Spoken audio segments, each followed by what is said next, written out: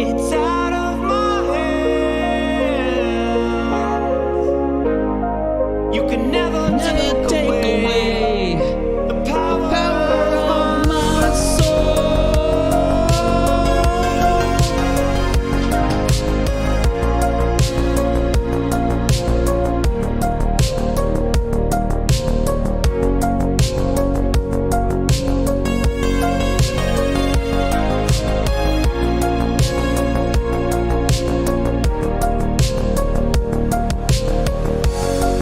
It's out of my hands, but I'm still in control. It's out of my hands. You can never take away the power of my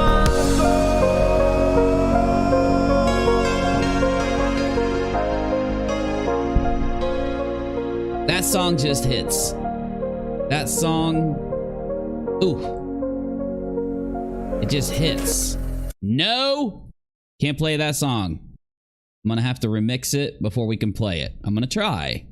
I'm a bit of musician myself, so we'll see. But okay, hey y'all, what a weird day, what a weird week, what a weird month, what a weird time. We got a lot to talk about. And some things are happening out there that I have to think about before we cover it. I don't know if I want to touch it with a 10-foot pole. So let's not talk about that until at the end of the introduction. I know some of you are looking at my thumbnail and the title and saying that it's a joke or that it's a meme or something that You saw it. It says that LB thinks that you want to marry her if you've criticized her. And you're saying, oh, stop it, UNIRock. She doesn't think that. Yes, she does. Oh, she does. She that kind of narco. She thinks that. Now, again, she's from this place where of spoiledness. I don't know if you've ever met a very spoiled individual, a very sheltered individual that when they go into a store or when they're in public, everywhere they look, they think that everybody's looking at them. Everybody's staring at them, that they're special. She thinks that she's special. Okay? So let me go ahead and like make sure she understands. I'm not going to insult you. I'm not going to put you down. I'm not going to make fun of you in a direct way. I'm going to meme on you to make fun of you. I guess you could say that's making fun in an indirect way, but nobody wants to marry you, LB. You see, it's a narcissistic, or no one wants to be with you. Nobody's in love with you. Nobody thinks you're beautiful or any of the stuff you're out there saying. And yes, guys, I'm only addressing this because this is her defense. This is her defense to her vet bashing me. So she vet bashes me, which she did. She absolutely did. And her response to people being outraged over that and over another thing that you remember we talked about them and in our last stream, how they used a website to say that Marvon had passed, even though that website got the information from Molly, and every non-dingbat on the planet knew that after just doing 2 seconds of research. 2 seconds of looking into it, you could tell. Molly said this on her stream. Then Justin and Molly had said that it came from a close family member and they were checking with the family. Then they had kind of confirmed it and on Facebook posted, fly high Marvon and all this stuff, which caused the website to post the post. I'm not defending the website.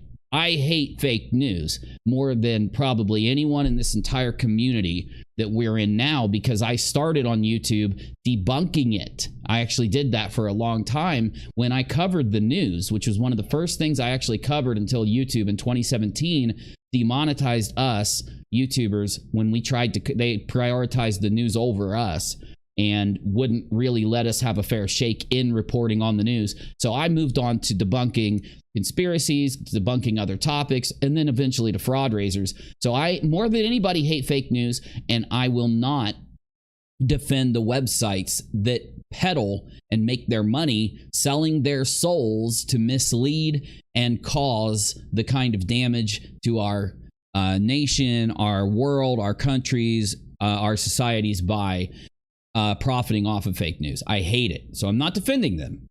Hope I've given my I'm not defending them speech good enough there because that website did more to correct themselves than LB. In fact, LB has tripled, quadrupled down and is now attacking not just me, not just you, because if you've criticized her, and I know many of you have, she's attacking you, but she's also attacking Dre. And I think this will be the thing that will permanently affect LB and Molly and these other people to a high degree. It's not going to be that they made a mistake and did something wrong, because they're human. And so often, even YouTubers, while many people will not give them a chance, not, stay subscribed or keep watching somebody when something goes wrong, like what has gone wrong for them in the last while. There are many people, though, that will still support somebody and will still try to back them up, thinking if they're a human being and they fix what they've done. This is the issue with LB. She's not just attacking you. She's not just attacking Dre, but she's tripling down and still acting like she believed the website, which is funny because she must not have gotten the memo that the website themselves deleted their original post. So they deleted where they said that Marvon had passed away and re-uploaded another article in its place that says that those YouTubers, you know who, the only YouTubers that were peddling it, LB, Justin, Molly, the others close to them, Boo Boo Betty and others, those YouTubers were peddling a beep hoax. I got to be careful. It's early in the stream. You got to at least get into the stream a little bit before you use keywords. The death hoax. And I got to, as much as I call out fake news still to this day, if you're in my Discord server, I probably annoy the piss out of you talking about it. I will say that I'm happy that the website did this. I wish the website would have done more of a retraction. I wish the website would have let people know where they got their info, why they put what they put up, and then called them out directly. But there's a reason that they didn't do it. The website itself, in their new post to replace the original, didn't call out these YouTubers by name as the source and then the reciprocal debunking of this issue, is because in order to do that, the website would have had to let you know where they got the information from. And when you peddle fake news, if you end up letting people know where you get your info from, they're going to know to never trust you. Never. So I want you to understand, it's very rare for a website like this one with a 1.1 rating on many out of 100 on many of the rating websites out there that rate whether a news site is fake news or not. Very, very low rating. It still doesn't mean that they're not ran by someone out there. And also that they're not trying to keep making money off of their publication. And in order to keep making money off their publication, they realized this looked so bad. What had happened looked so bad that a fake news website, instead of making more money by keeping the article up, which they've done in the past, they've actually done horrible stories in the past, never taking them down, never replacing them, to the point where it wasted police resources having to go out and take phone calls and do fact checking and then put out posts that this website did this. They don't take down stories there, but because of the backlash, because of how bad this looked, they didn't want to be associated with the hoax. And it's funny because Molly even realized this and backed away. LB, on the other hand, may have backed away later on. I haven't seen her do it, because I know that I'll have liars in my chat like we did in our last stream that are going to lie about LB, just try to confuse you and myself. So I'm going to be ignoring them for this stream. Though, everyone involved with this knew that this was so bad that they had to wipe their hands clean of it. Molly told a bunch of lies in order to try to separate herself from the hoax. LB, though, as I was trying to say, kept tripling, quadrupling down. And then even when nothing else would work, when nothing else would save her, she tried to say that us criticizers are only criticizing her because of how gorgeous she is and how attracted we are to her. I can't even say it with a straight face, for God's sake. Then, to go a step further, when that backfired in her face and everyone started to call her a narcissist and a spoiled rotten brat and all these things, she then tried to attack Dre by saying that this is Dre's fault. This is Dre's fault. You're a liar, and that's Dre's fault that you're a liar. In fact, that's why you're a liar. The reason you're a liar is because you always think it's somebody else's fault that you're a liar. Though, a step further, when that didn't work, and that's good, because it shows that the climate is shifting. People will defend the truth. People will push against the lies, and that didn't work. Attacking Dre, making it Dre's fault didn't work. So what do you think she did, y'all? What do you think LB did after saying that I want to marry her, you want to marry her, we are in love with her, backfired after it backfired to try to blame Dre? What do you think LB did? Because it's obvious. That's right. She blamed Katie. So, you know, I have just been tickled purple with this whole story. And in order to kind of like, you know, we have to correct fake news. We have to fight against it. We got to push against it. So with Leslie, you know, she's really lost. She is so lost. And it's, you know, you got to feel really sorry for her because, you know, what kind of personal insecurity must exist in Leslie Bass to think that every human being on the face of the planet that criticizes her, that exists on YouTube next to her, that sees her walking around, all are struck with the entitlement of her. She's so special. She's so much better than you that everybody wants to marry her. Everybody wants to be her, when in reality, nobody does at all. Everyone's very happy that they're not her. They're very happy that they aren't married to her. And that's not a joke, because Yvette Basher is that kind of person. Now, of course, she has gone and gotten so much pushback from the vet bashing that she did. She's tried to lie about it. That blew up in her face. She tried to walk it back. That blew up in her face. So what did she do? Being the superstar genius that she is, in commentary, of course, I'm talking about her YouTube presence, not her as a person, as always, but being this superstar YouTuber, her response was to then try and say, well, you know what? I'm going to let Navy talk because, I'm kind of like talking over him, and I want to know what Navy thinks about those three things before we continue. So let me push pause on my commentary. What do you think about her thinking that you want to marry her, Navy? Let's start with you wanting to marry her. What do you think? Don't insult her, though. Don't insult her, but go ahead. I think she's misplaced her understanding of how people feel about her. Number one, I do not want to marry her. Never have, never will. And I think it's kind of crazy to jump to things like that just because people disagree with you. It's a good way to deflect from the fact that you're wrong and you don't want to own up to it. And I agree. So it's kind of crazy. And I just had to say one thing right fast. Daphne, darling, it was a tough day, but it will get better. Very true. Very true. I hope everything's all right. The poll that I did, are you a bad person who wants to marry LB because you criticized her? She said this, so be honest. 11% of you said that you do want to marry her. So we got some desperate peeps in the audience. That's fine. I get it. No, 29% of you said I don't want to marry her.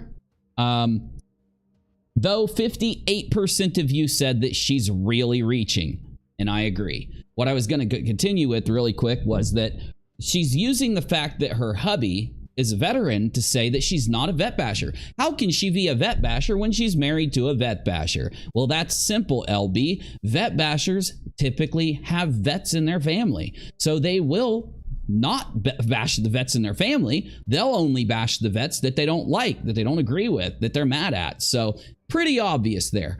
The second thing that she tried to do was to go at Dre McCray, and I wanted to get your opinion on that before we move on, Navy. What do you think about her blaming Dre for Leslie and Molly perpetrating this hoax? What do you think on that one? That's like probably one of the craziest things I've ever heard. The problem is they didn't do their research. They jumped on this topic because they knew people were going to get clickbaited in. They didn't check the website to make sure that it was a legit news source. And now, instead of just accepting responsibility and be like, you know what, it was my bad, I jumped on it without fucking looking into it, they want to once again focus his blame back on Dre McCray, because, and ultimately, if unfortunately he does pass away, right, and we don't know anything that's going on with that, if he does, the first thing they're going to do is directly start attacking her again. And this is just laying that path to doing that, to remind people that she's the bad person. That's all it is. You know, I was thinking about this. I said how her excuse for being not being a vet basher is she can say whatever she wants about every vet. She can bash vets as much as she wants because she's married to a vet. You know, what I think about that is that the person that you're married to obviously also is supporting your vet bashing behavior for backing you up, and is a vet basher too. In fact, the hubby was some of the, she used her hubby as a person to give her some of the vet bashing information that she ran with. And again, the reason that she vet bashed is because she wouldn't check or research or do anything to vet what she was saying and doing. So just like Navy said with the other topics, it does apply here. It's actually the root of the problem is the fact that she believes everybody thinks that she's drop dead gorgeous. That's the root of the problem with her thinking everybody wants to marry her every time she gets criticized. The root of the problem in her horrible YouTube content is that she doesn't fact check. The root of the problem in the vet bashing is that she has enablers around her who, just because they're veterans, she's under this assumption that they can't vet bash. But Leslie, unfortunately, you're married to a vet basher. So yes, veterans can vet bash. I'm sure you've heard about this phenomenon, Navy, and it could be just because some people are vitriolic. Oh, yeah. Some people are nasty. It's because that they don't respect other people. See, the thing about vet bashing, it all relies on respect. And it's not that you just have to respect a veteran. You shouldn't even have to bring in their veteran status when it doesn't matter, which is exactly what she did. When I said that she didn't research, for those of you that need a refresher, she went out and said that after saying all these reasons that I wasn't a veteran, she found out that I had already put my DD-214 and pictures of me in the military on my Twitter. And that, of course, she couldn't admit that those things are there and actually look at it and be able to tell how or why it's invalid, because if she did, she would, number one, not be able to because it's valid, and then also she would have to apologize. She would have to fix what she said. Again, it all goes back to the root of the same problem. Now, I'm not picking on Leslie, obviously, here. Give me 1 second and you'll understand why that is and how that is. But to go one more step further, what do you think? You just talked about how she attacked Dre, and you just talked about how she wants to marry. I'm sorry, she thinks everyone wants to marry her. You know, I think for someone who's constantly talking about how I want to marry her, which she has said at least 52 times now, I'm sorry, LB, I'm starting to get scared that it's actually you wanting to marry me. Now, you could do a lot better when it comes to the looks department for your crush, but I do understand, you know, maybe it's just my YouTube channel impresses you. I'm taken. I'm with Rachel. I don't want you. Don't want to be with you. Pick a different crush. You can find one. You can find someone to crush on. But the thing is, though, she, like I said, went to a different outcome after these things blew up in her face. So what do you think about her attacking Katie as her final excuse fest and why she messed up so bad? What's your opinion, Navy? Oh, it's because it's always KJ's fault. Everything's KJ's fault. If, you know, when they were talking about Letitia having to go to the hospital, it was KJ's fault. They talked about You know, if LB's dog got sick, it's KJ's fault. You know, if she stubs her toe because, you know, she wasn't paying attention when she walked around the corner, it's KJ's fault. Like, everything is KJ. It always comes back to her, because there are certain people they love to keep in the spotlight as bad folks. So literally anything that could happen. If a tornado hits her town, somehow KJ has something to do with it, right? And they just keep doing this because it deflects from the fact that they were the ones that are at fault. They're the ones who are not doing what's right. They're the ones who are jumping on a story that has no merit because they're trying to be the first ones out there and to get the clicks and the views. And that's all it is. And it's sick. Yes, very true. I believe you are right, because she obviously has the same things causing these problems for her, and the same outs anytime she has a problem, and because of that, because she doesn't take her own advice when yelling at Katie.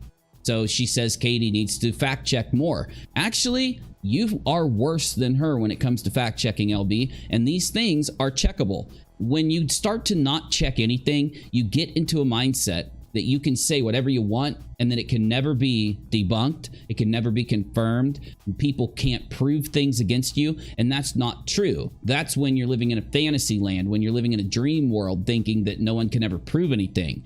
This is reality. We can prove many things. I can prove that you're worse at fact checking than KJ. Now, KJ is really bad at fact checking, and if you need any evidence of that at all, you can go to my channel, UNIRock2. You got to scroll back a bit, back when I was covering those situations with KJP and some of her clickbait and stuff. But yeah, Leslie is worse at this. Now, even when it comes to Katie, she doesn't use this "everybody loves me, everybody is enamored with my looks" excuse as much as LB does. And if I was a mean creator, if I was more of a you know, bad person, you know, if I was a mean person, I would fire back at her and talk about many of the issues, many of the things about her that are problems, or that are things that people when they look at her, do not consider her pretty or beautiful. And the thing is, she's convinced that she's beautiful and gorgeous, and that is the she's proven that she believes that is the end-all thing. That as long as she's pretty, as long as she's the most wanted and the most sheltered person, she can say and do whatever she wants, because it always is an excuse to get her out of criticism. Well, today's stream will prove to all of you that no, your false sense of your own beauty will not get you out of criticism. Your lies and your inability, how bad you are at research, reading, fact checking, spelling, typing, all of these things affect the fact that you have a hard time reporting on things accurately. And if you do, maybe instead of acting like you're acting when you get criticized, if you would maybe listen to the criticism, and if it's valid, maybe apply it and change your ways a little bit, you would get better at what you're doing. But you're doomed, for as long as you're going to use these excuses, forever keep repeating the same behavior. So now you're going to say, but you're picking on her, Uni. I'm not. Because there is a big realization to have in seeing how Leslie has responded to the valid criticism. Leslie, you perpetrated a hoax over a sick Marine, and her excuse, which is, I'm not going to be able to get through it without laughing my ass off. And her excuse for why she is so panicking right now. Just remember a few years ago when she put out a fake email? You don't? Well, don't worry. We'll revisit it for you.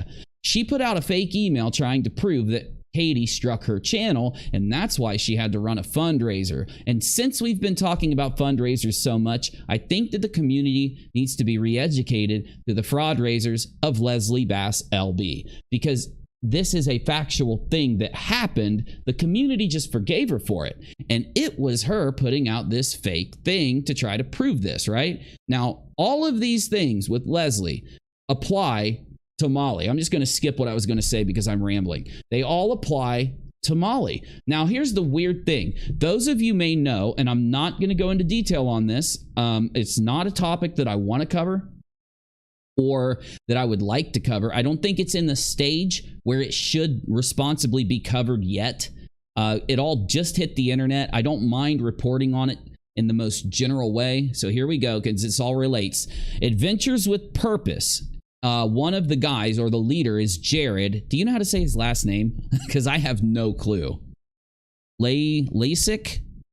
LASIK? Yeah, I think it's LASIK. I'm not sure. I'm going to say LASIK. If I'm saying that wrong, chat, correct me. Jared LASIK, Adventures with Purpose, has been accused by the Popo of some bad stuff. And all of this just slammed the internet in the last few hours, from what I can tell. Maybe some people had it a little earlier today. I have major issues with how people are handling this story right now. I'm not going to go into that. Though the people, when you search AWP, or I'm sorry, Adventures with Purpose, you actually have to type it out. When you search and look at what people are putting up, you start to realize the pandemic of Molly Golightly's and Leslie Bass's on the internet, on YouTube. And it's not that people cover this. It's not that people hold opinions when they cover this stuff. It's that some people literally are convinced that these people are, that one side is right, the other side is wrong. And they're allowing themselves to make up their minds based off of what they're hearing on the internet, and aren't taking the time to actually research the topic and let the audience that are following them know what the facts are, and to be unbiased and to be neutral in the information that you give. You do not have to be neutral with your opinion or how you feel about the information. You can present the information, whether it's over the Letitia fraud raiser, Leslie Bass's fraud raiser from the past, whether it's from this new situation with AWP, or how about the Quentin story? You can present the information and you can get angry. You can represent your opinion. But that's not the problem. The problem with these people is that they only present you one side. So they act like they have enough information to be able to come to a conclusion on one of these stories. Then they present you facts and evidence just from one side as hard as they can, when a piece of information would pop their narrative. Now, again, whether their narrative is true or false, it doesn't matter. Whether something goes against the narrative they're spinning, they definitely will not show that, keep it out of your purview.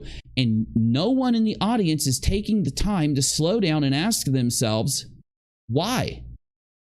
Well, as you saw with the Letitia fraud raiser, Molly Golightly, Justin, Leslie Bass, these other people supporting it and helping form the narrative, form the thing that's out there against Dre, against these other people. As you're seeing with this, okay, there is a reason they're doing this to you. They need you in a certain mindset. And instead of you allowing people that do not respect you, who don't like you, who don't know anything about you, and who would use you just to get your money, instead of giving them your mind, as in following their narrative without you fact checking anything and just believing what you're seeing, maybe now people will understand the right way to handle anything you see on the internet is to never believe anything that isn't a fact. Never believe anything that you can't prove. Even when you go and say, okay, I'm going to source something, I'm going to fact check this thing that I'm being told by this channel, and you go and find a screenshot on Twitter. You don't just read the screenshot and then say, well, okay, this looks like it confirms what was being said, because you have to look at the screenshot and try to determine whether it's even real or fake. One of the main issues with the internet is that people can fake anything, and put it out there.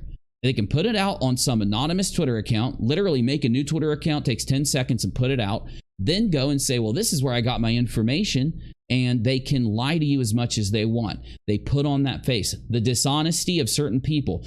Finally, you have to start considering it when you're going through these stories. You have to start then considering why these people are being dishonest to you. Because if you don't, you're allowing them to use you. You're allowing them to con you and to trick you. And sometimes, in the rarest event, it's going to be because a person is dumb.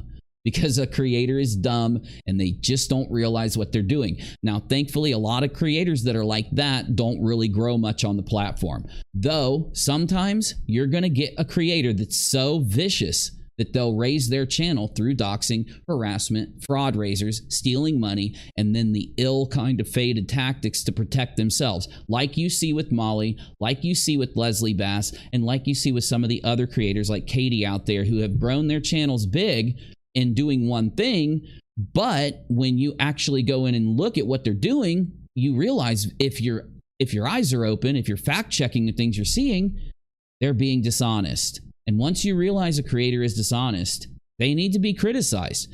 You have to start asking yourself, why do they need to be criticized? Because these people will win their battle on the internet by getting you to lose track of everything you're doing. They'll lie about anything. They're that dishonest. They'll lie to the core of things if it'll help them get by. So you have to even ask yourself, why would you need to criticize that? Okay, fine. If someone's being dishonest and they've tricked a bunch of creators into believing a lie, viewers into believing a lie, then they get other creators to work for them to push the narrative, to keep you in the dark and to get people believing them.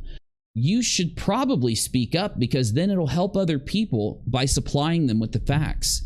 It'll help people get the information that they need so that they aren't fooled.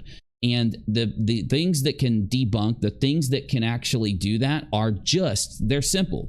The reason why you should do this is because it's the easiest side to be on. It takes the least work, it takes the least time, and it's not because it takes no time at all. Depending on what you're looking at, it can take a lot of work to be able to fact check and debunk something, especially if it's a complex subject. Though the point is, the people out there that are trying to lie about a subject or use a subject to lie and make money off of it, they have to work 24/7 to protect their narrative. Whereas you just need to get to the facts of something. Then once you have those facts, you don't have to go any further. You just share the facts and it's over. There has to be a consequence for people that will lie to try and make money off of these tragedies. People have moved on to the Quentin Simon story. When you look at people that were wanting justice for Marvon, why would they ever move on to the Quentin Simon story this fast, leaving the justice for Marvon story in the background, just not caring about what happens, not caring that you have your updates for that lawsuit that you paid for? Remember Letitia's lawyers that you paid for, that she never filed to do any of the things she promised you she was going to do with? You don't get updates for that, even though you were promised them, and they just get to move on because they're not getting justice for anything but their pocketbook. And one of their main tactics to do it, as you all should know by now, obviously, is to lie to you, lie and attack their criticizers, and play these games so they can make their $1,000 a month off of the platform. Let's get started right now. 11/5 of 2022. I'm your host, UNIRock, broadcasting from the East Coast of the glorious United States of America. This stream is going to be pretty crazy. Not only are we going to report on what Molly's up to and LB's up to when it comes to the hoax that they just perpetrated using MARVON MCCRAY, a Marine, exploiting his death in order to use a hoax to try to get attention and money off the subject. We're also going to talk about the AWP story from the most generalized degree and showing how many YouTubers are already descending upon that story to get your clicks and views and to make money off of you there. Let's get going right now. This is UNIRock Live.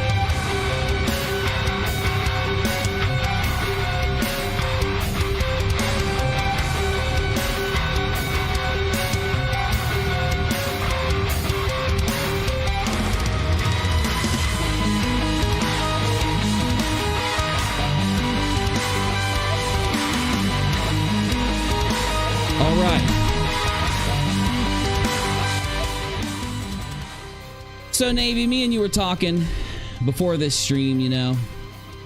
Yep. And I had said that I would like tonight's stream for us to allow the audience to help us go where they think we need to go tonight.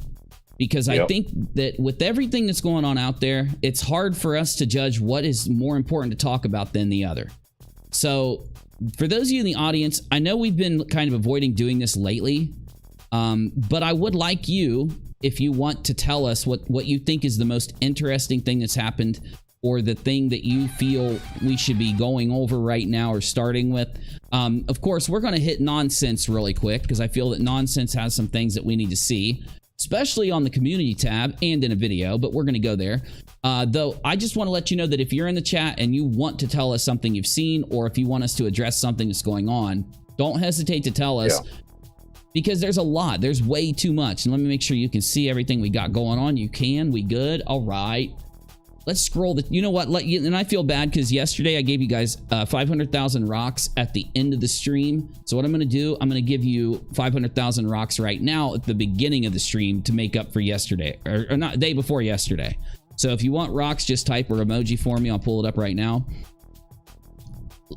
Before we get going, isn't this the same thing that happens in every fraud raiser story, Navy, where they start attacking their criticizers and the people that caused they think caused this thing for them, like Katie, me, and Dre, right? I mean, it's basically just a copy pasta from the last issue, right? 100%. It's the same thing over and over again.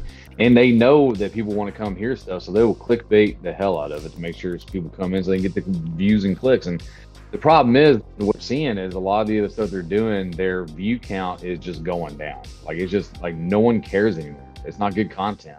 And so they're looking for anything and everything they can to bring people back in, even if it's a nothing burger. Exactly. If you've looked at the views that these guys have been getting, you're going to think, well, they're getting the same amount of views you get, Uni. Well, then compare their subscriber number to ours, and then go to Social Blade, go back 2 to 3 months, and look at the views they were getting then. This is one of the main motivators for why they're acting like they're acting. So don't just look at, whoopsie, so glad you're back streaming, Uni. You made a live, all right. Lol, your accent. Well, we love you, and we love your accent, Julie. Thank you. And I'm glad you're streaming. I was just talking to Navy about your stream from earlier today. And he was telling me you were hitting some other topics, and I was digging it, because I like, you know, there's this dream that I have that one day we'll get back to doing the content that we used to do, where I just find, you know, interesting things on the internet and make goofy meme videos about it. But we'll get there someday. Okay, I've got the rocks loaded. I'm going to do the countdown and give them to you. Now, again, the reason why that is, you know what it is. It's because liars, they only have a few tricks that they can have up their sleeves. They basically all have the same tricks. They have the same kind of outs that they use, and they end up forming habits with those tricks and with those things. So that's why, like, if you go and you bust a fraud raiser in one community, you'll notice they'll all lie the same way, act the same way, defend the same way during the busting of the fraud raiser. But the weird thing is, we can predict the behavior of the fraud, of the scammers, because what they will literally then have a pattern that forms, and that pattern then will have lies and tactics that go along with it. So really quick, while you guys are enjoying the 500,000 rocks I just gave all of you, I'm gonna show you what that pattern is, and then we're gonna get into Nonsense's stream, and then we're gonna go into some really unfortunate information with Adventures with Purpose, though it will relate in the end to the stuff we're looking at with these people. So let's do that really fast. I always have used a few hashtags. I use them because a hashtag is something that if we have it in our YouTube video, you can search that hashtag and you can find things that are addressing that hashtag. And if we share it to Twitter, the same thing can happen there too. So I'll use a hashtag in the very beginning of busting a conspiracy theory. I would use a hashtag called Demon Identity. Now, I know that sounds crazy. It actually relates to the first story. Identity is the first story that we busted in this way 6 years ago or so. So I always used to still use this hashtag in the very beginning, but let's go ahead and just cross that out. I might use it in the future, I might not, but the hashtag we need to use is fraud raiser. When a fraud raiser gets busted, we need to use the hashtag fraud raiser, because they don't use this hashtag for anything else, and it's the perfect hashtag to use to signify that a fraud raiser is being looked at. And regardless if it's the demon identity, which is a conspiracy theorist trying to present themselves as a non-conspiracy theorist, as a liar, a scammer, trying to present themselves as a very honest, ethical person, you realize the demon identity is them hiding the liar, hiding that fact behind their facade, their two-face. So whether it's demon identity or fraud raiser, there is a chain of hashtags that happen as a conspiracy gets busted or as a fraud raiser gets busted. As a scam, regardless of what kind of scam it is, the same thing will happen. So the second hashtag is the end game, okay? Hashtag end game. And end game is the second hashtag because, oh, come on. End game is the second hashtag because they start to realize that their whole world is crashing in with the busting of the hashtag fraud raiser, and they start to dox, threaten, and harass to protect their game, the game of the scam. And the end game is those steps they're taking as the whole thing crumbles in upon them. So once you're in the throes of this hashtag, which we're way past this with the Letitia fraud raiser, then you will go into the aftermath. The aftermath is the fallout from the lies, the doxing, the harassment, and the threats that were told through the fraud raiser and the end game. That's the aftermath.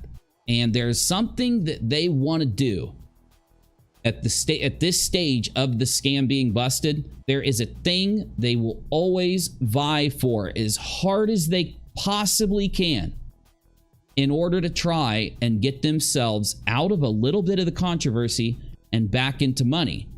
So they want to go into a circle. While they're pitfalling, they want to hit a circle. And they want the end of that circle to start all the way back at the beginning, before the fraud raiser was busted. So what is the little meme that I use once we get there? Once we get past aftermath, I call it them trying to go or attempting to go full circle. And I'll say we've gone full circle with them trying to start another scam to get them out of the fallout of the original scam. And this is typically the last hashtag. Now, I'm leaving out like 6 other hashtags that I use for stories. I'm not even going to go there because I don't want to complicate things. In this story, they have been trying to go full circle with the Simon Quentin story as hard as they possibly can, with the traveling, with the protest, with the other things they've been doing, by trying to then link back Letitia, link back Wynette, link back into the original fraud raiser, because it's the viral thing that they wish they were still in. They wish they still had the views and the attention and the subscribership and the virality from that original thing, and they want to go back to it so bad. But of course, if we've effectively busted their fraud raiser, they're going to be unable to. And those things never change.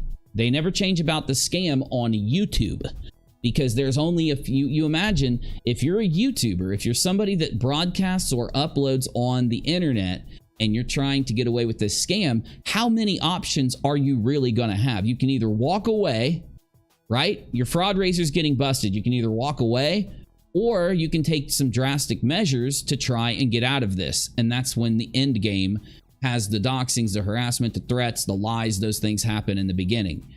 And then you go into the aftermath when you realize, oh God, it's not working. Things aren't working. I'm experiencing fallout. That's when they turn on each other. They stab each other in the back. They try to dip out. They try to walk it back. They try to get out of it. Then they realize this isn't working. Nothing is saving me now. I need another fraud raiser. I need another controversy. I need another viral story. I need to go full circle and just act like this never happened and restart. And of course, like I always say, sometimes they do go full circle a few times, as we saw in the last major fraud raiser group we busted. They ended up doing 4 more fraud raisers before they were completely exposed. But anyway, Molly and Leslie and Letitia and this little group we're dealing with here, they are realizing right now that they're not able to restart, not able to re-kickstart another viral campaign, another viral fraud raiser, another source of views and money. And that's why we're seeing this drastic behavior from Leslie Bass and Molly and others, but we're going to focus on them for now. And you're going to say, but there's just a few things that Leslie's done. Come on, that's a little bit, you know, overreaching to say that Leslie is doing drastic things. No, she really is doing drastic things, y'all, because she's, as you've seen, she went on a post on Facebook, and we're going to look at that here in a minute, where she just blasted. She was like, had to have been using text, talk to text, right? Where you push a button and you talk and then it translates it. It was just a wall of text. I mean, that was a lot of shit, wasn't it, Navy? That was a lot. Oh my God, it was so much. And then I think it was Menace that brought in the rest of it. And it's just like, it's like 4 or 5 different screenshots just full of text. And it's so much. Like, it's rambling, when people, you know? When people feel guilty about the things they've done, they ramble, right? Mm-hmm. Because they're searching so hard for something that'll justify the fact that they're not wrong in what they did and they're not the bad person. You know, I'm just, you know, cute little Southerner. I didn't do anything wrong. I didn't know this is what it was. I didn't know that YouTube did this. I didn't know, you know, okay, come on now, whatever. And they ramble, and that's how you know. And then they throw in things about family and all this kind of stuff to kind of like, distract you away from. Mm-hmm. Yeah. 100%. And that's how you know. Qualified, says Leslie. Because anyone who is telling the truth is going to come out and say, this is what it is, meat and potatoes, you know, couple sentences, and it's over. That's it. They don't ramble on for 5 or 6 different, you know, pages about how to justify all of what they're doing. Let's talk about this really quick. So Leslie said that she admitted to some stuff, y'all. Like, she should have probably got her lawyer's advice before going on this fit, because she said that she used to be a skip tracer, or she used to work for a business, and because she had this job, she was able to go in and look people up to see if they were trying to steal her identity and do this stuff. And don't even think it was me, because it wasn't. There were other people in the Discord server that were like, you're not allowed to do that when you have that job. That's a breach of that person's privacy. Also, it's a breach of the responsibilities you have having that job. And nobody believed Leslie that she was this manager of this place. Everybody figured that Leslie was like a secretary and that she snuck onto someone's computer and started looking all these people up to get back at them and go at them. But, you know, who knows what? I'm just saying, this is what she typed. She said that she's a business savvy businesswoman, and that she gave all these excuses about her and her life and for why she's such a good person. And, you know, again, Navy's right. And I don't usually judge somebody by the amount they type. I do agree with you that she's typing a lot because she's scared, she's nervous, she's not thinking. And I completely agree there. And because she had so much being spouted while she was doing this, and I don't know if, do we want to pull it up? We can, I guess, but we'll pull it up, but we'll look at nonsense maybe first. Like the first couple, because there's so oh much. God, it would take hours to go through it all. Right. But the funny thing about it was, if you go through it, you start to realize, like, she really is. She really deserves. I understand why back when she was involved in her fraud raiser in 2019, when she was putting out fake screenshots, fake emails, involved in all this controversy, and it was just destroying her presence on the platform. I understand why I did defend her back then, because I did. And I really did. I gave Leslie Bass the same thing that I give anybody when I'm covering one of these stories. Because it's a give and a take. All right. When we're covering these stories, you guys have seen, for those of you that have watched us debunk a fraud raiser, for those of you that have watched us go through all of the video clips, all of the stuff we have to hit, you guys can see how long it takes to go through and actually get to the bottom of anything. And if somebody involved in the story, like Goose or LB or someone, came out and they said, I'm going to tell everybody the truth and I'm going to apologize. And she doesn't have to apologize. I'm just saying, if they wanted to do that or not, just coming out and telling people what really happened saves us a lot of time. Now, it doesn't mean that we don't have to go through the information and fact check what they're saying to make sure that they're not lying, because we do. But when they come out and they tell us what happened, it helps us. It gives us a point to go on if they do it while this is all going on. And that's why a lot of the time when we're in these kind of stories, I will offer to the people involved that amnesty. And I did it with the group that was involved in the homeless and fake cancer fraud raiser. I had said that for people that were around the people doing it and involved, who maybe don't want to be brought up, they don't want their channel brought up, you know, if you do come out and you are honest about things, I will do you the favor of not bringing you up in the videos as just me trying to be nice and say, you know, I'm not heartless. I'm not trying to focus on a story that could affect your channel negatively, knowing that that's going to happen because of their own choices. And I try to be fair. So anyway, back in 2019, that's why I let Leslie have the out, as those of you that were around then know. It's just that if she would come out and tell the truth again and she'd stop all these theatrics, would I offer her the same treatment? No. Because as I said the other day, I've realized she is a very dishonest person. She's never going to stop doing this. And when it's no danger to myself, it's no danger to Nonsense and the other creators out there that are covering this story, Leslie can lie all she wants because all that does is reflect on her. And she has proven to the entire internet that she's a very vicious liar. But imagine that it wasn't us that she's doing this to. Imagine that she was doing it to a small creator only with like a couple thousand subs who was trying to get their brand out there, make content. Maybe they wanted to try to, you know, be a YouTuber or something. Someone with the size of a channel Leslie now has, someone that has a bunch of people that just blindly trust what she says. While she doesn't have a lot, she still has a sizable number of them who trust what she says blindly. They really can do damage to smaller creators. So unfortunately, that's why I don't care what she does in the future. She's been given so many chances. As I stated in the last video, and some of you asked me this, will you, are you still gonna, you know, keep Leslie as part of the story? Are you still going to call her out? Of course I am. She is an integral part of this story. Leslie is an integral part of the Letitia fraud raiser. She's an integral part of the Molly, where Molly's going off and doxing and attacking people just as much as Charlotte is on the external, being people that supported them, made excuses for them, and refused to look at the evidence or call them out. And she's an integral part now of what's going on with the hoax, which will be a major part of the MARVON MCCRAY story and the Letitia fraud raiser. I don't know if people haven't let this sink in. Molly and Leslie have had this sink in. Molly and Leslie definitely know how big this death hoax with MARVON is to the MARVON MCCRAY and Letitia fraud raiser story. It's a major part of the story. That's why Molly and Leslie are acting like this. But we haven't even got to the juicy part, y'all. We haven't even got to the dramatic part of this story, because I've been chilling for a second. I've been just flowing. There's actually really kind of, you know, days and nights of our live streams kind of drama that Leslie and Molly have been partaking in the last day or two. They've been throwing each other under the bus and taking shots at each other ever since this started to happen.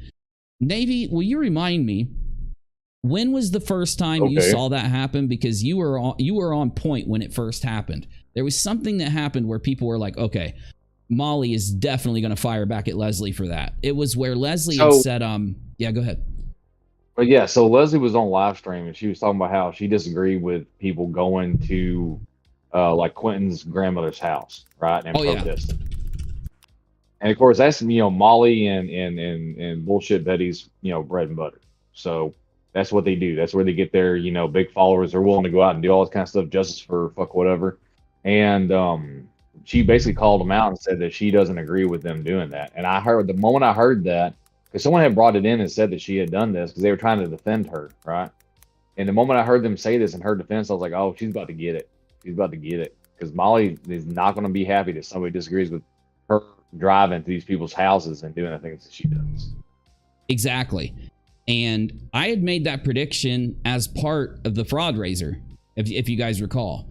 I had said early on that part of this process will be that these guys will turn on each other as time goes on. I think I mentioned it would happen right around the aftermath of the story, but you'd have to go find the clip. I'm pretty sure that's what I said.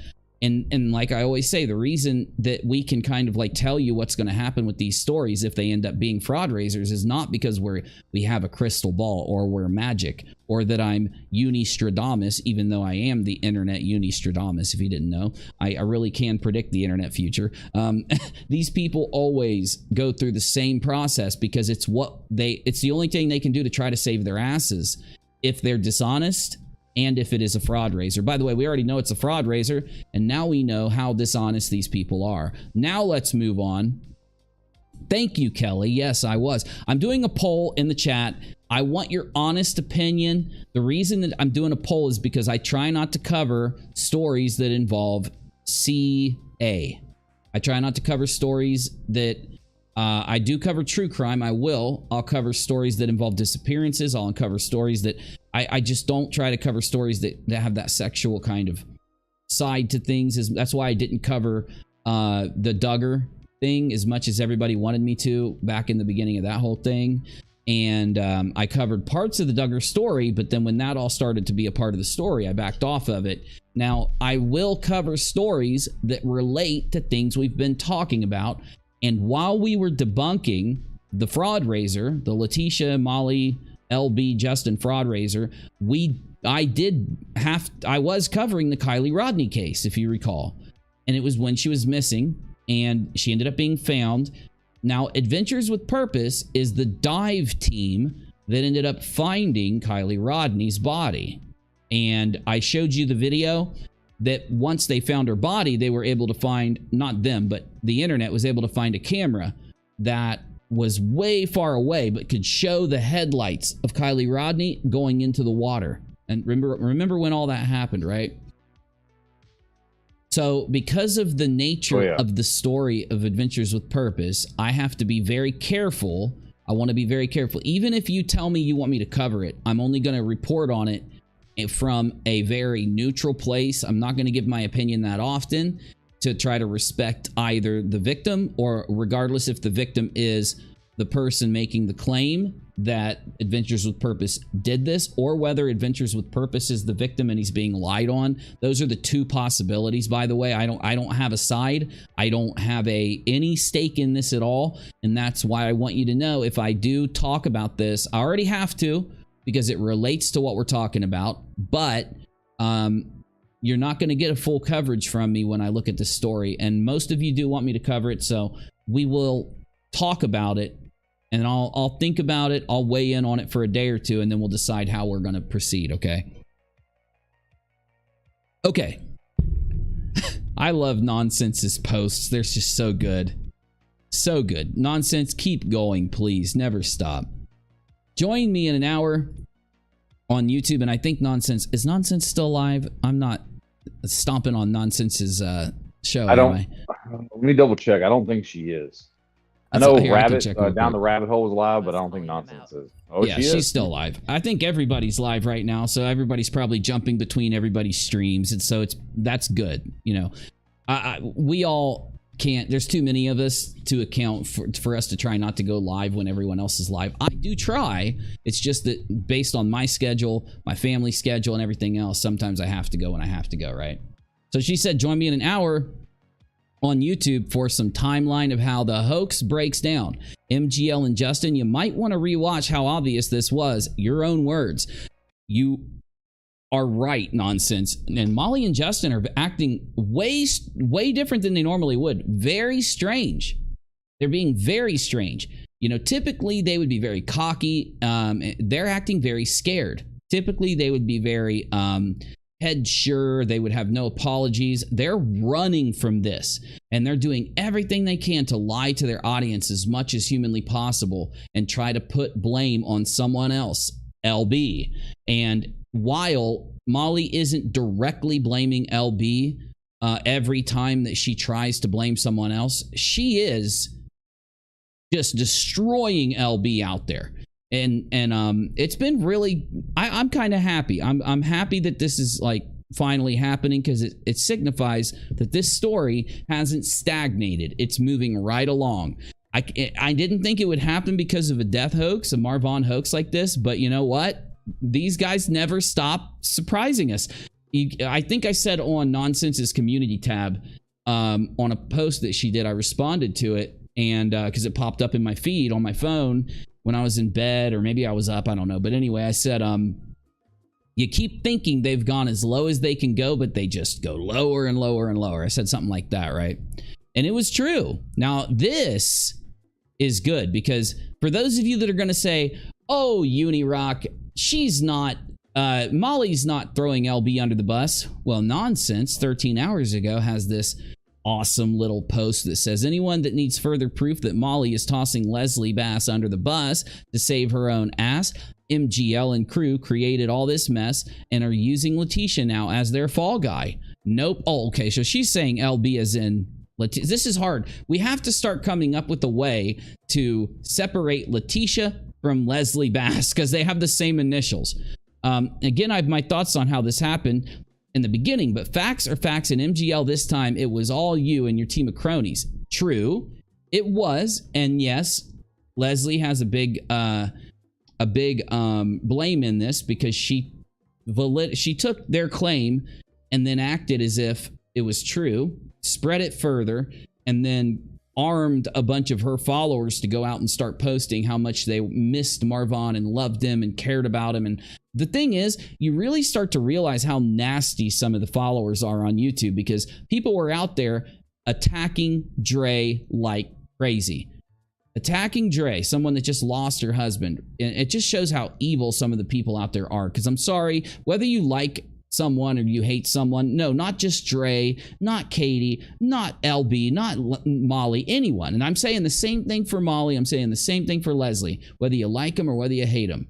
The craziest thing is when, if they had some tragedy, for you to go in and try to throw it in their face and put them down and shit on them. And that's what all these people have been doing to Dre. And that's what Leslie's doing to Dre. It's what Molly has done to Dre. They're basically, it's a way for them to give a middle finger, because they think that we all just blindly support Dre because they blindly supported Letitia. They blindly supported each other. But in reality, we don't blindly support Dre. Some of us in this stream and in this community, some of us do support Dre. Some of us don't support Dre. Some of us really don't like Dre, and some of us really like Dre. And the thing about our community, and this has nothing to do with this story, this goes back to the very beginning of our community. We encourage you to feel however you want. You never have to modify or curb your belief or your opinion to be here. We're going to accept you regardless if, and as I always said when we were debunking the fraud raiser, whether you support Molly or not, you're welcome here. Whether you support Dre or not, you're welcome here. Whether you like me or not, you're welcome here. Because how in the world do we ever get the good opinion, the best take, the facts to something in any situation if we're excluding people that a lot of times are going to be the ones that are the valid person to bring us that opinion that we need to hear, right? Anyway, to keep moving, Letitia doesn't deserve what you have done to her or anyone, Molly. You're using Wynette and Marvon Sr. because, now this is one of the best points right here. You are using Wynette and Marvon Sr. because you know there's family issues and they don't communicate, so you can play both sides against the middle being Dre.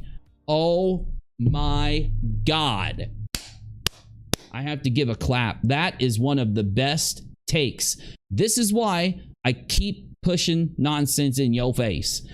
This is why I always share nonsense. Nonsense literally is thinking through, and when nonsense posts, gives an opinion, nonsense is making a point. If nonsense doesn't have a point, nonsense typically doesn't post, or she talks about something else. And LB, Molly and Leslie, you could learn a lot from this creator. Even Katie could learn a lot from this creator. I'm learning a few things from this creator, because you have to, when you spend all of your time sitting on a live stream doing nothing, no content, you're reading your chat, attacking people, lying on people, fraud, raising money, all this garbage, charity scams and everything you're doing. You can't, what's going to make you better at YouTube, better at commentary, better at what you do, better at your content while you're doing that? Nothing. So the thing is, when Nonsense is coming out and laying this down and actually is making a point, thinking through the point, it actually applies to the story, and you can see how it does, then of course Nonsense's mind's going to stay sharp, going to stay in the game, and be better at giving you commentary. And that's why you subscribe to somebody. We got a lot of lazy content creators. I don't even know if I can call them YouTubers. I got to call them something different, but I can't call them content creators. Performers. I mean, that's the only thing you really can call these people. Live performers. They just get up there, they go live, they pick something that's happening right now, and then they just they pick the hardest side they can that they think is going to make them money and roll with it. That takes no work at all. This kind of take, it takes a lot of work. I'll break it down. I'll show you how. Just in case they're going to say that I'm, bullshitting about Nonsense, I'm going to actually break it down. I'm going to break it down. Hold up. Let me hit this. Okay. Needed that little nicotine rush.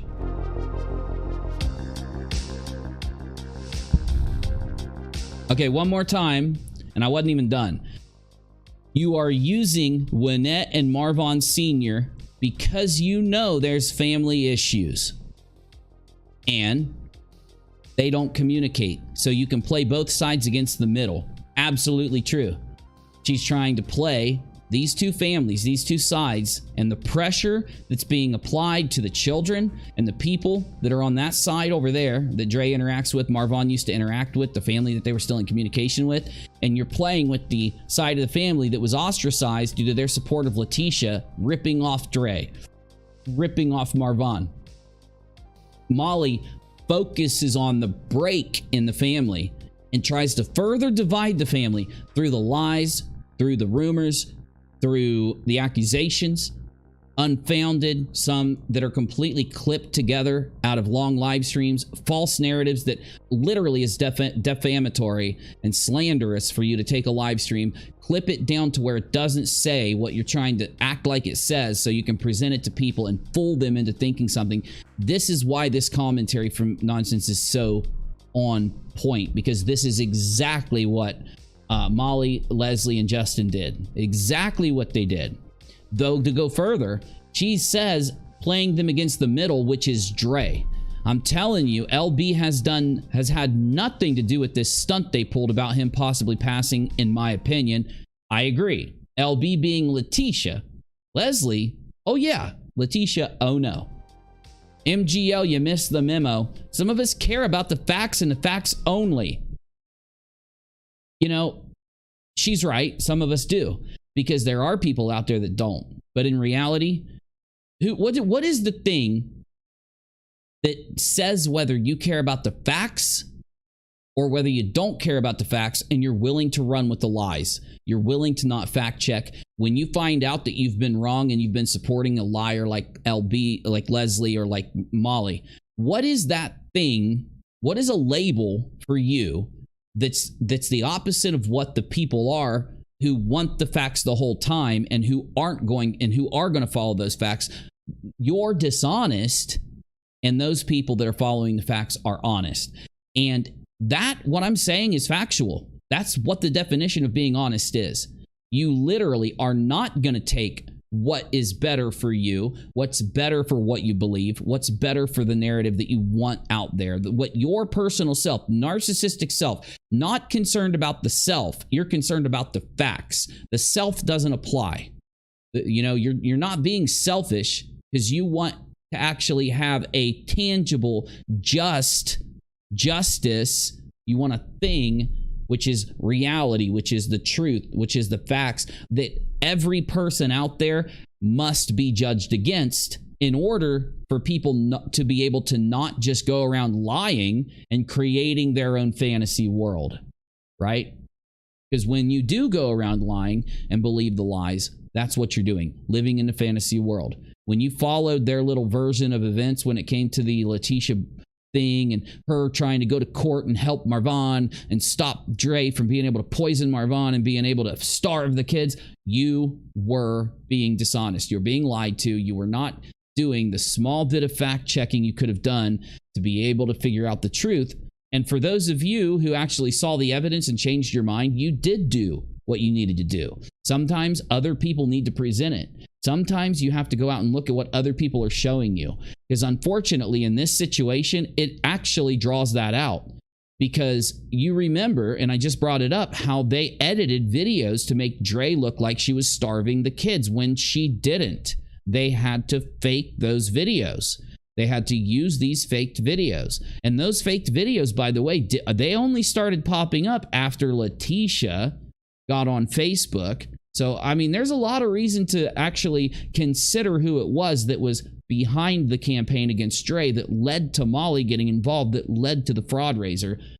And what's really interesting, as I've talked about in the past, as we all know by now, that fraud raiser could have never happened if they wouldn't have created those narratives about Dre, which I think really, when you say played the middle being Dre, against the family, that was what Molly and Letitia did when they went in and started to bring Marvon Sr. in and Wynette and these other family members and present them faked videos to say that she's starving the kids, abusing the kids need taken. They had worked Marvon Sr. so much that he came out the other end believing that Dre needed to have her money investigated and taken from her.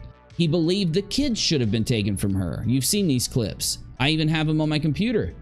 And that's the same thing Letitia was doing. A lot of people think that it was all Molly, or they think that it was all Letitia. No, it was both of them working together in tandem. Well, how do you know that, Uni? Because both of them saw the proof. They saw the truth.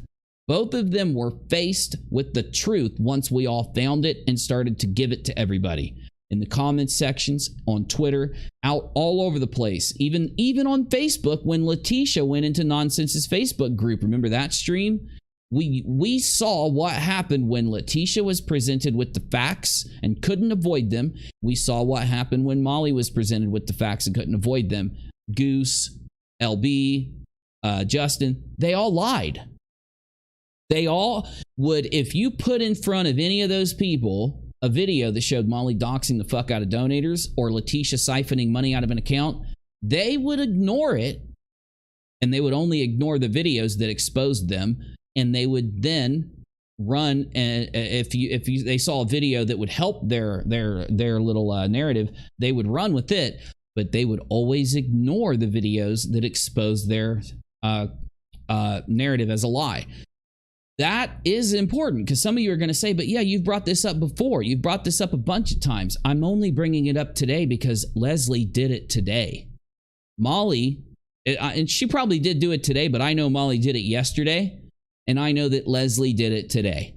So I'm not bringing it up to rub it in your face or to repeat myself. I'm bringing it up because they're still doing it. There is a mountain of evidence that shows Letitia stole that money, that shows that she did not go and file to help Marvon. She didn't file to help the grandkid.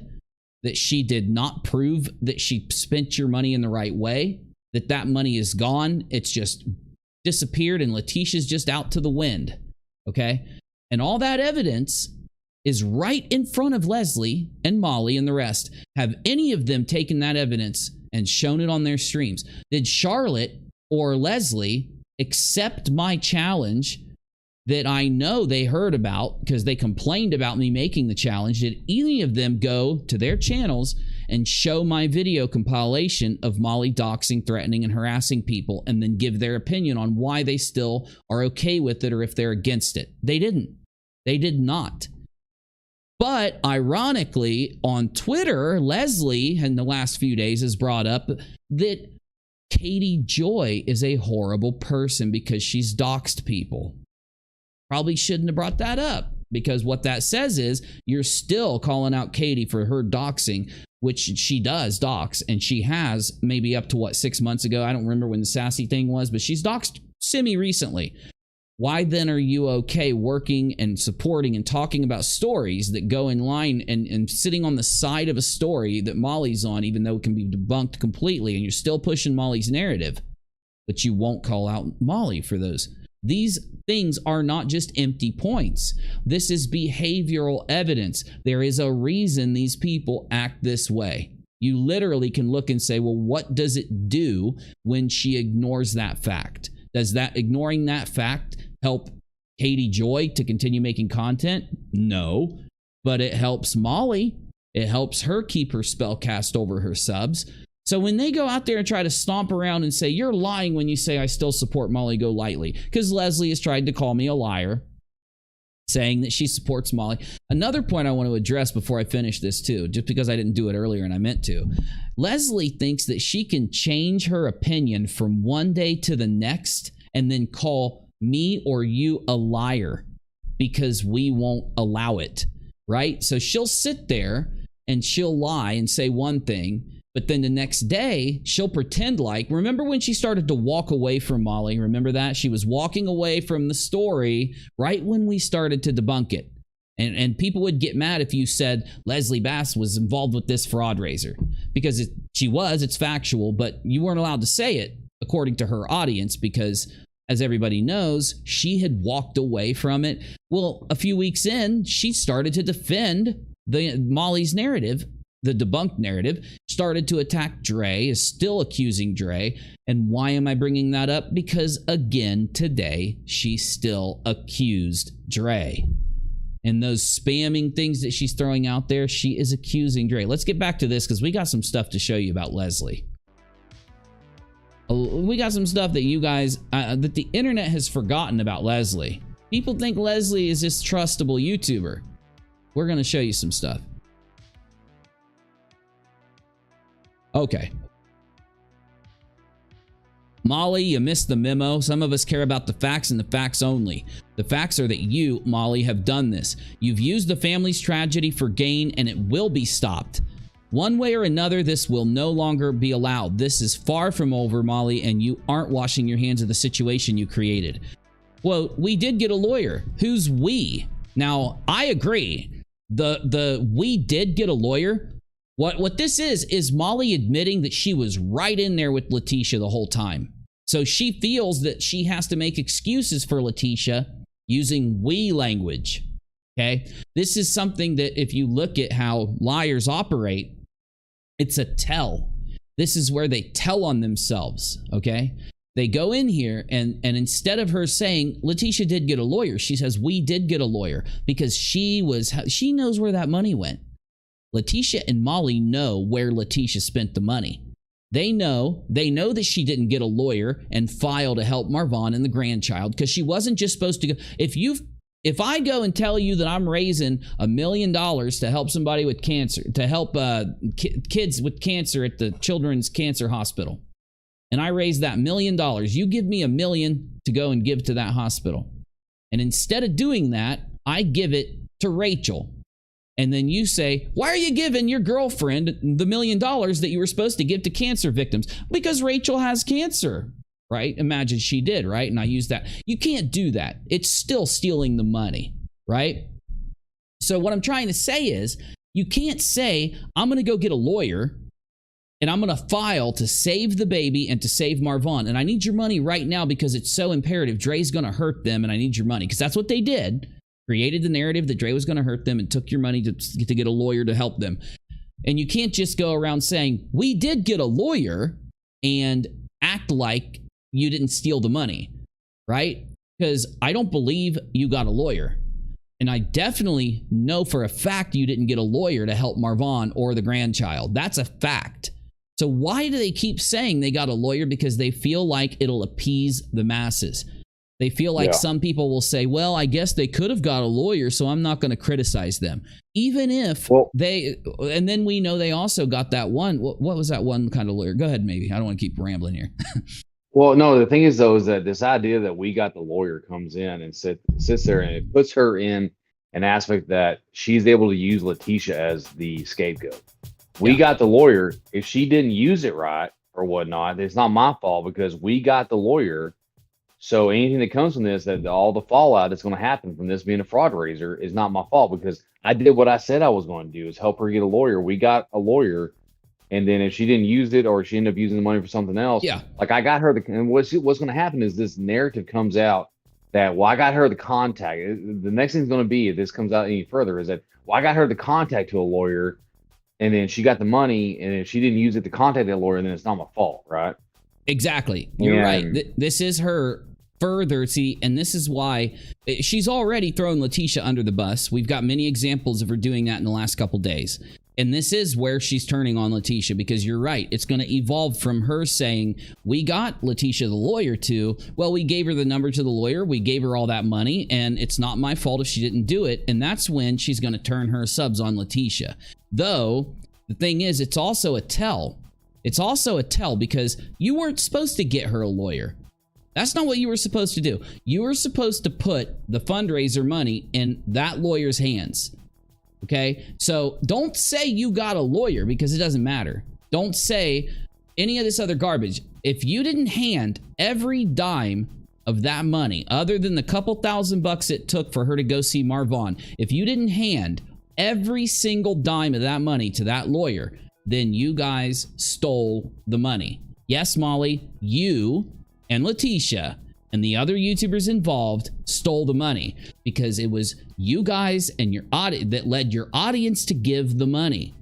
Without you, how did Letitia get all this money? Because of the YouTubers that pushed it. Now, I'm not going to say that YouTubers who bought their lies and maybe directed their audience to go donate are wrong. I'm saying these YouTubers that wouldn't call out or question Letitia, who attacked and helped dox and attack the people in the audience that asked questions or wanted a refund. All of those things are the act of you committing the fraud raiser. You are literally in the fraud raiser when you're on screen lying for Molly. When you're sitting up there during that event lying for her. Thank you, Hope. Appreciate you. Though, this is where it gets really good. This is where it gets really good. So this looks to me like it's a Molly video. And this is the YouTube comments section from the Molly video. This proves it right here. So let's read these. Dre is ruthless. I would say her day is coming, but I'm thinking it's already here. See the lie? See what the lies of Molly Golightly do to people? Her social media paparazzi future is over, and we know that it was her first priority. I'm glad we got to see her true colors. Well, you got to see Dre's true colors when everything Molly showed you about Dre wasn't true. I've literally taken videos that Molly used on her channel to paint her as starving her kids and shown you that it was false. It was defamation and slander. So that literally is the damage that Molly's lies did. If Dre does do what we have been told she's doing, which is sue Molly and a few other YouTubers, these comments are the things that are going to show that there is a damage to Dre's reputation because of Molly's lies. The next one says, Army Wife says, I know you didn't get to comment yet, but did you see the comment MGL made? We're getting there right now. Yep, here it is, right? Tell me if this is the one you're talking about, okay? So then Roll It the Tide says, if they had a lawyer, they would be able to pull the certificate on Vaughn if this is true. I really feel if there were funds, Ms. Bias and Mr. Jackson should stand together, and she hearts it. And then she says, the problem is Letitia will not stand together, and we did get a lawyer. That's what all those funds went to. So Molly is saying not only did Letitia get the lawyer to help Marvon and the grandchild get out of the danger that Dre is putting them in, because that was their narrative. That's why they took the money. She's saying not only did they get the lawyer, but Letitia gave all of that money to that lawyer.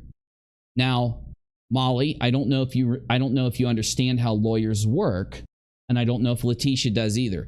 But you're saying now that the lawyer stole all the fundraiser money? That's what you're saying, Molly. No, well, that is what she's saying. Well, and the thing is this, and then once again, we talked about this before, is that even if they had given the money to a lawyer and he stole it and ran away with it, there would still be a receipt of them giving the money to the lawyer. I know, but are you seeing what I'm saying? When you pay a lawyer, Yeah, that lawyer, 100%. Yeah. yeah, that lawyer either does what you paid them for, or they give you your money back. So Correct. handing a lawyer, putting money into a lawyer's account for the what's it called? The thing you put in the account, the retainer, for the retainer. So when you hand them 20, let's say they claim they made $20,000 off the fundraiser. So there's $20,000 in this lawyer's retainer. Molly is claiming that this lawyer stole all of Letitia's fundraiser money because the lawyer didn't file anything. The lawyer didn't do anything. We would have evidence if they did. The things the lawyer does are public. We can fact check it. They're not doing secret things for you, okay? All the things that you said these lawyers were going to do for you would be public if you actually filed or used them to do anything that you said you were going to do. So basically, that means Molly finally has told us where the fundraiser money is. She's saying that it's in a retainer account at the lawyer. So why can't we go get the money out of the damn lawyer's retainer account and give it back to the donators, since they haven't used the retainer money to do anything? Because they're lying. They did not give all of that money to a lawyer because the lawyer would have had to have filed months ago. Them waiting to file, what are they trying to do? Because they're trying to help Marvon and the grandchild. Are they literally this lawyer is going to keep allowing the grandchild to be in the danger that they're claiming that the grandchild was in? They're going to keep allowing Marvon to be in the danger that Marvon's in. Letitia doesn't care. Letitia sits there and cries and whines about how she wants to see her son, but she didn't file anything. Because if she really cared about seeing her son, she would have already filed with the lawyer. This is how you know they're lying and that they played everybody. It's how you know that they have ran the fraud raiser and kept the money. Again, just for the people in the back from Molly's audience that for some reason can never think these things through and think for some reason that Molly's lies and all these people's lies out there are actually working on anyone other than the sheep that follow her, which there's only a few of them now.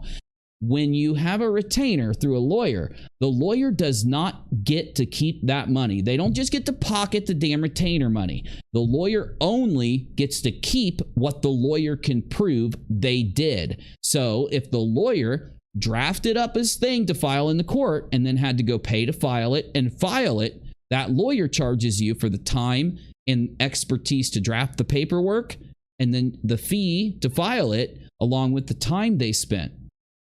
Then whatever they have to do to show up in court and continue, and you don't just file papers for no reason. They'd be filing a paper to get the power of attorney for Marvon or to force Dre into allowing Letitia to see Marvon until he's either better or he passes so that she gets to see him more before he passes. Letitia is so empty-headed. Molly is so empty-headed. They didn't realize that while they're trying to blame Dre for keeping Marvon and the grandkids from Letitia, that they're actually exposing themselves. They were trying to act like Dre is the bad guy for not allowing Letitia to see them. In reality, they're admitting that they stole the money. Because if they really wanted to see Marvon, they would file. They would pay the lawyer. The lawyer would file public paperwork that we can look at, that we can fact check. Also, Molly and Letitia would be making and raking in the dough from filing this. They would take the filed paperwork. They would go pull it off the court website. How do I know? Because that's literally what they've done with every other YouTube lawsuit that's ever existed. That's how people get their content out of it. You grab the paperwork off of the website that the lawyer filed. You take it to your YouTube channel. You show the donators, here's where your money is going. How else can I prove this? This is what Nate the lawyer is currently doing right now. In fact, he is still trying to serve Bouzy, the person he's suing, who defamed him on the internet using a lobster's hacked up video, ironically. And he's been trying to get the process server to serve Bouzy so that Bouzy will go to court and they can have their lawsuit. And Bouzy is dodging the process server. Every time the process server tries to serve Bouzy, Nate is paying the process server to try to serve Bouzy. Got me? So Nate's going to be able to take the amount of money he paid the process server and take the receipt take the fact that this happened, because there'll be record of it, and show it to his audience, put it with the money he raised for his lawsuit, right? And it will be evidence towards the money that was donated. And for some reason, I guess it's because Molly has ran a bunch of these types of fraud raisers in the past around other subjects, but Molly doesn't think you have to do this when you raise this kind of money. Unfortunately for her, you don't have to do it, but unfortunately, if you don't do it, you're gonna get called out for a fraud raiser, and then the cops are gonna come and investigate. The probate lawyer they claimed they hired, who said they were doxxed, never received the claimed money ordered to pay the retainer. That's why nothing has ever been filed. I agree, Cherie, but I don't have anything to show that. I completely agree with you that the probate lawyer they were trying to use never got any cash. I completely agree.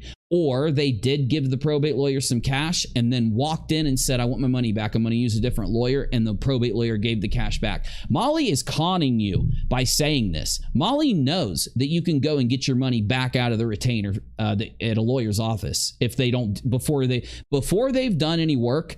If you go back into that lawyer's office and let them know that there's some circumstance, they may charge you a fee for wasting their time.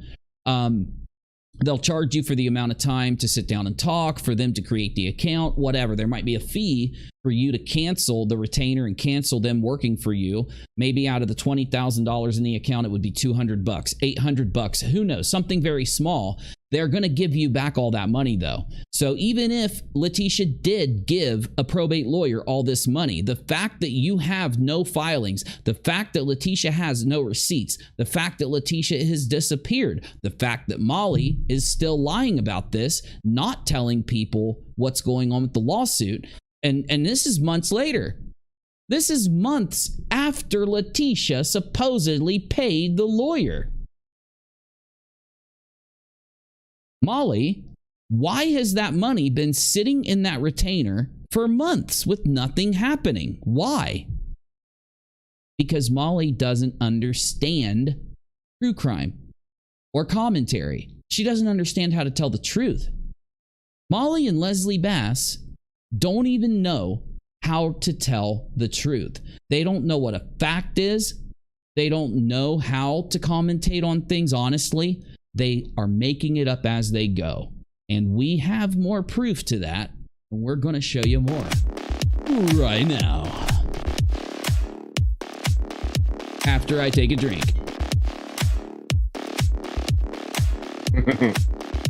Oh, man, that root beer is so good. You know, Yeah. the What death kind of river hoax. you got? Barks. It's good Very stuff. nice. Very nice. Yeah, the death hoax is such a destructive event, Navy. Oh my And god. Oh my god. I don't think that Molly or Leslie, because both of them are the main perpetrators of the MARVON MCCRAY death hoax. Okay? And Yeah. because Agreed. Molly is the one that put out the information that caused the website to make the report, that once the website realized that Molly was lying, took down the report and put up the death hoax post. Do we have the death hoax post? I want to show it. Let me see if Cherie or one of the mods will grab it. Might be in Because the, it might be in the scammy room.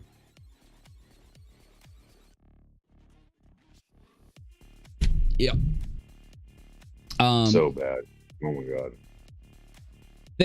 What they don't get is the damage that this causes, because like I said, I might have said this a couple days ago, maybe not, but when you go around and inject yourself into this story, people then, when they see you hanging out with Letitia, when they see you hanging out with Wynette, when you hold your phone up showing you text with them and you tell people that you're in contact with them all the time, when you show people the communications you have with these people, they know that you're talking to the family, and that you would know. You would be the one YouTuber on the planet, Molly, that would be able to know if Marvon passed away, as long as Letitia or Wynette knows. So when Molly does this, and when Justin backs her up, and when Leslie backs them up, and then just doesn't fact check anything and rolls with it, the people out there that actually follow these, I can't even believe anyone follows them, but the people that do follow them, as we all know, believe it. Now, what those people do as random internet denizens, they make a post. They talk about it.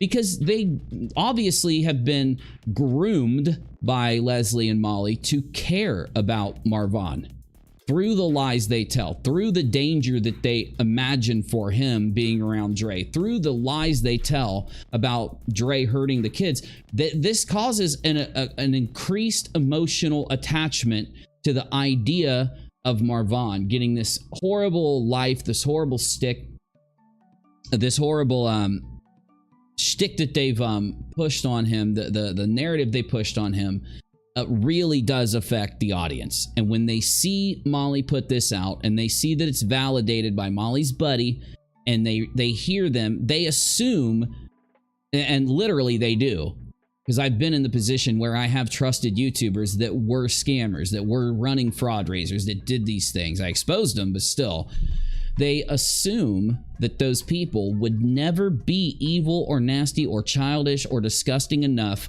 to not just take a small amount of time and fact check this stuff before putting it out. Especially the way LB did. Because LB put it out from the perspective of a video, right? She literally said, oh God, this is a thing that happened. This is something I fact checked. This is something real. And I'm going to go to my channel and post a report to everyone to give it to him. Last time we checked, she hadn't even deleted the video. Do you know, does anyone in the audience know that if Leslie deleted the video yet? As far as I know, it's still there. So yeah.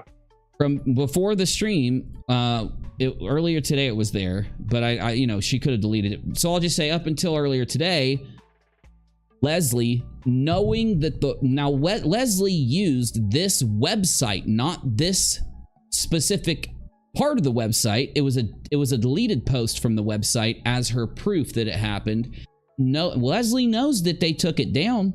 And what did they put up?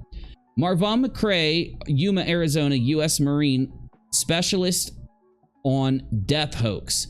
What happened to U.S. Marine? Who is Marvon? Is Marvon dead or alive? MARVON hoax, death hoax. November 3rd, an internet death hoax began to circulate that MARVON MCCRAY, a Marine Corps veteran, is honorably discharged in 2018 due to knee injury and passed away. Many social media users felt reluctant to believe the news came from the unreliable source. However, the rumor was false. MARVON MCCRAY is not dead. We found no news reports or other announcements online that would confirm his death. During the time in the Marine Corps, blah, blah, blah. And basically, what does this say?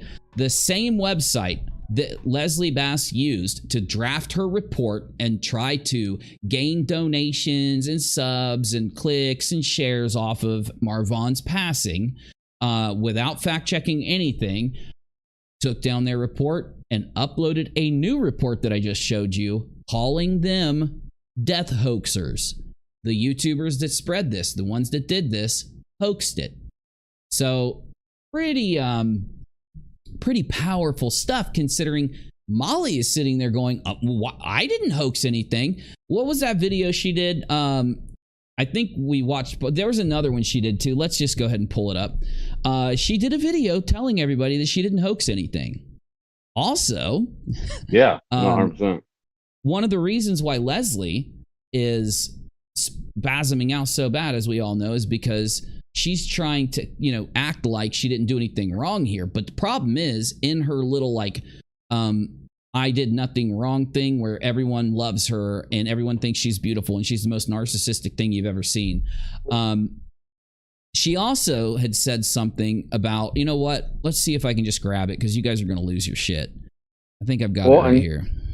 While you're grabbing that, the thing is that the problem is that she, once again, is known to support these people that are doing these things, that are getting, you know, new laws made because of how horrible they are. This whole protesting thing that they're doing and all this kind of stuff is just, all it is it's hurting the families in the community.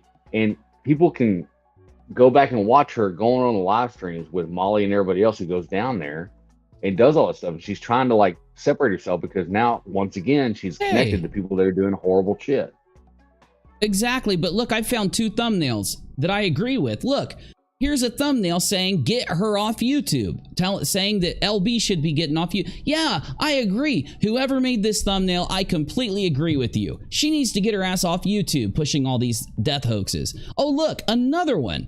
I wonder who the YouTuber was that put this out, that Leslie won't stop. I agree. Leslie won't stop. Man, these damn thumbnails are so on point. Awesome thumbnails. Those were Leslie's thumbnails about Katie. About Katie. By the way, Katie's not this awesome YouTuber. So here's a really genius post here. Here's part of her spasming. Let's ask ourselves, do you think Leslie's telling the truth, or do you think she's lying her ass off? I think she's lying her ass off. I'll let you make up your mind. Here we go. Fun fact, at the age of 20, I was promoted to the manager of a finance company. You were a finance company's manager. You. Someone who can't even tell whether a website is legit or not and take 2 seconds to do a search. You. Someone that can't spell, that can't type properly. You. Someone who constantly complains about Katie while looking in the mirror and projecting all of her faults onto Katie. You. I bet that finance company went under shortly after. A part of my job was to find people that skipped out on payments. Now listen to what she admits to, because if Katie admitted to this, she would be blasting the internet about how Katie's the worst person in the world. My detective skills are pretty good. You got to be shitting me. You have proven that you are the worst researcher, the worst person to do any kind of detective skills. I think maybe your doxing skills, because it's so easy to do that kind of stuff, maybe. But no, you're bullshitting. On 2 different occasions, we were the victims of identity thefts. Both, I found out who stole our identity. So what's the problem with this? Being a manager of a finance company shouldn't give you access to databases that would allow you to look up this kind of stuff on people. And I mean, even if you did have access to some databases, you're not supposed to, as a manager, this proves that either you're lying or you are a secretary and you're boosting yourself, or like, I don't know, that you're just making shit up. And I do think you are just lying, because you lie every time you talk, Leslie. It's just, you have gotten away with this for so long, and finally people are starting to look at the stuff that you say and do and ask themselves if it makes sense. And it never has. It never does. In fact, there are people out there who have actually been tracking some of your content. You have really skirted underneath the radar of the criticizers out there. So it's really good that you've put yourself in the forefront, because you need some criticism. Even if you are a manager of a finance company that has to what? Find people that skipped payments to finance. So they go to get a loan. Imagine that you go to get a loan, okay?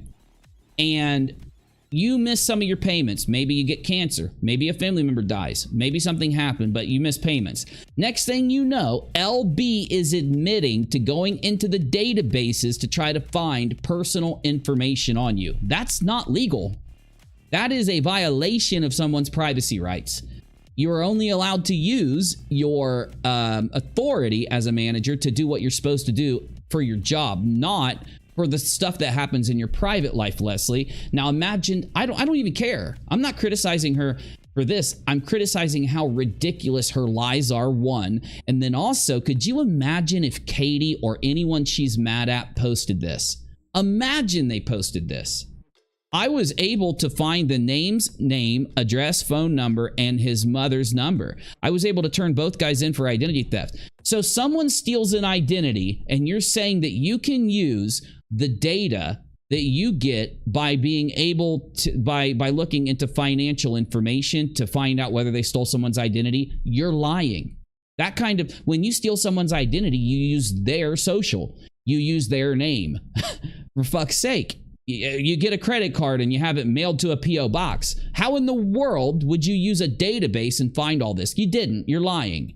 But even more than that, you're admitting you did something where you used access you had to this kind of database to, you know, do. It's just really weird.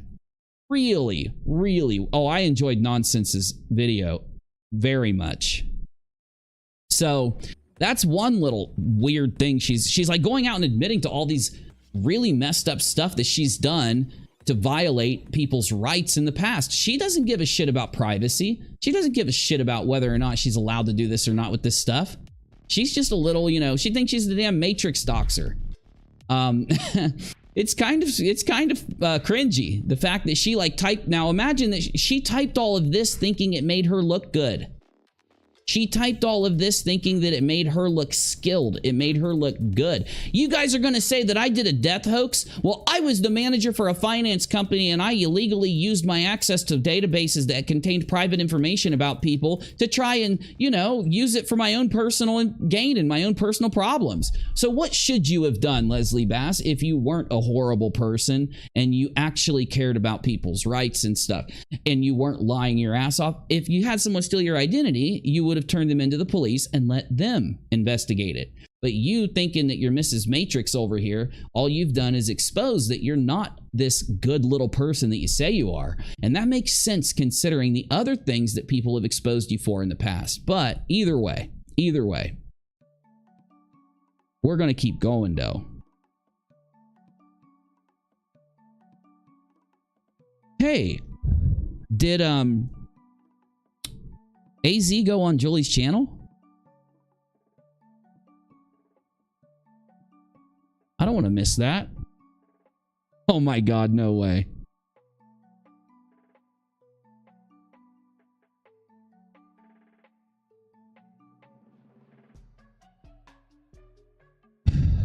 Oh my God, no way.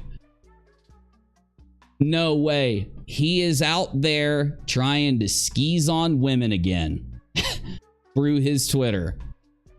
I guess I should get married now. Taking, oh, this is Facebook. Taking applications. Yeah. Oh, yeah. Well, Leslie thinks that everybody wants to marry her.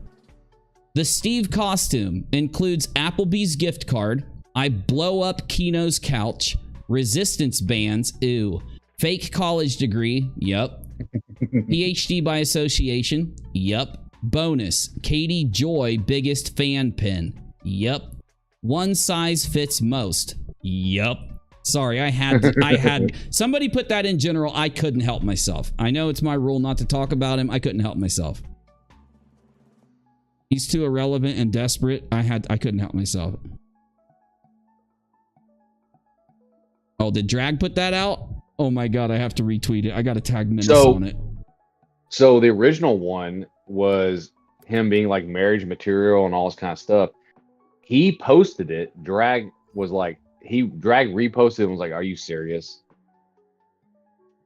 Because they had all these like nice things, and the one you're looking at, I think Spackle redid.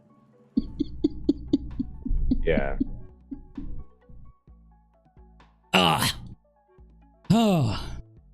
I know that Leslie is like always out there looking for people that she thinks is like wanting to marry her. He's waiting. Your bestie's waiting. He is. He's taking waiting applications. Yeah, he's taking applications. You're looking for someone to marry. Hit him up.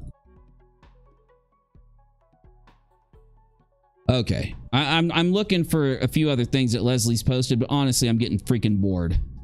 What time is it? I haven't played a video game in so long.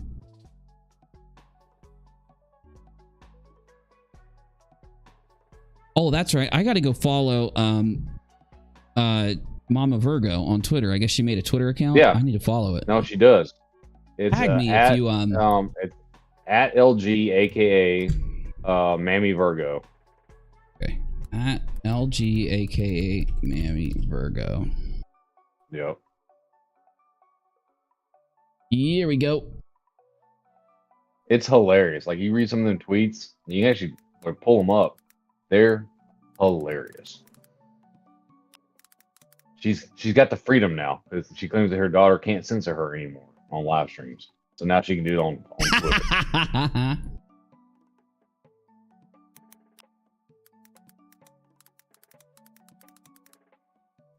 I just want to say this again for Daphne, darling. Yeah, I know it's been a rough day, but things are going to get better. She didn't hear it earlier when I said it. So, well, I hope they do. I don't know what's going on, but I hope they do.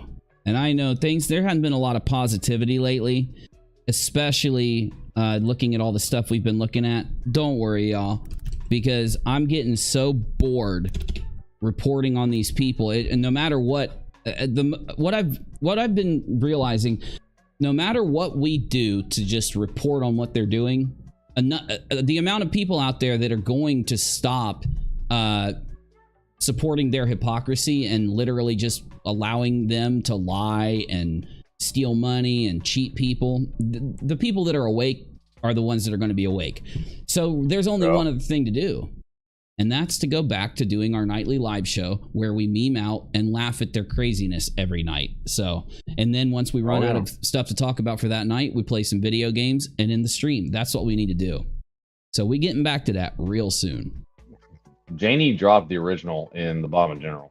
The original one that was that he put out on Facebook and dragged around. It was it's so funny. So what are some other things that LB said in her live fest? Well, let me just read it. Please read. I've been covering MARVON MCCRAY's story almost since the beginning. I do not even cover stories like this, but because this man is a Marine and after hearing the recordings of him talking to children about needing help, I felt I needed to cover this. She is so gross. You are so gross, Leslie. I am so happy you've given me all this content for my uploads. Good Lord. You have been dodging criticism for too long. Marine, you're a vet basher. Oh, but my husband's a vet, so it doesn't matter if you're just because you're nice to some vets, but you bash the hell out of others doesn't matter. You're a vet basher. It's like saying a murderer is nice to the people that he lives with, but so don't be mad at him for going out and murdering people. Someone who goes and steals money from a convenience store all the time and goes home with hundreds of dollars a day and stolen shit. He doesn't steal from the people at his house, the people that live with him. So why are you getting mad, right? This is the logic. This is the commentary capacity of these people, right? Especially someone like LB. Keep in mind, I'm not a reporter. I've never claimed to be one because I don't qualify. I just showed a post where you claimed that you qualify and are a great researcher and detective. So you're not a reporter, but you claim to be a great detective and you claim to be a business manager, even though you violate the rights of your customers by searching their databases for private information on them by your own admission. So you're a horrible business manager. You're a horrible detective. So, I mean, yeah. I'm merely a person that commentates on topics, and you're horrible at it. You're horrible at it because you don't follow logic and you curb everything you commentate on to be against the people that you're mad at or you don't like. And you curb everything that you do to be forgivable. And unlike you, I'll back up what I'm saying with examples. So you go at Katie for anything she does. Go check her Twitter. You can just scroll her Twitter, go look at her channel. You will go at Katie like you did, saying that Katie was wrong for coming out, getting her refund in the Dre McCray thing, and exposing the fact that Letitia stole everybody's money. You still support Letitia. You're still mad that Katie came out and did that. You just complained about it a couple days ago. Fact. So while doing that, though, you're okay and won't expose Molly for doxing, but you've exposed Katie for doxing. So you're protecting another YouTuber while lying to everybody and claiming you have no association with Molly. You protecting her proves that you have a greater association than your empty words show. If you really didn't have an association with Molly, you would have played the clips of her doxing and threatening people on your show and blasted her for it. My man, I wanted justice for Vaughn. Hold on. I want to make sure I'm reading. After hearing about MARVON and his story, I wanted justice for Vaughn. She legit thinks that by her lying commentary somehow is going to help people get justice. Let this sink in. She says that she doesn't think she's a reporter. She says that she doesn't think that she's a detective. Well, actually, she did say she thought she was a detective. But anyway, if you think that you can get justice for him by sitting up there and bashing his wife while she's grieving, you're an evil person, Leslie. You're a really bad person. My main issue with the story is I didn't feel law enforcement investigated what happened. So again, focus on her lies. Did she sit up there with Molly and Justin through that whole thing when she was streaming with them and complain about law enforcement? Or did she complain about Dre? You see how they lie and gaslight? This is called gaslighting. And I'm sorry, but you know, people that gaslight typically, a lot of it's like the narcissist's best friend. Okay, I'm not saying she's one. She could be, she couldn't be, but gaslighting is the narcissist's best friend. Now, I don't know if she's one, but I know that she thinks that everyone in the world thinks she's beautiful. I know that she thinks everyone in the world's in love with her. That's literally the definition. I don't know why she wants to post this stuff all the time. Because now if I say you're posting that you believe everybody wants to marry you, everybody's in love with you, and everyone finds you beautiful, or they're jealous of you and think that you're pretty, that's what a narcissist thinks. Literally. It's the definition of one. You look in the mirror and you're in love with your looks. You're so in love with your looks, you don't understand how anyone wouldn't find you pretty, even though you're not. So you get me? I'm not saying I believe someone did something physically to Marvon. Maybe it was more something he was pushed to do because he was so unhappy. Sounds to me like you're insinuating he was pushed to commit it because of Dre. Because that's all he did was spend time with Dre and the kids. So you're either saying he was unhappy with Dre or he was unhappy with the kids. We know you're not saying that he's unhappy with the kids. So while you're trying to say that you're not accusing Dre, you then accuse Dre. You can't even tell the truth in a single sentence. You don't know what the truth is. You don't know what evidence is. You don't know what logic is. You don't know how logic works and how you can think through stories based on facts and the truth to be able to see what's going on in the story. You think you can just say whatever you want, make up whatever you want, and that equates to, you know, whatever this is. So she does believe that he was pushed to doing it. She believes that. I wonder who she thinks pushed him to do it. Even though she's not, you know, accusing Dre of anything. You're such a liar. Why can't you just own the fact that you've been going around telling people that you believe Dre did it? Because you've been saying that in the background. You've said this to people. So now do me a solid. Go out and post on Twitter or go live and claim that you didn't tell anyone that you thought Dre did it. Okay? Well, you didn't say it live.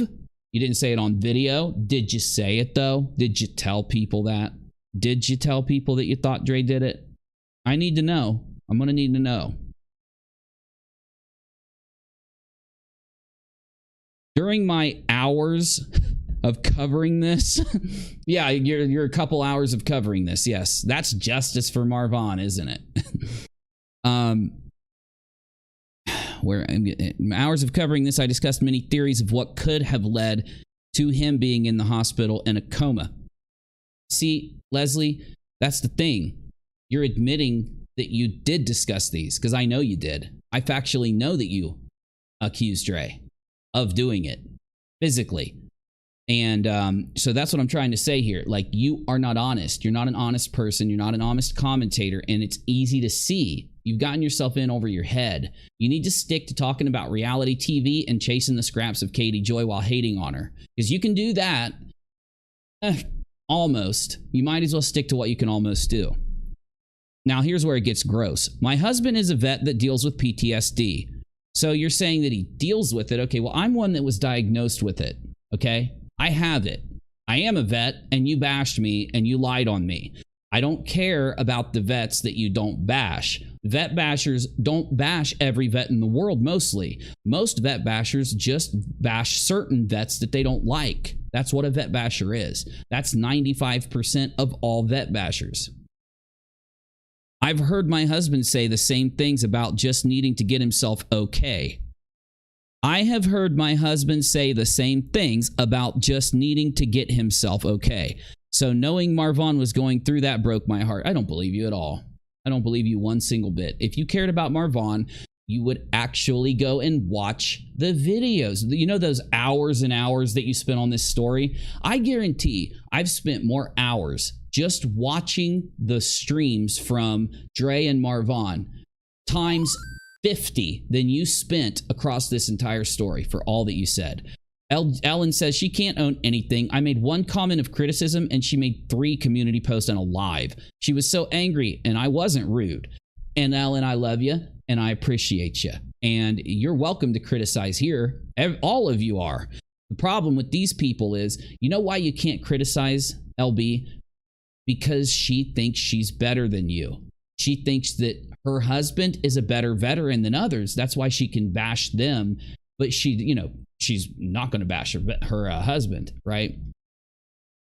And you can tell because she thinks she's physically better. She thinks she's a better detective. She has no training. She doesn't speak logically. She doesn't speak professionally, right? She's not, you know, I want to be nice. I'm trying to be nice. She's not complex in her commentary. You know, she's a basic. Okay, so someone in my Discord server said, and I think it was Spackle, that she looks at herself as if she's a like California IQ of 100 on a scale of 1 to 10. She's and I know IQs go up to like 160, but on a scale of 1 to 10, she acts like she's a California college educated 100. On a scale of 1 to 100, she's a 100, and she's really like a Florida 10. Or she's really like a Georgia 10. And I'm not going to completely say what Spackle said, because she said something to that effect, and I'm trying to, you know, get close to what Spackle said, but that's the basis. She looks at herself as if she's like the best in the world, when everyone else looks at her and is like, yeah, you're just a normal human being. You're just a normal person like everyone else. Like I said, I've never covered this type of story before. You're straight up lying. What are you talking about? You've never covered a story, a murder story? Yes, you have. You've talked about several. What? Okay, you need to come down off of your high horse, okay? You need to come down a little bit. You need to drink some water, change your socks. You wouldn't recognize that. That's a military saying, sorry. And you need to actually think before you post, okay? You need to think before you post. I would read some of the rest of it, but literally, I'm not kidding. I'm going to show you what I just read, okay? Okay, here we go. So this is the post I just read right here. Okay, see all that text? So there is 1, 2, 3, 4, 5, 6. There's a shit ton more. A whole bunch more. There's not even, it's not even 6. There's a lot more. And so I'm not going to go through the whole thing. The whole thing is just as bad. So instead of me going through it and boring you here, I'll do it on UNIRock too, okay? Because back when, back around 2019 and 2020, when I was posting a lot of content around what was going on then, she was a big part of the story. So I do know that there's a lot of people sub there that know who she is, have seen her around before, and will be very interested in what she's been up to. So we're going to handle it that way. And Doc Misha made a great point. She said that Leslie does not understand what evidence is, what research is, what, you know, she doesn't even barely understand that. And I've been doing recordings with Doc around anti-Semitism because I wanted to do a video on that, which I will soon, but it'll just not be, you know, something I'll talk about live a lot. It's just a video I want to do. You know, I do weird topics sometimes, off topics that I normally don't talk about. But another thing I've recorded me and Doc talking about is the burden of evidence, the burden of proof, and how what certain kinds of evidence are and what it means and how it affects the story and logic. So what I'm going to try to do is get Doc to sit down one more time, because our last recording's really good. I just listened to it last week, but I want to get like another like 3-4 minute, you know, the one me and her had was like 15, and I want to get like a 3 or 4 minute one. I think it should be released with the Leslie Bass video. She needs some education, y'all. She really does need to, because I do think she believes, this is the one thing I'll say. I know she knows she's lying about the majority of what she says. I know she knows she's a vet basher, and I know that she understands some of the shitty things that she's done.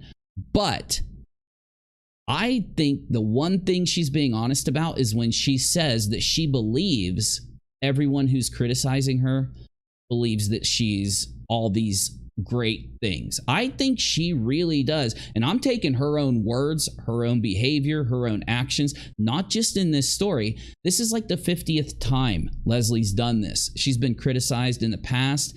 She's been called out in the past, deservedly, when she's messed up. And she has responded in this same way back then too. So this isn't just a one-off thing. I believe she really does think she's the most smart, most beautiful, most desired, most wanted. I think she thinks that her shit doesn't stink. She thinks she's better than all of us, smarter than all of us, and I have no clue how she could possibly think that. But I also think that she stares at herself in the mirror and just looks at herself and thinks, God, I'm so beautiful. And that's the problem. She needs to, I'm gonna give her some homework to help her advance as a commentator and as a YouTube creator so that she can stop getting into these problems. She needs to read a story, and I'll grab it. Go ahead, Navy. Well, my thing is this: I don't care if you're Heidi Klum. It doesn't make you an expert on, of course, judging a situation, right? It doesn't matter. I don't care if you're Heidi Klum. I love right. that. That's a good one. Guys, like I've had a crush on Heidi Klum since I was like, she's gorgeous, right? But it doesn't make you an expert. And, somehow forgive you for being the dumbest person on the interwebs. She is really pretty. Where's she at? You know what I mean? Oh, Heidi Klum? Yeah. No. Oh, yeah. Yeah. Oh, God. And what I would do is I would, commentate on Leslie Bass's appearance. I would commentate on her looks. But if I did, I wouldn't have anything good to say. It wouldn't be nice. It would be honest. It would be how I truly felt. But I'm not going to bring myself down to her level. I'm not going to do it. So. The thing is that commentating on her looks has nothing to do with her putting out false information. I don't care if you're the ugliest person or the prettiest person in the world. It has nothing to do with you putting out false information on a story. Well, the good news is she ain't the ugliest and she ain't the most beautiful. She ain't I'm not going to say it. I could say things, I'm not going to. And what some people need to do is actually read a damn book. They need to educate themselves. It's a meme that I sometimes use in certain stories, and I classify it. I speak it by saying that they need to Billy Madison, yo ass. LB, you need to Billy Madison, yo ass. Now, if you've never seen Billy Madison, it's where Adam Sandler goes back to elementary school through high school and re-graduates so that he can get money from his dad or some shit. And take over the company, yeah. Take over the company. LB needs to do it so that she can become a better commentator. So, also though, I don't think she needs to go back to elementary school through high school because she wouldn't, even though she definitely needs to go back to middle school in high school. I do think, though, I could give her a reading project, and it would drastically help her understand why she thinks she's so pretty and why everyone desires her and why everyone wants to marry her. So we're going to go through, and I don't know if this is a good version or not. I literally just pulled this up on the internet. We're going to go through a little bit about Narcissus, I said that right, Narcissus and Echo. And you may need to do a few searches, LB, and actually find, because you're going to find many stories on Narcissus, and you're going to find a lot of different, depending on the culture you look at, depending on the time frame, the author. So you might want to look around at a few stories, but it's basically, if we look, actually, I'm going to need one more thing. I apologize.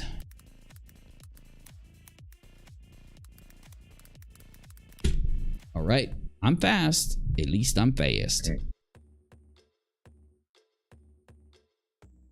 Here we go. Narcissus in mythology. Narcissus in mythology, and then we got this. So let me just do so here we go. Some of you are going to be bored by what I'm about to do here. So I'm not going to blame you if you want to take off. If you do take off tonight, make sure you stop back in on our next stream. Make sure you like and subscribe if you want to support me. It really helps at paypal.me/UNIRock. Not required. All it does is go towards us doing our show as always. And patreon.com/UNIRock. And our not Snapchat, our chat thing, pay thing. Money sign UNIRACHEL. There we go. Our Cash App is down in the About section. For those of you that want to stick around though, I'm gonna hit this really quick. I'm gonna talk to the chat and we're gonna decide whether I go offline or play a video game or what we do. So let's go ahead and knock this out, y'all. Narcissus was fathered by a river god to a nymph named Oripo, Liriope, okay. And Liriope told a prophet that Narcissus would reach the old age if wouldn't reach, or that he would reach old age if he failed, unless he failed to recognize himself. Narcissus turned into a very beautiful young man whom everyone loved. However, there was no to whom Narcissus would return his affection. Echo was a nymph who was destined to fate that she could only repeat the sounds and last words of others. One day she spotted and fell in love with Narcissus and followed him through the woods but could not speak without repeating his words. Finally, Narcissus tried to call to Echo but failed since she could only repeat his call. Finally, Echo appeared and tried to hold Narcissus. Narcissus rejected her and Echo ran to hide. Her body then wasted away while she pined for him. She is now forever hiding amongst the leaves and caves in the forest. Her body is gone. That's a really cool story. Okay. Narcissus stayed there without any sleep. That, you know, get it, the echo that you hear out there when you're in the woods, if you scream or if you yell. Narcissus stayed there without any sleep or food. He called to the gods asking why he was being denied the love that the two shared. Oh, hold on, I missed one. So one day when he was hunting to get a drink, he bent down to the water and fell in love with the reflection of himself. He was so awed by the person he could not move. He tried to grab the image but couldn't, which made him more infatuated with himself. Narcissus stayed there without any sleep or food. He called to the gods asking why he was being denied the love that the two shared. He started to talk to the reflection. He claimed he would not leave the one he loved and that they would die as one. Crazy with love, he stayed by the side of the water and wasted away. Echo returned to see him wasting away. She mourned more, and as he said his farewell to the reflection, she echoed his words. Narcissus then laid down to die, and the nymphs mourned him. They covered him with their hair and set up for a funeral. When they returned for his body, there was a flower instead. That flower is the, I don't know if I'm going to say it right. I think it's Narcissus flower, or let me see. The Narcissus, yeah. Narcissus flower, and the Narcissus flower, it's a flower that bends. It grows near ponds and it bends over the water, and if you look at it, yeah, it constantly looks like it's looking at itself. And this story, I think, really does apply to narcissists and people in our communities and in our lives that are infatuated and in love with themselves. But the problem is, I don't think those people really believe they are, and I'm going to right now use my expert commentary. Of course, you know when I'm saying that, I'm just kidding. My commentary is not expert. It's a joke. But I'm going to use my expert commentary to prove to Leslie Bass that she is desperately in need of reading this story.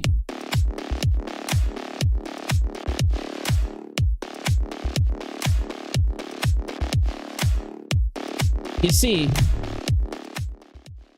logically, the reason that it's bad for someone to constantly act as if they are the most best, the most pretty, the most desired, or the smartest, or whatever, is because you are, number one, they're never any of those things. Though the only way you get smarter and the only way that you kind of get better at anything is through listening to other people, hearing other people, practicing it yourself, and realizing and understanding where you're not good at it. You have to be able to see your faults. You have to be able to understand what you can do better. If you're the best, if you're the most desired, if you're the most awesome, if everybody loves you, what can you ever do that's better than what you're doing right now? And being in that state where you love yourself, or where you worship yourself, or where you think you're the best at everything, or you're better than everybody else, makes it to where you constantly stagnate in the same place. Commentators on YouTube, any kind of creator, I don't care who they are, whether you're Dr.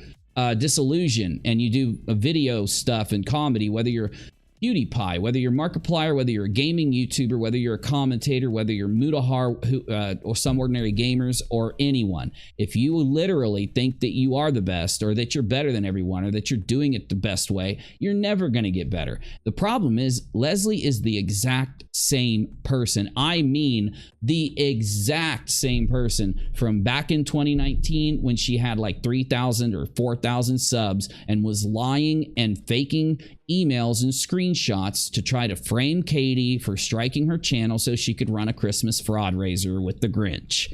And if you want to see proof that she did that, I'm going to hook you up. Unlike Leslie, she has never shown proof of anything she says about anyone else on her channel. I'm going to hook you up and show you all the proof by you going to UNIRock 2 and going to my videos and scrolling. Is this UNIRock 2? Oh, yeah. I saw that thumbnail. I was like, that ain't it. And you scroll down to November of 2019 and December of 2019 and look for a video that is called Versus Mode Part 2. I know it's before Sherelle's World of Lies. Isn't that a good freaking thumb? Sherelle's World of Lies. That's a really good thumbnail. Let's see here. Whoa, when did my body cam video get 130,000 views? Okay. Yes, before this stuff.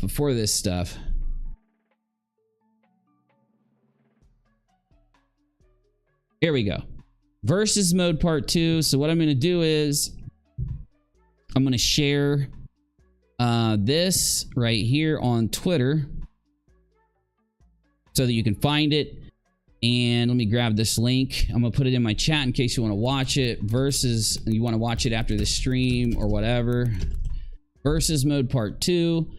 This video is a video that I made in response to fake screenshots that were back in 2019 put out that tried to frame Katie as saying something horrible about a tragic event. You know what I just realized? Huh. There's a lot of tragic events that end up having the same people pop up and lie around.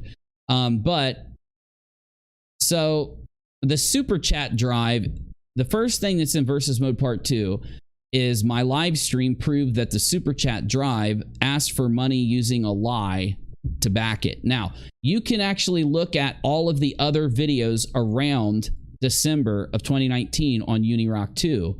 All of them provide more evidence and more context. There are live streams. Everything you could possibly want is there with sources and reference. This video is only 17 minutes and it takes information from those live streams and just like I do now, it takes it and puts it into a more watchable format. So the lie that the lie that proved that the fundraiser was a fraud raiser, the lie that was used to back it was that Katie had struck Leslie Bass's channel. She never struck it. Leslie did not get a strike on that video. The video did not go down. It was a complete lie. All of the proof is in this video.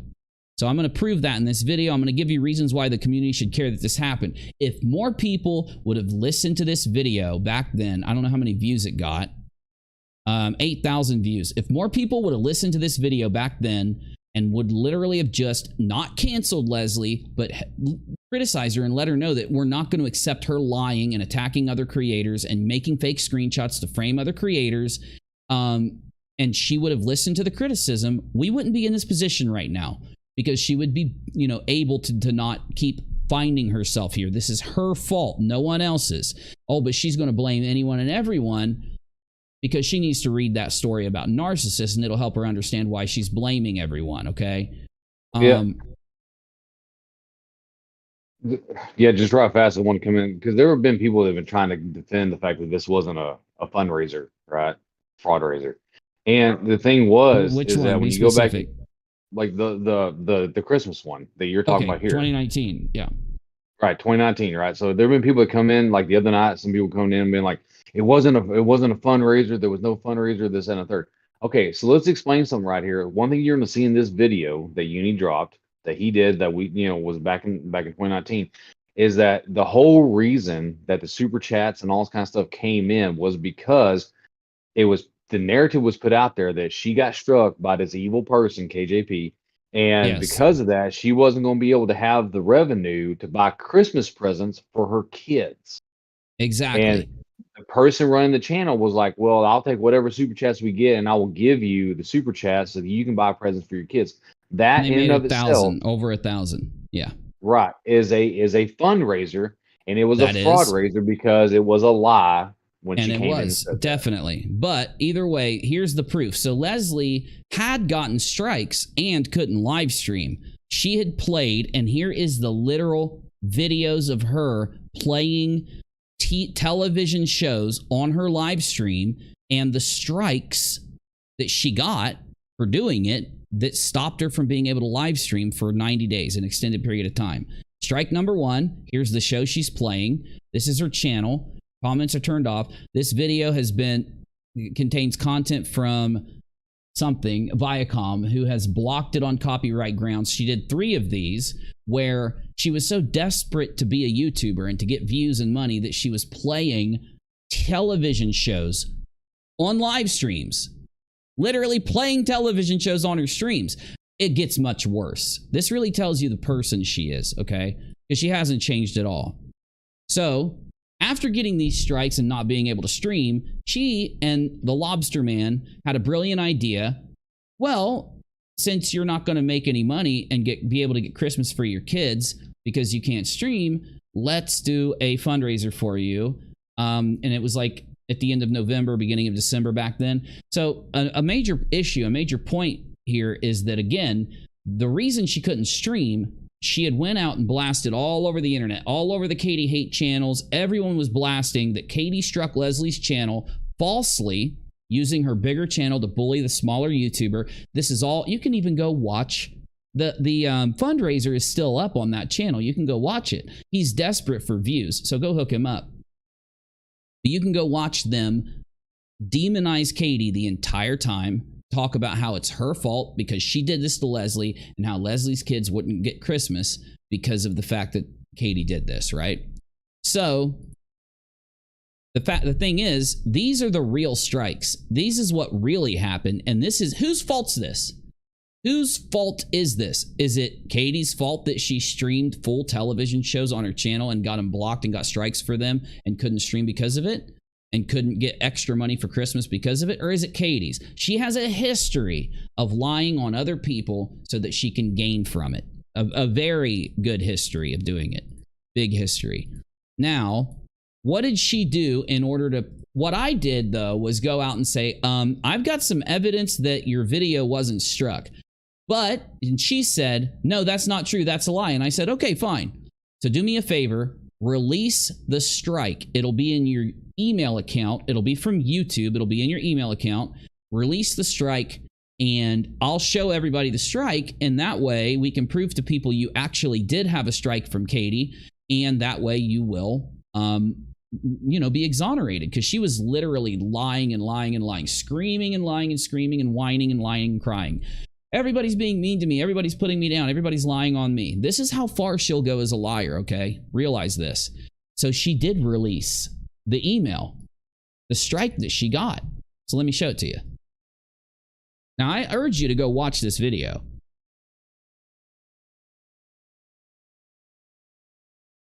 So this is the proof that she didn't get the strike on the actual video. I'm not going to bore you with all that. You can watch the video if you want to see that. The date of the video, when the video would have gotten the strike, it didn't go down on her channel, all that stuff. I fact-checked it many different ways.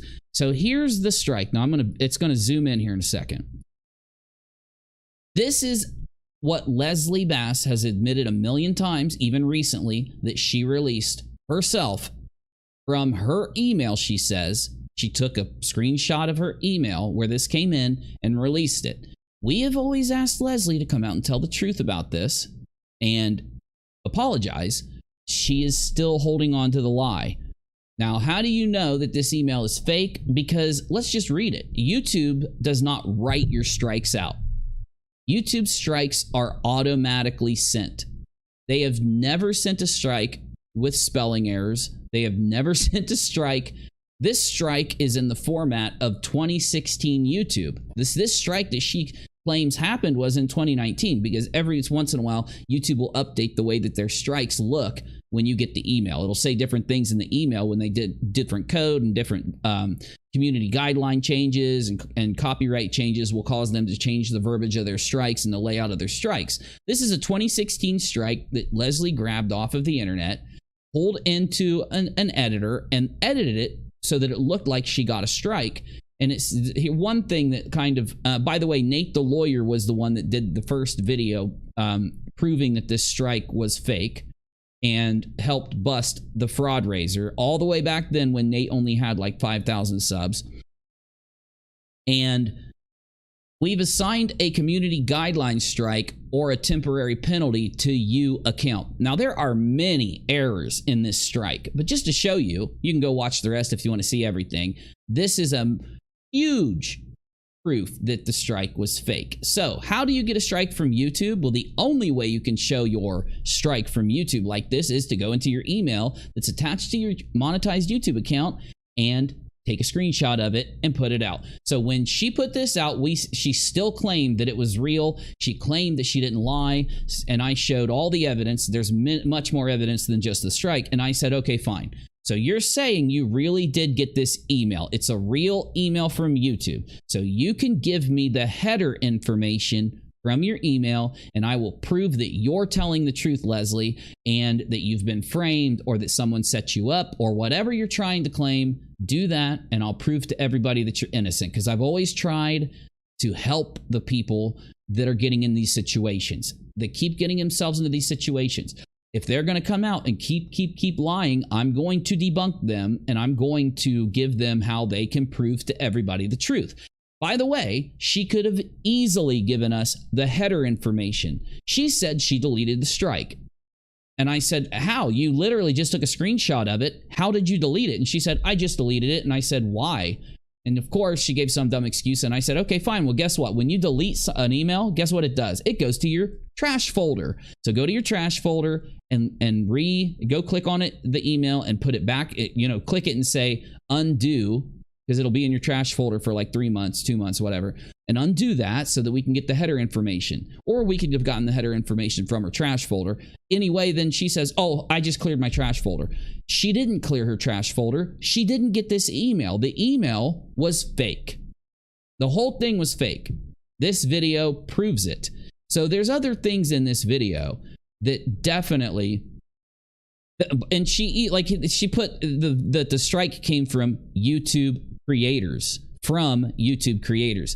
It's supposed to be to the YouTube creators from YouTube, Leslie. No strike has ever come from YouTube creators. Anyway, I don't need to show you all the evidence. You can go watch the video. I just retweeted it out. I just put it in the live chat if you want to see all the evidence against her. But there's some other things in here that show you how desperately nasty she is as a person. Not only did this happen, not only did she lie and lie and lie and lie and lie and lie and lie about this, look at how far she went to fake this. Hi, Leslie Bass. And then she typed all this stuff in, all of the fake shit. You can just see it right here. You can see the formatting errors and everything. But that's not the worst part. Near the end of the video, I go further and show, by the way, she kept supporting people that were vet bashing me. It's crazy because this guy vet bashed me and she kept supporting him after he vet bashed me. Man, it's almost like you got a history of this shit, Leslie, huh? Anyway, if you go further in this video, we even proved that she was lying about the kind of strike. She said that Katie hit her with a community guideline strike. She showed a community guideline strike. So why is it that we saw she actually went down for copyright issues? We went and found a video of the first day that she announced she got the strike. And you think she said community guideline or copyright?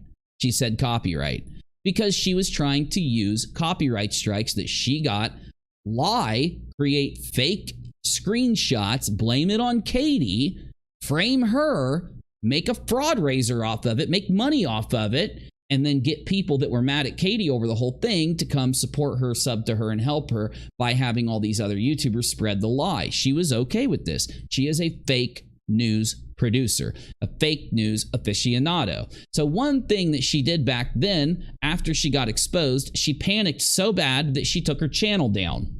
Now she reinstated it after this, because you can do that back then. I think you still can. She was so upset for being exposed. That's why she changed her channel name from Leslie Bass to LB. And this is her. She told everybody, I never told Katie that she faked her son's illness. This is a video clip of her literally saying that Katie faked her son's illnesses. She is a vicious, malicious liar. She is a horrible person. I mean, I don't know how else to say it. Then I give you a beautiful zoom in meme with a beautiful song.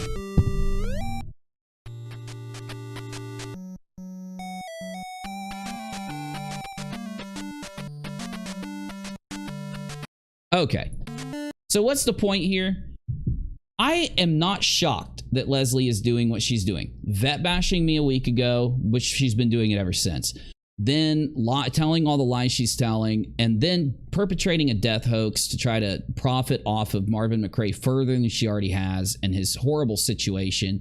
She's no stranger to trying to frame people, set people up, lie to people. Now, why is it that more people haven't come out and did more videos than just this one that I did a long time ago? Because she whined and cried and played the pity me card. And I'm sorry, and I won't do it again, so hard that we all, being nice people that want to give people second chances, third chances, 12th chances, 20th chances, we tried and tried and tried to just tell her, listen, go back to your channel, make content. Nobody's going to bother you if you're not going out and doing this stuff anymore. We'll all take, because she was under a lot of stress back then. And even though it doesn't excuse her behavior and what she did, we wanted to try and show her that the internet, that YouTube isn't full of mean, nasty people. There are people out there that want to get to the bottom of things, to get to the truth of things, and that just want it to be a fair space for people to give their opinion, make their content, and put it out, and everybody be judged on their content and be judged on their live streams and what they do, not to try to frame people, lie on people, and play these games with people's tragedies to make money. Just make content and be happy. The reason that she continually does the things that I've shown you in this short little segment that she has done many, many times since that happened, before that happened, and as you know recently, she can't get a lot of views if she's not playing these games. They can't succeed the way they want to succeed, even when they play the games for the pimp and the tragedies. In their opinion, they should get millions of views and have millions of subs. Why don't they have it? Because they do this shit. When you sub to their channels, they'll go out and tell you, this person's a liar, that person's a liar, UNIRock's a liar, and you believe them. Because you don't think that someone's just going to sit there and make that kind of stuff up. It just seems cringy and desperate and nasty. So the thing is, though, every person who tries to give them a chance ends up finding out that this, what I just showed you, is who they are. They won't change. They won't grow from it. They won't stop doing it because they're adults. These aren't teenagers. These are adults, y'all. This is the cringiest part of this whole story. She wants to sit there and say all this stuff about herself. You're an adult who does that. That's literally how cringy you are. Your hubby's so cringy, he ain't even going to say nothing about it. Instead, he's going to vet bash with you. And it's just ridiculous for you guys to sit and judge everybody and put everybody down and lie on me and lie on every other creator out there that's criticizing you. And she is, by the way, she is. Many other creators are calling her out for what she did to Marvon, and she's attacking them and going at them and just throwing a big fit. And the thing is, more people need to talk about Leslie, what she's done on the platform the whole time she's been here. And more people need to look into the content she's been doing, track it a little bit, because I bet you could just go every few months and look and see another example of her doing this to people. I've heard so many things, and I've always, when people bring me stuff about what she's doing, I say, you know what? Let it go. Who cares? You know, it's not a big deal. But she is a Molly GOLIGHTLY. She is Molly where Molly was maybe 3, 4, 5 years ago whenever she started doing this on YouTube for about, I don't know, 6 months or a year. That's where Leslie's at. You give Leslie 3, 4, 5 more years, she's going to be the next Molly Golightly. She's going to be doing exactly what Molly's doing. And if anything doesn't prove that, look at the death hoax that they just perpetrated. You know, all they had to do was take the criticism that they've been given back for years, even since 2019, and apply the smallest bit of it and fact check what they're doing. Why didn't she? Because there are views for the person who reports what happened to MARVON the earliest. So they rush it out, and once they realize they're wrong, they're going to sit there and keep telling you they're right and keep lying. By the way, that is what she's doing. Navy, what did she say? She said that she still believes that MARVON's passed because Wynette backed it up or something like that, right? Yeah, when Wynette told like several people that he had passed away. Exactly. Yep. Now, I think she's changed her tune and said that, you know, it's not true since saying that, but... As far as I know, she hasn't. What I'm saying, what she does is, and what a lot of these creators do, is that they set up these scapegoats, right? So, well, Wynette said it. So if I'm reporting that he passed away because she said it and he hasn't passed away, it's not my fault, right? And see, that's what she thinks detective work is. That's what she thinks research is. Yeah. She goes out and says, "Oh, Molly said that MARVON's passed," and then she goes and says, "Oh, look at what Wynette wrote. I'm going to run out and report it on my channel and be all sad and sorry." You're not sad and sorry. That was an act. If you were sad and sorry, you would have done what everyone is doing right now about the AWP situation, where a lot of people are choosing to wait and look at what's coming out before they go out and give their side on it. Yeah, there are people talking about it, but there's a lot of people that are like, listen, we need to wait for information and see what goes on before we go out and try to start slamming this guy or this gal. We're going to wait and see. We're going to, you know, give it some time. Talk about it. Look into it.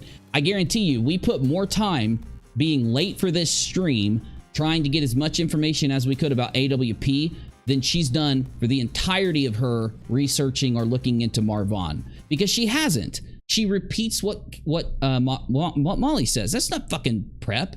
That's not research. I hate that fucking word. What's a better word than research? Like preparation, really. Preparation, yeah, that's better. That's better. Because like other people run with the word research and act like I'm the best researcher ever, when all they do is go to Wikipedia for 5 minutes, right? Okay. We got the Leslie Bass out of the way. I'm going to handle refreshing everybody on Leslie's past things on UNIRock 2, refreshing everybody on her vet bashing, and then exposing Molly and Leslie for their death hoax against MARVON and how disrespectful it was to MARVON and his family, to the internet at large, especially the way they handled it afterwards on UNIRock 2. So let's put that away and let's talk about AWP. So before you go into this, I'm getting word in general that it looks like Leslie Bass may have deleted that stream on MARVON's passing. That's nice. Anyway, she didn't earlier, but okay, she did at some point, I guess. Well, let's just wait and see. Let's take our own advice, wait and get confirmation and stuff, and then we'll figure it out. AWP Adventures. Oh no problem. Adventures with Purpose. Adventures with Purpose. So Navy, you know, I don't want to talk about this story, but we kind of have to, I think, because it's like... Oh, we can touch on it lightly. I think like the way you were talking about before, like overview aspect, yeah, it's perfect, yeah. Because the reason that I kind of don't want to is the same reason... here, let me just show you. So if you do a search for this, and you scroll down, and you start to look at what people have been posting about it, Adventures Some with people Purpose, may not know who they are. Yeah. So yeah, I'll go into it. Adventures with Purpose are deleting comments, and then they put this. So they're calling him this. Okay, I'm just pointing it out. I'm not saying you can't or you can. I'm pointing it out. All right. Adventures with Purpose Jared is a PR. Okay, PR. Adventures with Purpose Jared indicted, which is a better title, I think. Then we got Jared from Adventures with Purpose indicted on charges of R with a child cousin. That's a better way to put it, I think. And you can scroll down and just see constant people that are labeling him and R like we showed you, okay? Now, if you don't recall who they are, like Navy said, the Adventures with Purpose is the dive team that found Kylie Rodney's remains in her car, okay? And they supposedly had said back then that they weren't going to accept the reward, right? And I'm going to take my shirt off because I can't stand it, but so when we were showing, when we were interrupting one of our fraud raiser investigation streams there, and I think it was about 3 weeks into us talking about the whole Letitia fraud raiser, when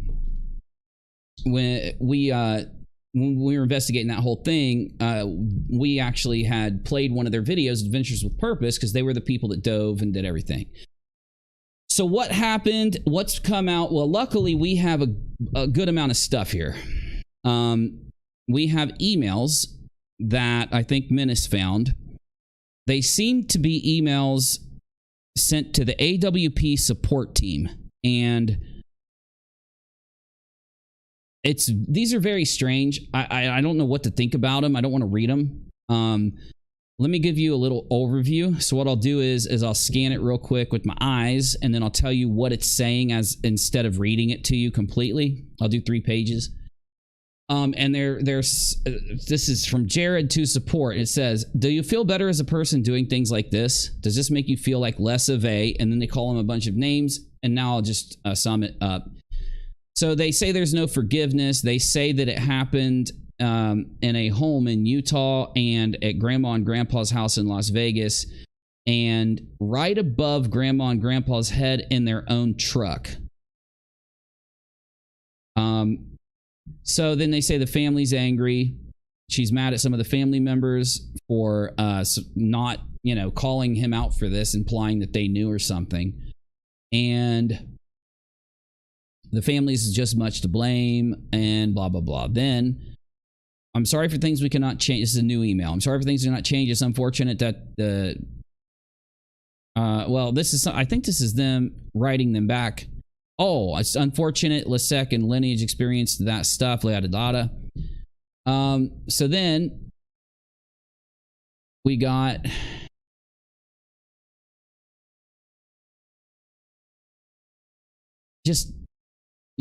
what the hell?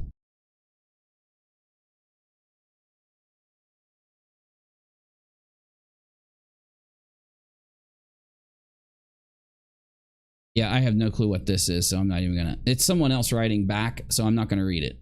Okay, so basically, you get the gist of what's being said there, and the thing that everybody is sharing around, I'll show it to you real quick so that you got the context. It's not the first page of an indictment. It seems to be the second page of an indictment. So just so that you know why there are people out there saying what they're saying, here it is. So this is from a channel called Harsh Reality. Jared from AWP indicted. They don't show the first page, but there is reason to believe it is an indictment because it says State of Utah versus Jared Lysick, and it's signed by Deputy County Attorney. So knowing that those two things are true, I'm going to read you what it says. Statement of probable cause. The defendant and the victim are cousins. In 1992, so this would have been 30 years ago, the victim was between 9 and 10. The defendant is 7 years older, so he would have been like 17, right?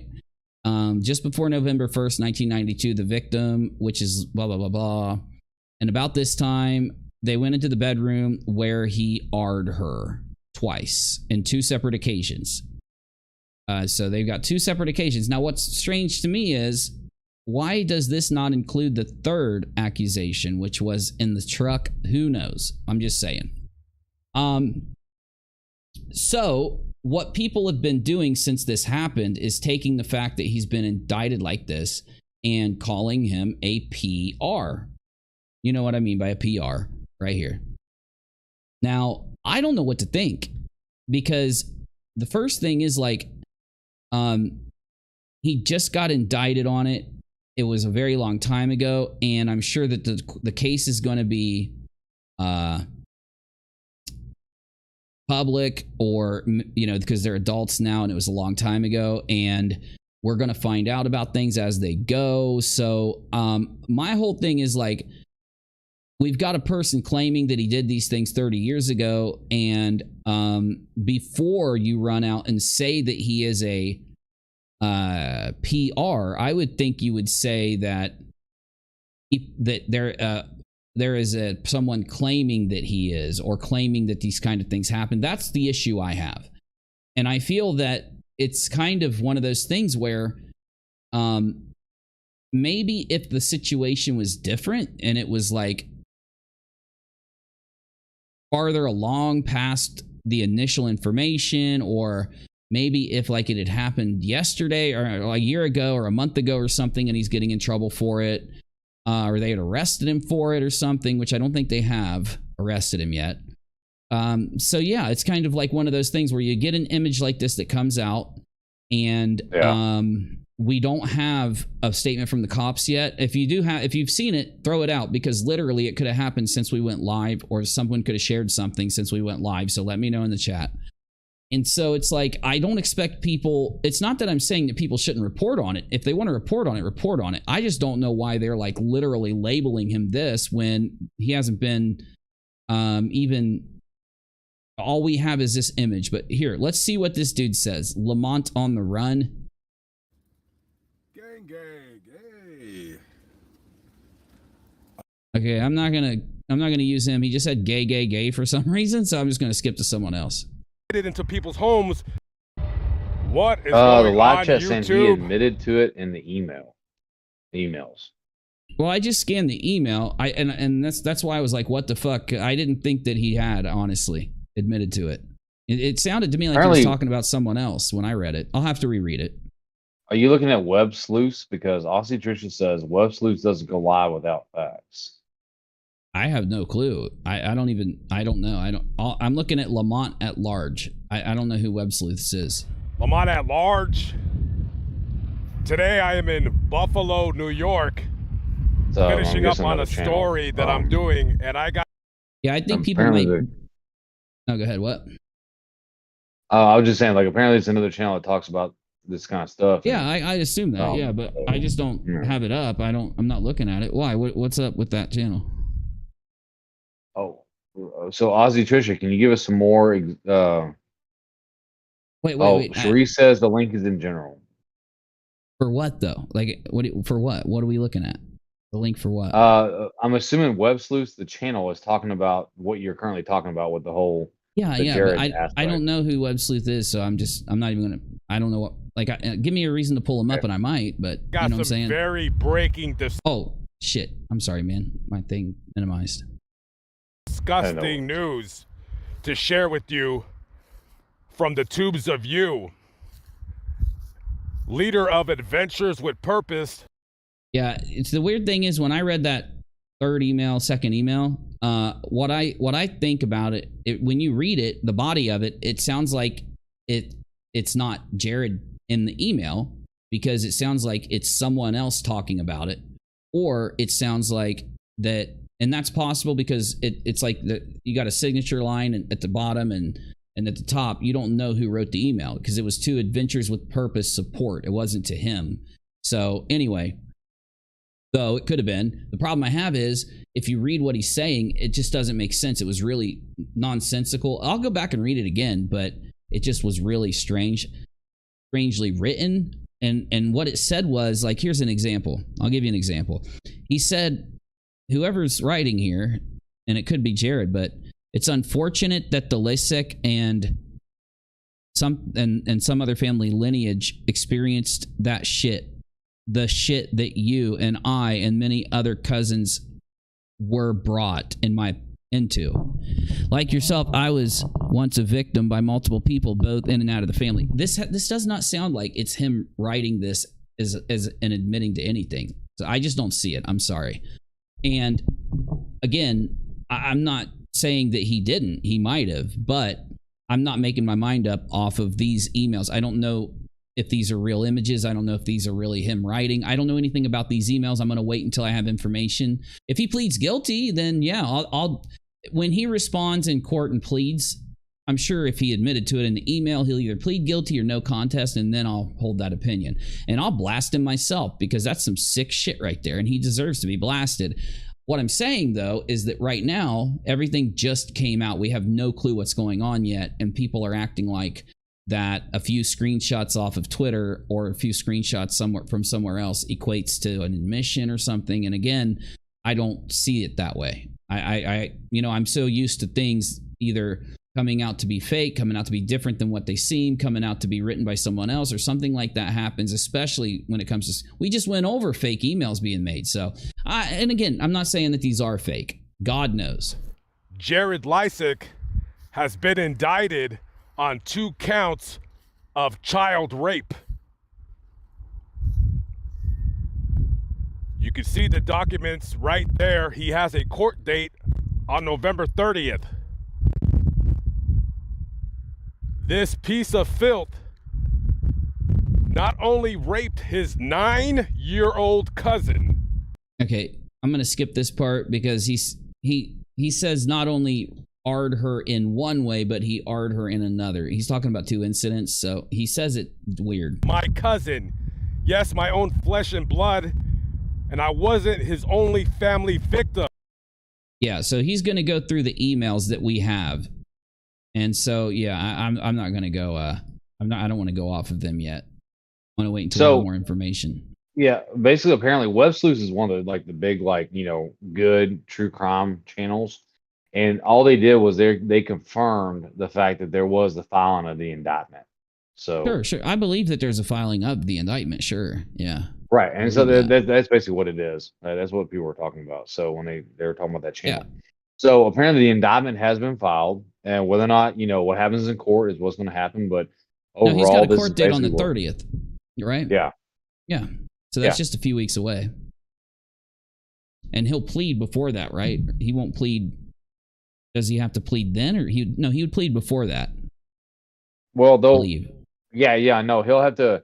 Yeah, so he gets indicted, he gets brought into court, he'll have to plead one way or the other, and then depending on how he pleads is whether or not they proceed with a trial, right?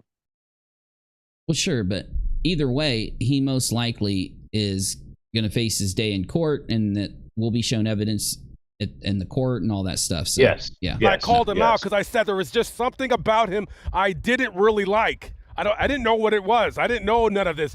I just found this out from another YouTube channel, The Clearer or The Clearly, something along those lines. I'll put the link to his channel in the comments so you can watch, because he went more in depth with her writing him writing her back, so forth and so on. So please watch his video. I'm going to have to read this. Give me a second, because I didn't read it as if it was him writing her back. Well, let me read it. And again, I'm not taking this as evidence yet. I'm sure if these are real emails, he'll admit it. He's not going to lie about it. So, okay. So So she says, I'm ashamed of my past. I'm also not ashamed of my past. I have a voice. I use it as much as possible. And your secrets are not hidden. So, okay.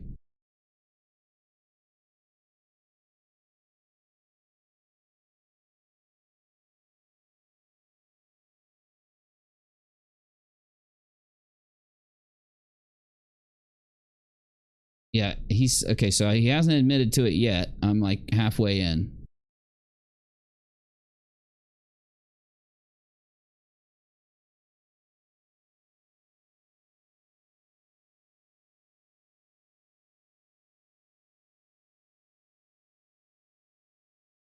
So this is weird.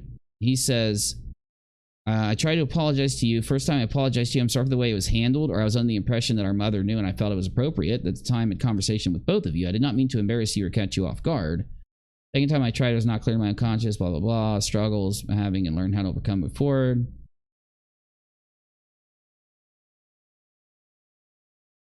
And my understanding is that other cousins have tried to have the same conversation with you. Yeah, none of this equates to him admitting to it. I'm sorry. Like, to me, it sounds like he's writing about something completely different. But who knows? Maybe he's doing that on purpose, right? He doesn't want to write an admission when he's writing her back if it really is him, so he's writing it in a confusing way. It's possible.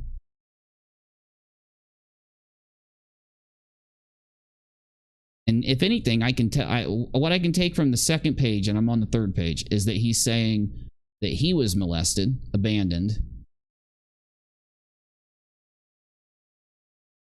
I cannot apologize for others or for anything that has happened to you in your life.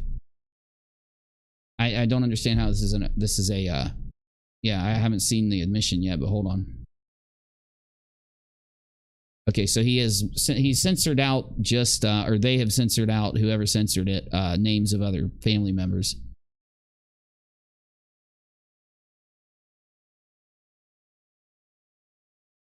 Really, Archer?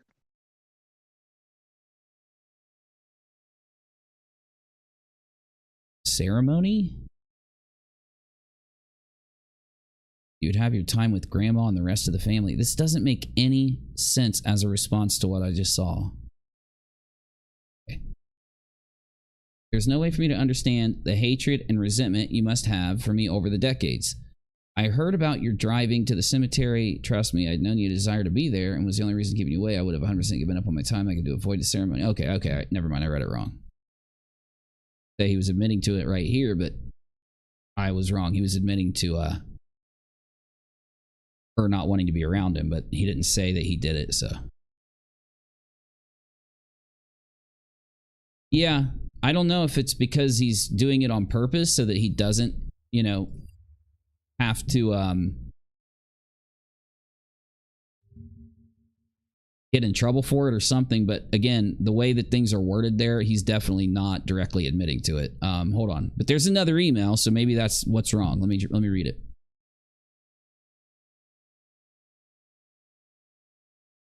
Oh, never mind. This is, I guess, supposedly, this is my issue too. If you want to show us that these emails are real, you would have put out the header information. So one of the main reasons why it's hard for me to be able to say that he responded directly to this email is that the header information is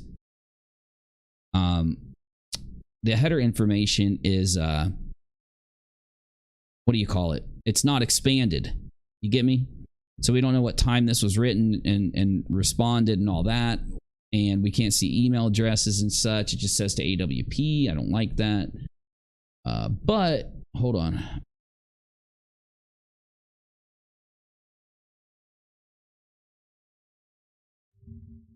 Oh, hold up. Okay. So then she responds. I'm going to skip what she says responding. I'll read it after the stream. But this gets me too. Your desire to have a 46-year-old male live the mistakes of a 12-year-old simply is not realistic. He was 17, not 12. Right? Yeah. And that's so according why, to the indictment, he was between the ages of 16 and 17 when it happened. Right. Exactly. And if you read these emails where he's responding, there are too many things that just don't even make a bit of sense. Like he's claiming he was 12 in this response. So, and then when he is responding, if you read the verb, go ahead. Well, I was just gonna say, like in the channel, the room you created, there's been some more stuff dropped in there, so it'd be good for us to look at it after the stream. Yeah, definitely. Everybody started to say that he had admitted to it in an email, so of course, when I scanned the emails earlier, I didn't see the admission, and I'm like, okay, I need to go back and read it, and I'm not seeing it. But hold on, let me just finish what I got on the screen. Yeah, so he's saying, unfortunately, your desire to have a 46-year-old male live the mistakes of a 12-year-old simply is not realistic. Thank God we are not forever judged for our actions as youth. I'm grateful many of us cousins acknowledged and stopped those sins which happened to us and those sins once committed as a result of grooming.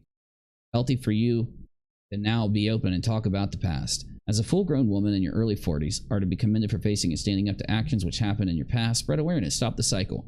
As we cousins within the family, we have our own grandchildren and children. Protect your own children and grandchildren to help the world a better place. Live in a society, acknowledge mistakes once made in the past, accept those proven to change. My life holds secrets. Everyone in my office feels your pain. It's in this email string. I don't filter my own emails. Hold on. In my office feels your pain and has seen the email string. Okay. They know me for the man I am and not the mistakes of a 12-year-old who learned to recognize the cycle and break the cycle many of us did. Okay. Yeah. I'm sorry, guys. There's something weird going on with these emails. And anyone that's read them would have to admit that, because he's responding as someone that was abused and was 12 years old. He's not responding as a 17-year-old that committed these acts. So I'm sorry. I'm not saying he didn't do it. I'm just saying that those emails aren't evidence that he did that. Now, of course, in the room, like Navy said, we got a whole bunch more emails. So if you guys are talking about other emails or something, I'm down to read them. Like live streams and stuff like that have happened too. So yeah. What now? There's a live stream, something about the entire team knowing about this ahead of time, and Menace dropped it. Yeah, okay, that's fine, but we still have to know what they know about. Okay, yeah, either that's what I'm saying. Like this will, yep. Right. Again, I'll be the first person to call him out and blast him as this when we have all the information. But before we went live, we were brought this when I think it was like 40 minutes till the stream. And yeah, if you look, we did go live. We made sure to talk for an extra 45 minutes. We were late coming into the stream so that we could go through all this. So I'll definitely take a look. But if you read the emails, he's saying that he was 12 when this happened, and he was abused and he was forced to do certain things by Mormons or something. So, I mean, I just read it with my own eyes. So, obviously, he could be lying. She could be telling the truth. She could be lying. He could be telling the truth. We'll find out really soon, and then we can get the truth out to people. The thing I'm criticizing the internet for, again, just like in these past stories, is that instead of going through it in a neutral way, looking at the facts on both sides, people will go in and act like they factually know something that's happened, or that they have some, thing immediately. And it's impossible for anyone to have that with the information that we have right now. Yeah. Yep. Not to say they don't have more information. If you find something that out there, like Navy said, there's a live stream, which I don't even understand how that makes sense. There's a live stream. Again, I hope the live stream is very clear about what they say, because either Jared is lying and saying that he also was abused. This is him being abused too. This isn't him abusing someone else. That's Jared's defense. I just saw his defense. His defense is he was 12 years old. So that's what he's admitting to. And you can see it in the emails if you just read them. The first 5 pages of them. So yeah, what he's admitting to there is he's not admitting to the charges from the police, which are that he was 17 years old, which most likely he would be charged as an adult, I believe, something to that effect. He's admitting in those emails that I just read to being 12 and being abused himself and being forced to do things. So anyway, Ozzy Trisha says a couple of YouTubers who are former law enforcement are standing by him. So, like, once again, this is very early on, and that's the problem, right? And I urge everybody out there not to go out and pick a side and just go with anything. I urge you to sit down, and before you make up your mind, to look at everything and allow for us to, without you seeing, like again, it's very easy for someone to read like these emails and say, oh my God, he admitted to it, without looking at what he's actually saying and getting the context. I urge you to get the context. I urge you to make your mind up from a educated place and to call out the perpetrator. Do what you want to do. You want to make a video calling out the perpetrator, the person that's wrong, the person that did the wrong thing, do it. If it ends up being that he did this, call him out like crazy. If it ends up being innocent, call the other person out like crazy and defend him. But definitely don't just jump, head first in. There's no possible way you could even spend a half an hour, 2, 3 hours and come to a conclusion. You need to have enough time to actually go through and think about it and go through things for a while before you would ever be able to make up your mind. So, okay. I think we're good. Are we good? I was going to play some video games, but. Yeah, I mean, if you want to, you should. I mean, people enjoy the games.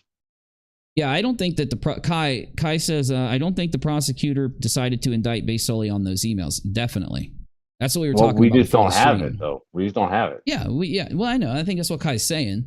Yeah. So, you know, we can only make up our mind up off of what we have.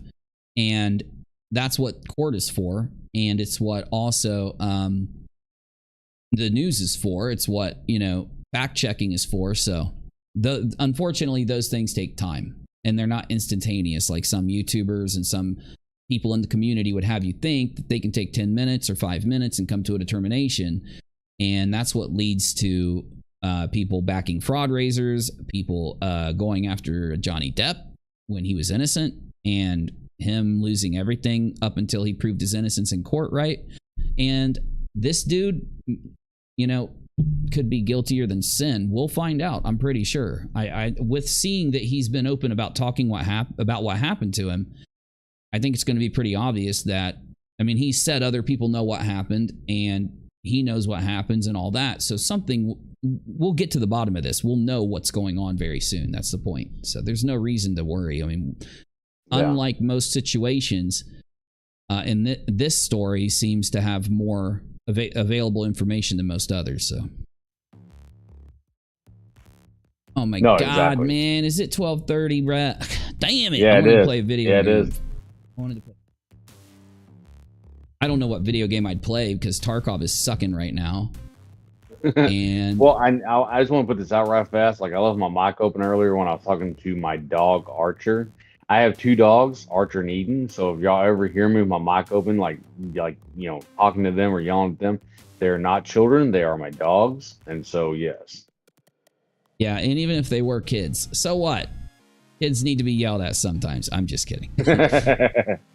Let's see.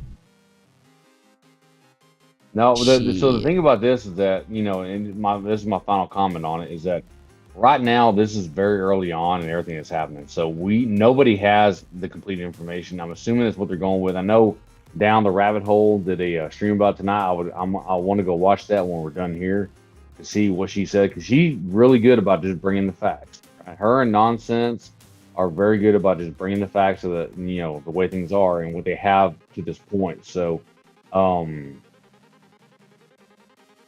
and I'm hoping that maybe they have some more, you know, evidence that sheds light on, you know, any kind of aspect that's going to be, you know, expand upon the little bit that we have here. And so maybe they do. But right now, for anyone that's making comments in the live chat and all this kind of stuff, like, it's very early on. Uni is not taking a side. No one's taking a side here. I haven't taken any side. In fact, that was my point. You can't take any side here. And so I have no clue why people would be making comments in the chat. Why? What'd they say? I was reading. I didn't see it. Nothing. It was just like, I think Gabriel was like, you know, what would you say, Uni, if your cousin had sent you an email, you know, making these claims and all this kind of stuff? It's not even about that. It's the fact that, like, you know, it's too early on. Okay, like, hold on. Like, I can respond to that. Okay, so in the email, what I read is that the cousin wrote him stating that in the beginning that he had done sexy with her, okay? And then Jared wrote back and said, I know, it sucks. I was 12 and we were forced to. We have all stood up to try to stop the cycle of abuse we experienced in our family, in our, I think he said Mormonism. You'd have to go look. So the point that I'm making is, if you read his response and you read what she said, he's not saying that they didn't sleep together or something. He's saying that he was 12, she was 9, and that, or however old she was, she said to be 9. The indictment says he was 17, so Jared could be lying. That's my point. Jared is not admitting to sleeping with her when he was 17. He's saying it was when he was 12 and that he was also forced. That's all I'm saying. So, hey, no, I am your #1 fan. Thank you, Lauren. So, I mean, we just have to be upfront with what's written there. Now, again, read it yourself and tell me if I'm wrong, but I think I just read it twice. I'm pretty sure that I got it correct there.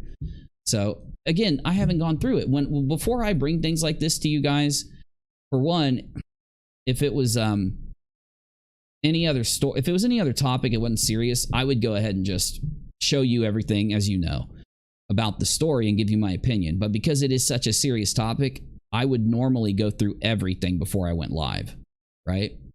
And I unfortunately don't have the ability to do that. So this story only came across our desk, and it was only about an hour old from the sources I looked at while we were prepping. So what we did was we did prepping over up until maybe we were late about 45 minutes, and then we came in. So yeah. Now, I don't know why I can't get this damn game to work. I'm going to try one more time, and I'm going to go offline if I can't get it to work. If I can, I'll play the game for a little bit. Okay, so let me shut everything down here from Steam, because for some reason, Risk of Rain will not shut down. But yeah, that's all I'm trying to say. I'm trying to say that people said that he made a confession in the email, so I read the emails, and he said that he confessed to being 12 and also being a victim of abuse. Like, he was abused with her is what he's saying. Is he telling the truth?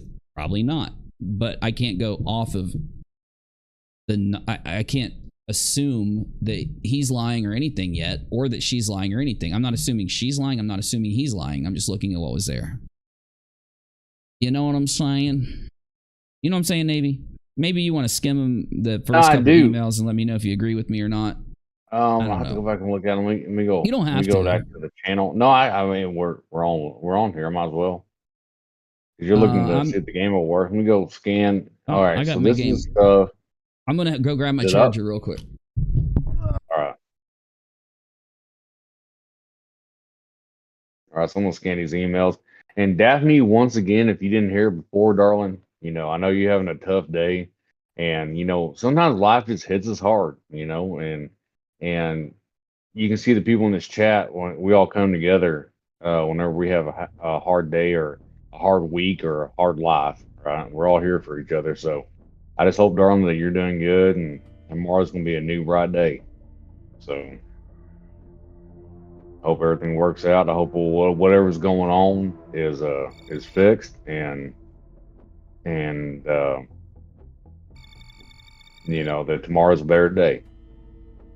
Entertain you, Kai. I don't know what you want me to do to entertain you, other than just talk a little bit until Uni jumps back in his chair. But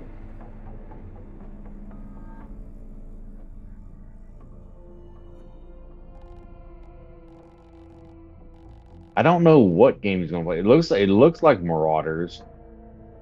What game are you playing, Bubba? I loaded Risk of Rain, but I mean, I'm down to play anything. I just don't want to play Tarkov because it sucks right now. Like, no one's playing. Like, the lobbies are empty, and it's like the same game. It's just that they have added nothing to the game in 6 months. Everybody is bored. We've been doing the same thing in Tarkov for a year or more, and they will not add anything new or do anything for the game. So everybody's been bailing on Tarkov. It sucks because I love the game. What are you gonna say though? Oh, nothing. I was gonna respond to Sharice. She asked me how the German festival was. I didn't go today. I may go tomorrow, or I may hold off until next week. It just depends on next weekend, because it depends on what's going on. I have a couple of things I got to do tomorrow.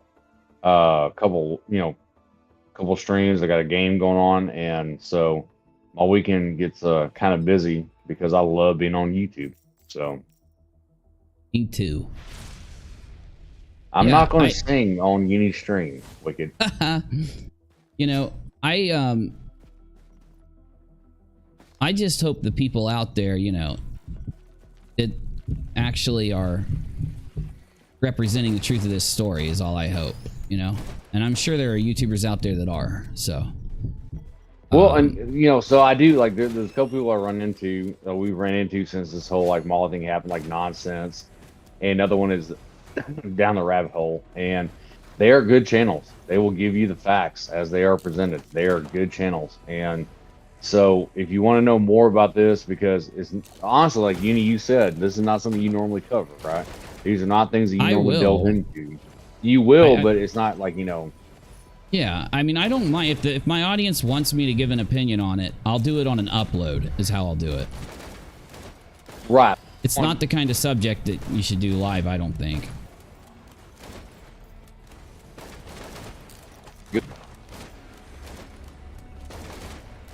Well, I mean, like, I go back and forth on that. Like, I may disagree with you on that aspect and certain aspects, depending on who you can bring on, right? Yeah, okay. It's too early in it only being like an hour old to do it live, is what I'm saying. Not that you shouldn't talk about these subjects. I'm sorry, I said that wrong. I get that. I get that. Boo Navy, says Wicked. Yeah, because I won't sing on stream. What? Well, I don't know why y'all want me to sing so dang bad. They must like your voice. Right. Oh my god, oh my god, oh my god, oh my god. The talking voice ain't a singing voice. I'm saying. Dude, I almost died.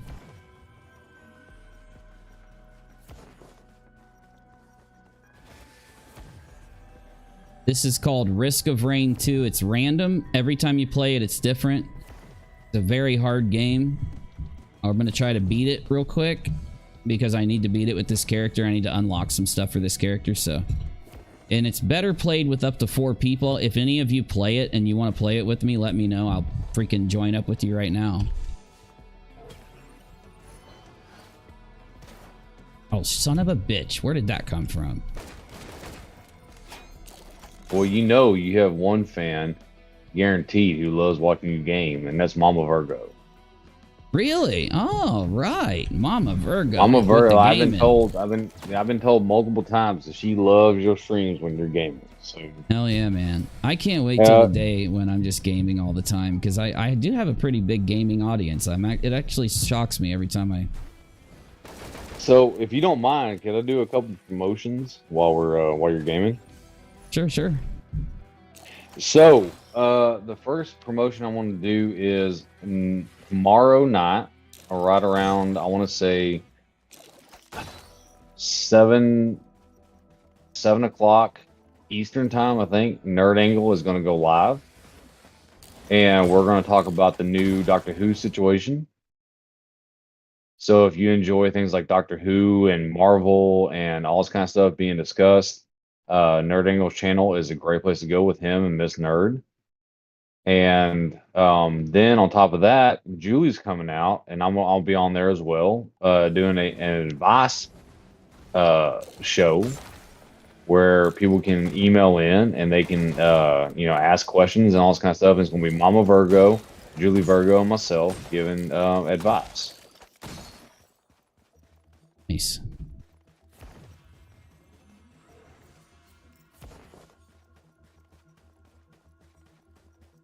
Let me know so I can share them when they pop off. Yeah, we'll put them in the promotion room. We'll drop them in general as well. Yeah. So if y'all want to get, if y'all want to do a Dear Abby, that's going to be on Julie's channel. And then if you want to hear about, some of the same stuff that Uni and I talk about here, like reviews of things and different shows and stuff, then, Nerd Angle's a good channel to go to. And him and his wife, and then every now and then, as a special treat, Baby Nerd will pop up, and they do, live cam, and so you can see Baby Nerd pop up and give his opinion at his very young age on everything we're talking about. It's adorable. All right, I got to kill a boss with that rifle shot, and I got to hemorrhage an enemy 20 times and then kill him. Oh god, it's not gonna be able to do it with this dude.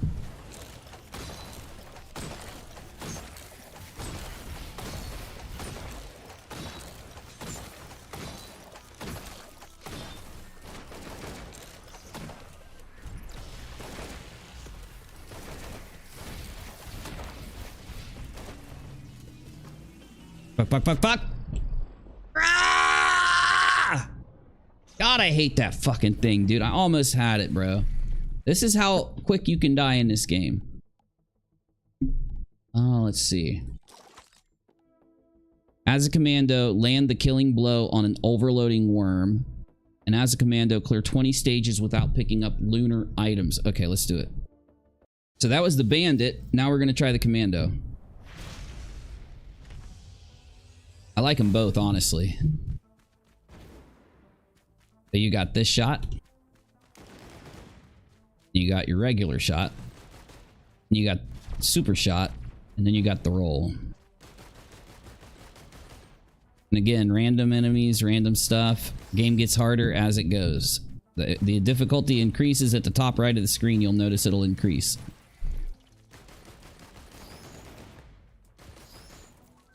You get enough money, and then you buy items, and those items are what power you up and give you different abilities.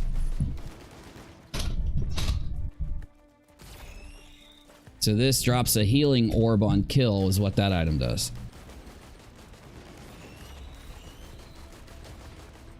Son of a bitch.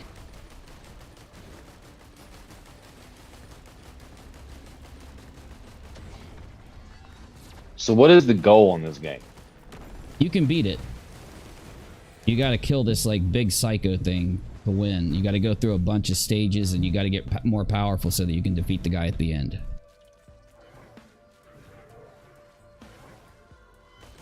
As you play, like I said, it gets harder and the enemies get bigger, and they can be huge, bro. Like, they can be the size of the screen. Like, they can be huge. It's crazy how big they'll be, and they can literally kill you in one hit. And you gotta just, like I said, it's extremely hard game. Nice. So a lot more people would rather watch it than play it. But yeah, sorry. So Rage has been telling me y'all been watching Peripheral on Amazon. Yeah, and I mean, I like the first episode or two, and reduce the damage the first time you're hit, so I get this shield until I'm hit once, and then it regens. See how it went away? It'll come back. Yeah, and I like it, but the last couple episodes were so damn boring. Like, I don't know, man. So what is this show? What is the show about? Like, I haven't watched it yet. She's begging me to watch it, and I just haven't done it yet. It's good. So this girl, and it's the girl from Kick-Ass. You know, the young girl from Kick-Ass? Yeah. So what is her name? You know who I'm talking about. So she ends up, her brother gets hired by a company to test this new I have watched the first. Yes, I have. Yeah, I've watched the first episode. Yes, and she ends up, because she's a better gamer than he is, right? Yeah, she does it. But what ends up is that the it's not what they thought it was. It's not like a VR technology that literally takes you into the game. It's actually a time travel technology. So you go into the is it time travel? I thought it was just like putting you into bots.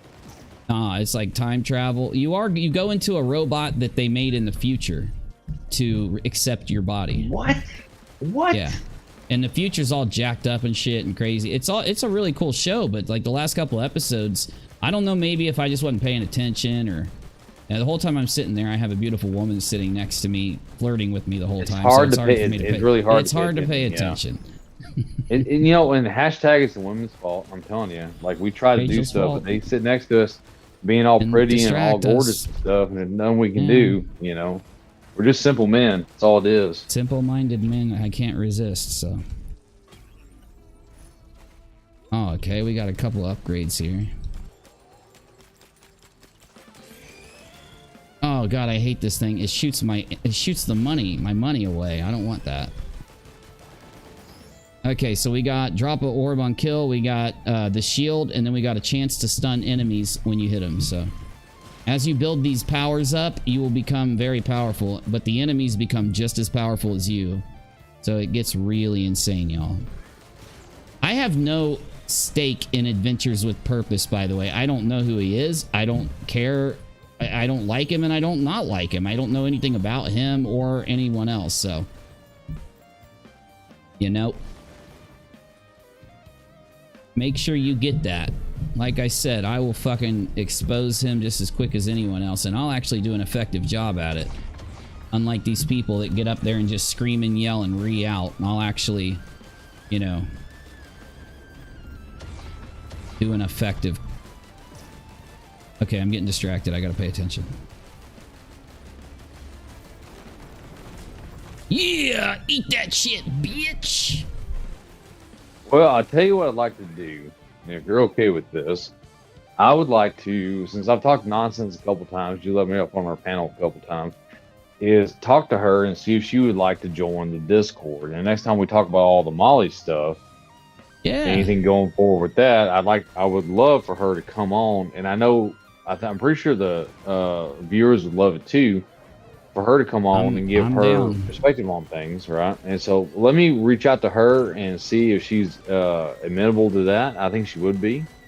And I am good. My thing is I just get really busy, so I'm always either hanging with my kids and family and gal, or I'm making working on edit uploads. I'm recording footage, I'm processing footage, so or live streaming. So like, it's not that I try to ignore other creators or anything. I'd love to have any of the other creators out there come on. Rabbit Hole, Nonsense, Jolie, AZ, anyone that wants to come on that is honest. All I care about is that they're honest. I'm not going to have some dishonest YouTuber come in and just lie their ass off and use my show like that. Now, I will let them on my show.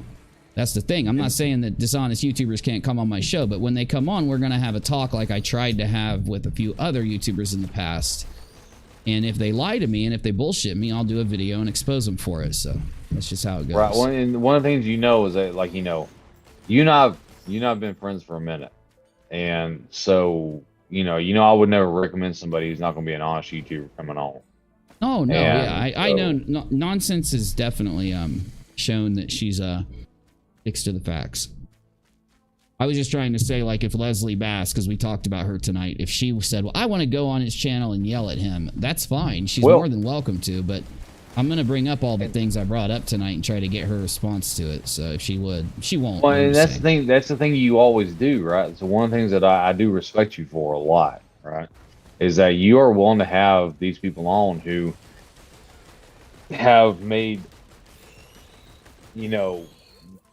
defamatory statements about you, who have lied about you on and on, on and on and on, but you're willing to have them on to let them express their side. Because the thing is, one thing you understand, and I hope that the viewers understand too, is that the only way to expose the bullshit is to have both sides presented. And if you are not willing to present both sides, then your point of view is basically running a fraud raiser. Now, don't get it twisted, though. At the same time, there is one other caveat. There are creators out there who will try to bait me by just blatantly, with no logic, no reason, lie about me or defame me or something. And those are the people who I will ignore. So, like, someone like Leslie, who's actually...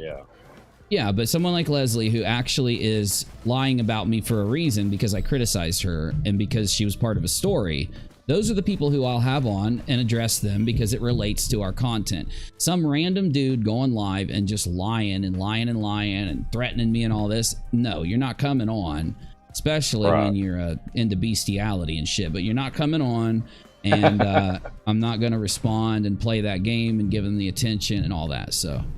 Yeah. Because that's the way they do it. No evidence, You get certain people out there who they look at other YouTubers and they try to find a YouTuber who they can bait, who they can hit like out of the blue for like no reason, with no logic, with no evidence, and who is more popular than them, who has more subs than them. Sure. And they do it for content. If they can get that person to either respond or even just say anything, then they will, of course, be able to make some form of money or whatever off of the attention they get from it, some type of anything. Whatever they can do, even if they just attract other haters of that YouTuber, they've accomplished their goal. And don't say there aren't creators out there that are that desperate. They are out there. Like right now, they're out there. They're desperate. Right now, like literally right now in this day and age. Like, careful. Gotta be. No. I know better. I'm just saying, like as of this day, they are every day. There are people out there that do this all the time. Yeah. I mean, look at Mr. McLobster. I'm not supposed to bring him up because he is that kind of person. He was relevant to an old story, and he was running fraud raisers and doing all this shit. No, I don't mind. I showed a picture of him tonight. I meant on the game. Oh no, I got it. Nah, I got this shit. I'm a gamer. But yeah, I showed that picture of him tonight, so I don't mind bringing him up for a second. But he's someone who fits that bill. Like for a good while there, he went back and forth with me because it was profitable for him. He'd convinced his ignorant audience into actually believing that he was honest and that people were lying on him. Now, that turned very quickly when they realized that he was stealing their money and running fraud raisers. Then they had to eat crow and realize, oh shit, Uni was like literally warning us and trying to like tell us this whole time. Hashtag Uni was right. Yeah, and so after that fizzles, right? After like something like that resolves, and I go on to talk about other things, you'll notice that people like him will then, and that's why I have that rule that I try not to break, where I don't bring him up, because after something is over that involved him, he's going to try to bait to continue the fight, continue to get clicks off his side of the fight and all that. And in reality, there comes the point where you have to know when a YouTuber is trying to bait you and do that bullshit, or when they're actually trying to respond. So, you know, I'm pretty good at it, at least. So, well, the funny thing is, and you talked about this a couple times, is most of the people we run into nowadays don't respond with anything that would be, you know, considered a good response, right? Like, there's no actual, like, you know, okay, I want you, like, you put out this evidence, right? Yeah. Well, you put out this evidence that I did this and a third, so I want to respond to you with the counter with my evidence that I did not do that. They jump to things like vet bashing and, you know, like body shaming and all this kind of stuff, and it's hilarious. It is, because the reason why it's funny is because they don't realize that that's the trap in commentary. Commentary is based on people being honest, or their commentary is fucking irrelevant.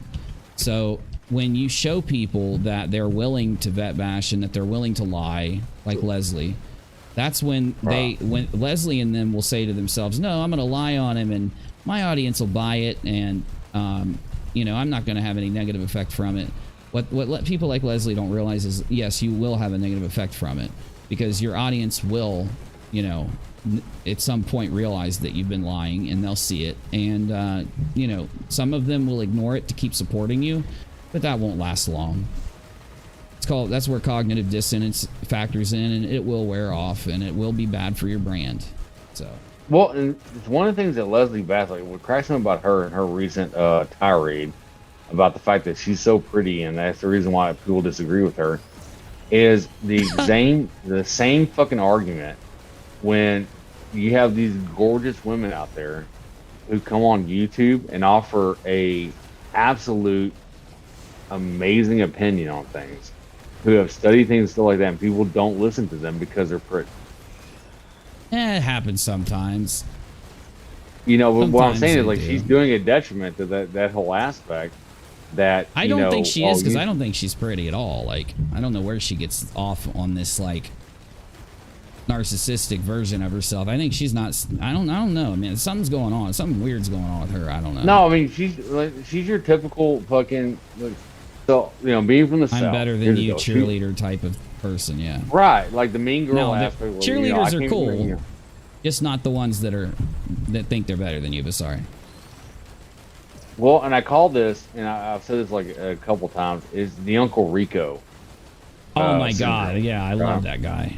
I miss that guy. I need to watch. That's that what show it is. again. Like, you think because, you know, someone thought you were cute in high school, that somehow it transcends into your adult life. You're right. It It's don't the work Uncle that way. Rico syndrome. Holy shit, bro. We have to remember that. That's a good one. That's a good label for that syndrome. It really is. And that's what it is, because, like, you know, I was like head cheerleader in fucking high school, but now I'm 40 years old. I'm still like fucking head. No, you're not. You haven't been head cheerleader. No, Leslie's for, actually you know, 20 48. years. You didn't know? You didn't know? Are you serious? Is she 48 years old? I'm just fucking around, dude. I'm being silly. I know she'd get mad at me saying that, so I'm just trolling. There's nothing wrong with being 48, by the way. I know Leslie would flip out about me saying that. But, you know, that's what it is. This idea that, like, you know, I was, at one point in time in my life, I was popular. And so that must carry on to the entirety of my life. Well, and it doesn't, though. Well, she's trolling. I mean, that's what she's doing. And basically, it's this thing where she's half trolling and half trying to reassure herself. So it's a cringe response. And it's why I kind of, like, enjoy the fact that she chose that response. That's why I did the title and the thumbnail like that, you know? It's me, like, memeing on the cringe response from her. And is Yeah. understandable. Yeah. The thing is, like, I don't like going that route because it's easy enough to respond to, you know, everybody that looks at her saying that, they're like, oh, come on. You know? Come on. Yeah. Like, are you really that fucking up on yourself? Like, even people Like, that you ain't- like you ain't- her are thinking that. So, You ain't nothing You know. special, right? yeah. And It's like when I'm we not make saying, the like- joke. Go ahead, sorry. Oh no, I was just gonna say, like, here's the deal. Like, I'm not saying she's not ugly, right? But she ain't nothing special, you know. Like, she Okay, ain't nothing, be careful. you know, to Be write home careful. about. Be careful. We got to be Well- careful with describing people's looks and stuff here, because they'll flip out and try to use it against us. So Right, but what? Well, I think, like, you know, okay. it's in response to Um, what she said, so it should be appropriate. Yes. Yeah. I'm not saying That's what I'm saying. I'm responding to we what, should just. like, I know her- we should just avoid it, though. Is all. Yeah. But, But, you know, you are correct. You are correct. That's it's. well, I did preface it by saying she wasn't ugly, right? I know. But, you know, it's not about her and how she responds. It's just, you know. But anyway, the thing is these things are what they go out on Twitter and spasm out and throw out there, and they try to create that little bubble that when it does work for them when they're fighting maybe with a drama YouTuber and they're going back and forth with the drama YouTuber. You know how Molly does it, and she'll, like, when she's fighting with, like, backwoods bum, she'll talk about how the person needs to get, you know, they're jealous of her $42,000 6-job boobies and stuff, right? So, you know, maybe it Fucking works. torpedoes. Yeah, in those kind of situations, it might work for her or for Leslie or whatever. But the thing is, when you're talking about MARVON MCCRAY and the fraud raiser and the death hoax you perpetrated, to respond in the way she responded in this situation, it looks really narcissistic and really bad for her. It looks really disrespectful. Here's the thing. The point is, when it comes to this, when it talks about, you know, people talk about, like, you know, people's looks and all this kind of stuff, the only people to bring up the aspect of how they look is them, because nothing you've said, nothing I've said, when it came to the actual they try to criticism. do that. They insult Katie a lot. They try to Well, put her down for her that's looks. but when anyone actually criticizes somebody, like a legit criticism, like you put out, and when you and I talk, Yeah, and that's what I meant a second ago. it never goes. It never goes. Yeah, that's what I'm saying. Like, so it never goes to an aspect of your physical appearance. Yeah. The only Now, the what? Yeah, go ahead. the only ones that bring that up are them, Yeah. as a deterrent to the fact that they cannot answer the questions that you put out there to answer your criticism. Exactly. Well, you know, they say something about how I look. No one said anything about how you look. What we said was you weren't smart enough to answer this question.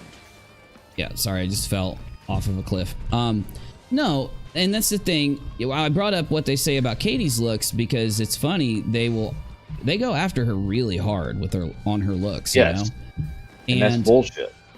It is, and the reason it's bullshit is because if we had to line up, you know, the people that are all attacking each other over their looks, you know, you'd have to take out a bunch of the ones that insult Katie's looks because they're anonymous accounts, or they're someone like Drama Girl who uses, like, a picture of her from, like, 1963 or something. So you can't really use them in the lineup. Though the ones you can use in the lineup would be like Molly, well, let's take Molly out, but Katie and Leslie. So let's, you know, Katie and Leslie, out of the two, I've never seen Katie go at Leslie for her looks or anything, but I've definitely seen Leslie do it to Katie just yesterday or the day before. And what I'm trying to say is, if we had to put Katie and Leslie, you know, on a line, have them stand on a line and say, okay, we're going to put the prettiest one on the left and the non-prettiest one on the right. Honestly, I think Katie and Leslie, if I'm being honest, would be equal in their looks.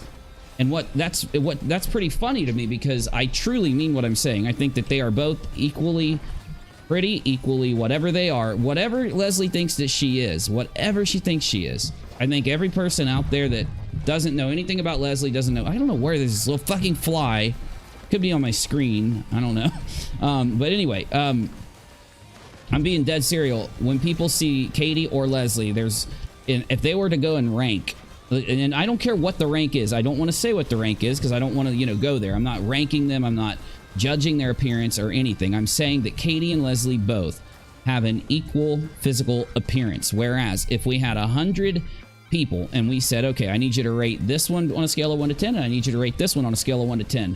I think that the average would show the majority would give both of them the same score. And for Leslie to continually say that Katie is got problems with her looks and all this stuff, it's like you want to look at Leslie and be like, are you like blind? Do you not realize that, you and Katie are of an equal prettiness? Like, you get me? You know what I'm saying?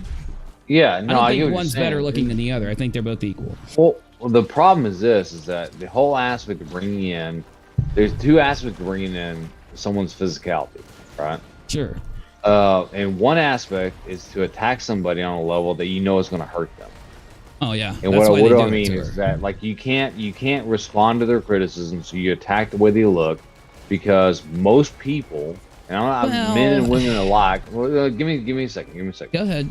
Most people are, conscious, like self-conscious of the way they look, right?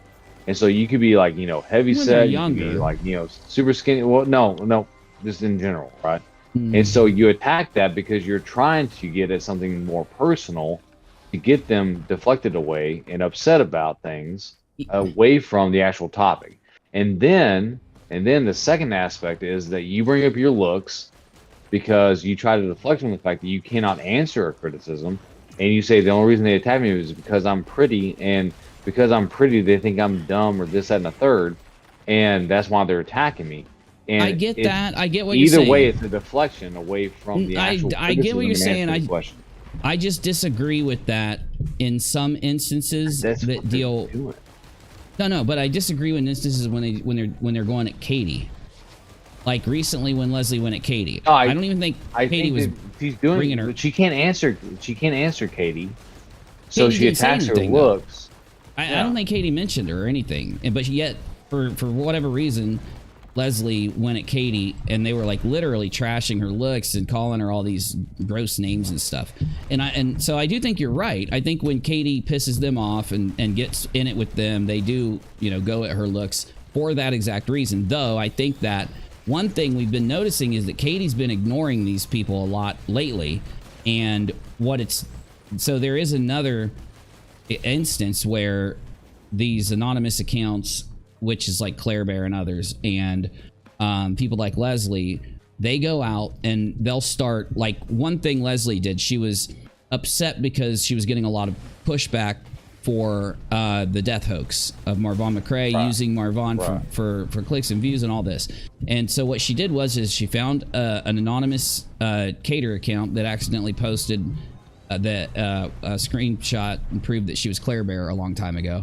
And they start shit-talking Katie as the reason for the thing they're getting blamed for. Katie's the one that disrespected MARVON, not me. Katie's the one. And then they start attacking her looks. So I think what they do is they definitely have created over a period of years this almost like psychological relief when they attack Katie for something, even when she's not responding to them.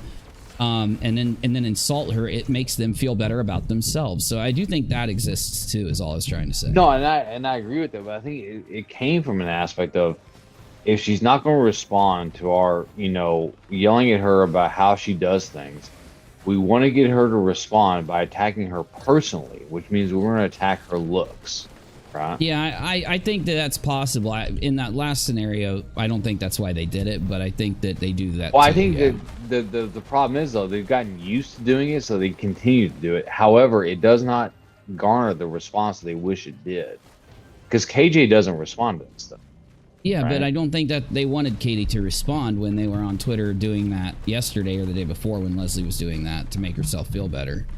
Dude, I don't think she was. But I do agree with you that it makes them feel better to attack her looks. Yes, I do agree. It's like a bully complex. Yeah, no, and it's the mean girl aspect, right? Mean girl, yeah. Bully, mean girl. Once again, mean girls are bullies. Yes, yes, but it's that's the whole trope that's being used, is when women attack each other over their looks. A lot of it has to do with this mean girl aspect, and so no, I agree with that, and I think that it does allow them to feel better about themselves by denigrating her looks, so they feel better about how they look. Right? Yes, whether it's true or not, makes them feel better, and that's why they do it. And that's all I was trying to say. The funny thing is, yeah, go ahead. Well, and that's the funny thing, because that's how you know that these creators are super self-conscious, like Leslie Bass, right? Is because if you're not super self-conscious, you would never refer to your looks or anybody else's looks as a point of, justification for attacking someone. You wouldn't go mean girl like that on Katie, if it wasn't projecting. And you would never assume that people who don't like you are just jealous because they can't marry you. Like, how fucking dumb is that? That's the dumbest shit I've ever. Are you fucking serious? Like, if people disagree with you because they're all good. It's cringy delicious, bro. Is what it is. Like, I would die alone before I would marry somebody like Leslie Bass. Okay, careful. I know. I don't want to get a strike. I don't want to give her a strike. No, it doesn't matter if you can explain it. If you say things that'll be taken as if it's trying to put down her looks, I can get a strike for it. Is why I'm stopping it. It's not because I don't want you to. It's just. But it's not about looks. It's about her I entire, know, like, but it's whether or not they can take it that way. Is how you got to look at it. All right. Yeah, because it won't matter if they try to strike it. In Minecraft, right? Okay. Yeah, let's just move on though, because we've hit it a lot, and while I think you've hit the best point of the conversation, which is that this whole thing about now her thinking that, and we're saying they want to marry her, of course, but it's just that replaces it. That's for that statement that Leslie will make sometimes or claim. It's the statement where they say because they're attracted, they want to bang. So instead of saying want to bang and all this and being graphic to any extent, we're just going to go with marry, because that's what they're saying. They're saying like that we're attracted to her, and that's why we're criticizing her or talking about her, Yeah. Correct. Yeah. And because she won't give us attention, we're, basically being stans, right? Reverse stans. There you go. Well, which is funny because that's what they are with Katie. Well, a stan is someone that supports. No. What? No. Yeah. No. I know what a stan is, as in the Eminem song "Stan," who stalks him down and all that. It's just lately in internet culture, for maybe like the last 4 years, they've used stan to refer to the people that support like Dream and all these other people. So the term is morphed. That's wrong. It's wrong. I'm telling you, man. Go look at. That's what they call them, Dream stands, and they're not. Are you serious? Well, they call them that because they end up obsessing and loving over him so much that they do turn into those kind of stands. The negative aspect of stan. Yeah. No, they don't turn into haters. They are so in love with him that they go and they look for pictures of him, and they try to find his house, and they constantly talk about him, and they want to marry him, and they love him and all this, and they just get obsessive over it. And that's how the Dream stands are. They're not hateful in any way towards Dream. They would literally die for Dream. What do you call the person who was a simp and then gets rejected? What is the new term for that? Those are still, that's like, the 5 years ago, they would have been called a stan, but because of the Minecraft world, unfortunately, they've pirated stan to also mean a hardcore diehard supporter. It's a hater, you're a simp, or you're a stan, or you're a hater. Yeah, I mean, you can still use stan in that way. I'm just saying that a big portion of the internet is also using stan to mean a diehard supporter. So that goes obsessive. So yeah. So okay, so I'm old, right? And no, it's not that. It's just that you probably haven't spent any time in the Minecraft community like I have. So I have zero time. Like I'm a nerd, don't get me wrong, but I'm not that, I'm not a Minecraft nerd. Being a commentator like I am, and considering I've played Minecraft since its early alpha build, back when it didn't have anything but blocks, like no animals, no underground tunnels. I don't even know if it had water back then. I unfortunately have to keep an eye on all communities, so Okay, so let me, I guess, like explain what I mean by stan. What I think we know. pretty much. You know, the Eminem version, right? Right, the Eminem version of stan, and that's what happens with a lot of these people. They become the anti-fan. I don't another way to say it, right? So I mean, they do become they simp so hard, and they get rejected in their mind that they become the anti-fan, right? Yeah, sure. The problem with people like Dream is that they've got like 30 million subs, so there's no opportunity for rejection. There's no opportunity for interaction. It's never going to happen. So they're always just going to be this super uber dedicated until they grow up a little bit and move away from it. That's how they're going to be. So they don't really go full stan. Like that's why like that's why the description of stan has changed a little bit, I think, is anyway, it's not worth going into too much. But son of a bee, I am gonna die already.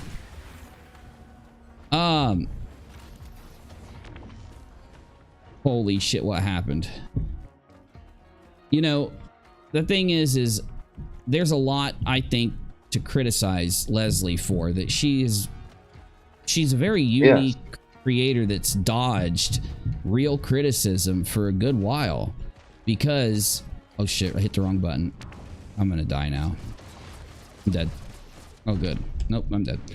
She's dodged criticism over being like, you know, when she would get into not many creators will literally beg for forgiveness, you know, and that was rare to see. Every time that she got into one of those kind of pinch situations, she would almost get, I don't know, whiny with the way that she's like, no, I didn't mean it, or I'm not gonna do it anymore, stop it. So a lot of fake fucking Southern bullshit. And it would, I think it causes creators, especially myself, to get off guard.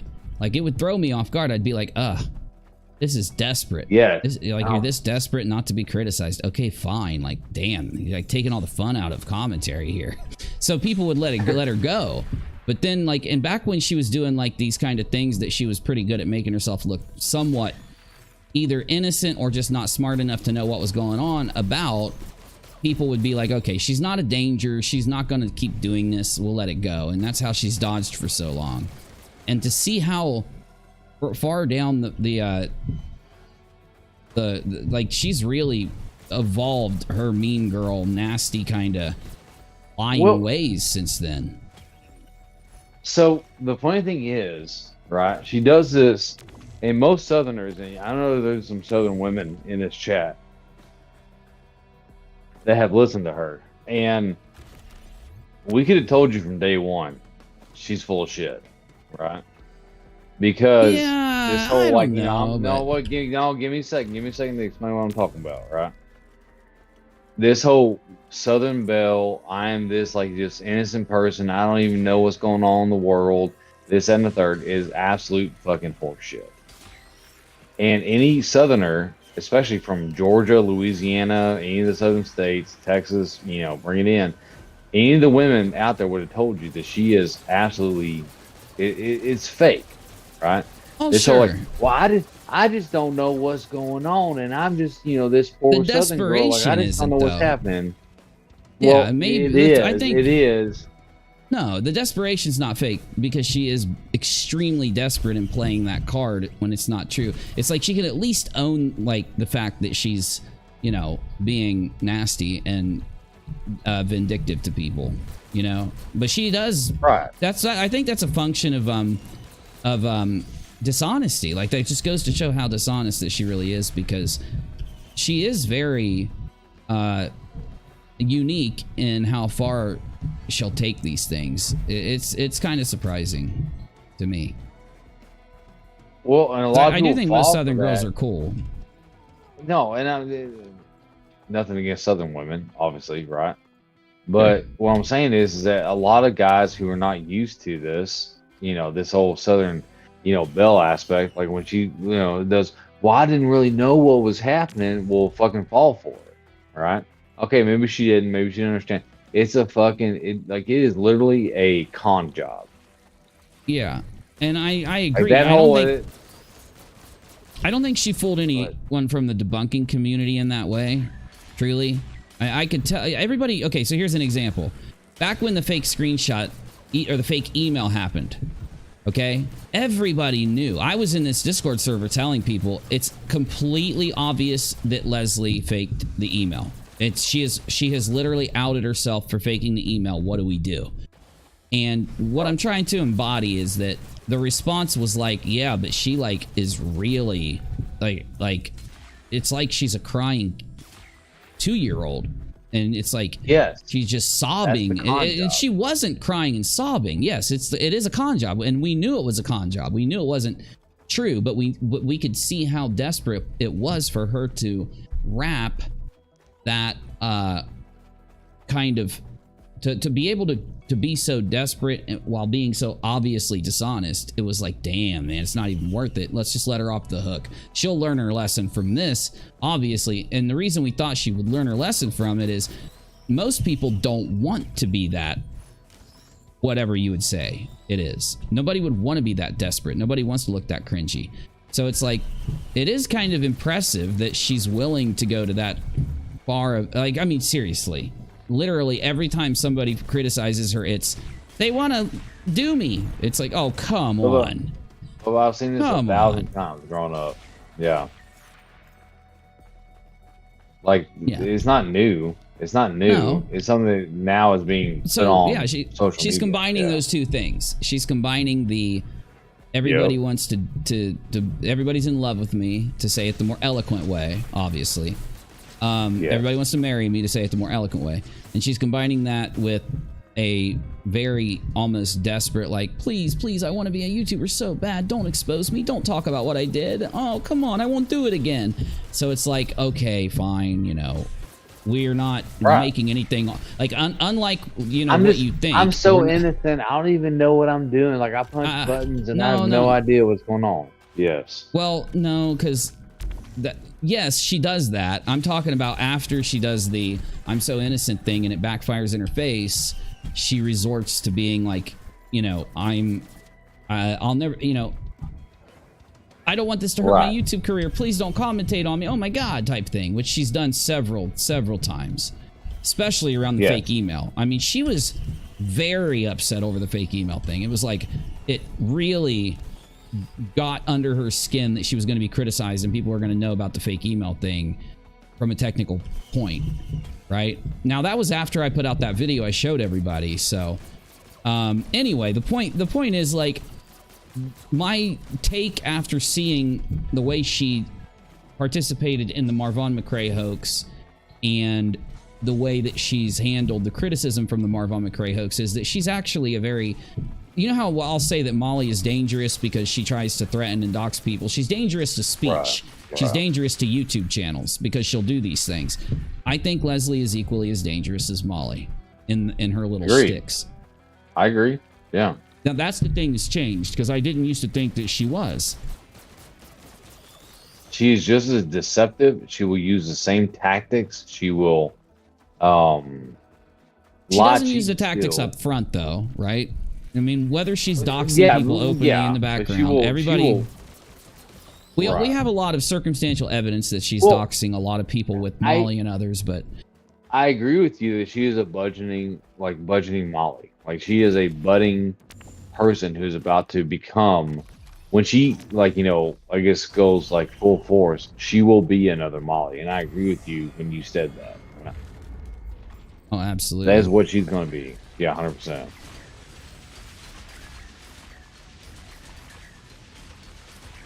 So, because here's the thing, what's going to be funny is in, you know, 2 years from now, right, when Leslie Bass is in front of somebody's house yelling about how they're, like, you know, the, you know, murmurers and all kinds of protesting. Stuff, right? we're gonna pull up the fucking stream where she said that she disagreed with all the people doing this when Molly was doing it, and but that's the way it is, right? That's the way it is. She only said that. Go ahead, sorry. But She no, only I'm just said saying, that due like, to the we're- criticism. Are you right? And then we're gonna pull up this fucking stream because the internet never forgets. Well, that I'm going to pull you up the said, stream. Yeah, that I said that she's a budgeting Molly. Yes, that's what I'm going to pull up. I'm going to say I was right. and I'm gonna right now. I'm saying it right now. In 2 years from now, she's gonna be in front of people's houses, Yeah. yelling and screaming stuff, right? Or she'll And be we're gonna being be able outed. to pull up, right? And or she's gonna get arrested or whatever. And we're gonna No. pull up the stream where she said people shouldn't be doing that. And Well, here you go. And I'm gonna, you know, well, also, she'll be outed for, you know, doxing like Molly does. In my opinion, she's gonna have a lot of these little Molly events. Oh, now, she's getting worse. Like she is. No. She's like, yeah. Yeah, Go ahead, because sorry. Molly is where... No, you're fine. Molly's where she's at with the doxing because it's been a long pattern of behind-the-scenes doxing that became habitual and repetitious to lead over periods of time to where she's already been exposed for doing it and caught over and over and over for doing these doxes and other things to the point where there's no sense in Molly even lying about it or hiding it anymore. So it's a lot of people that dox and do these kind of things never get that far where it's like out in the open. They just do what Reds and Steve did and get busted for it.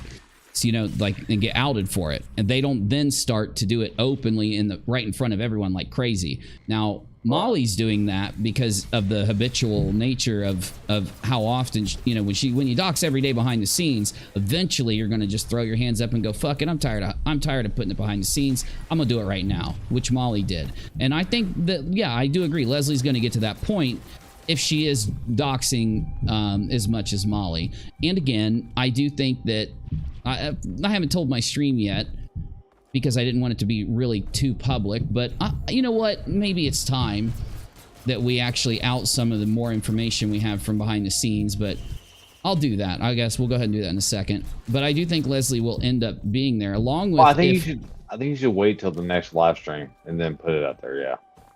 Well, along with, you know, if Charlotte is involved with what we've been told also, then I think Charlotte could get to that point where I don't think Charlotte would ever turn into the Molly... What am I... Okay. Or the Molly... fell off a cliff. I don't think Charlotte would ever get to the Molly place where it's like doing it out in front like crazy. I'm just saying if she is involved with what we've been told is going on and what we have a little bit of evidence for, yeah, I think Charlotte would have a slip up here and there in the future because it's always goes that... You never... It's not that you can't stop yourself. It's not that they can't stop themselves. It's not that Molly can't stop themselves. It's that they're not going to profit. They're not going to have their gains unless they keep doing the things that they're doing.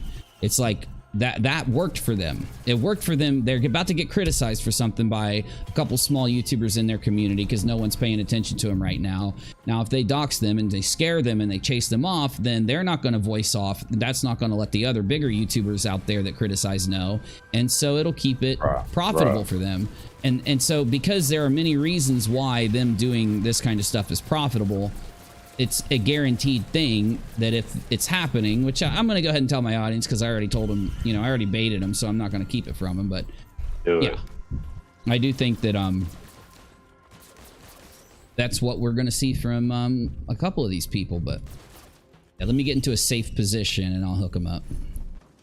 Ooh, okay. I got the Sommerang. I haven't had this for a while. This one's really cool. Let me use it. I'm glad you're gaming though. Like it's been a while. Me too. Like a gaming stream. I want to do a lot of gaming uploads too because I got a lot of good footage that I'm collecting. we got to do the fucking commentary on different TV shows and stuff. Like I mean, I've been doing it with Nerd, but I've been waiting to do it with you as well, right? Well, I want to get the videos that I've recorded of Misha giving some commentary done, and we will because I just want to get myself pushed behind. Like Doc Misha is a fountain of information. It's amazing. Definitely. Okay. You know, one thing, and I can say this like 1,000 times over, one thing I love about being in this community is that we have just a, you know, cornucopia of different people. And like you can walk into a VC and like learn about, like you like with Doc Misha, she comes in. And for anyone who's not, you know, in the Discord, she walks in and you can literally get a free history lesson that you have to pay like, you know, roughly, you know, $1,000 for or whatever, you get it for free sitting in VC with her. Well, She it's will because talk- of you wouldn't have that opportunity without the UNIRock community. Don't forget. That's what I'm saying. That's what I'm saying. Like, this I know. community is so amazing. It is. That you have people we that got some are- good people. We do. Like, literal, like, we have multiple PhDs that will talk about this stuff, like free learning. Well, and they're You not know, doing it for no being in reason.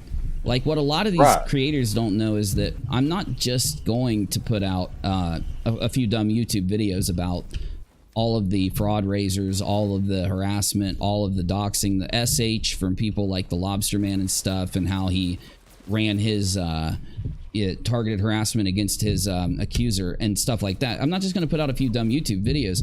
We're going to actually try to, you know, put out some papers and some studies and some results to all the data that we've collected in a professional way, so that it can be of use to other people in the future. So I do think that you know, we're doing something that will make a change in the future, just for maybe this little corner of the internet, not the world, but it's So still going to be a one good of the thing, I things that- think.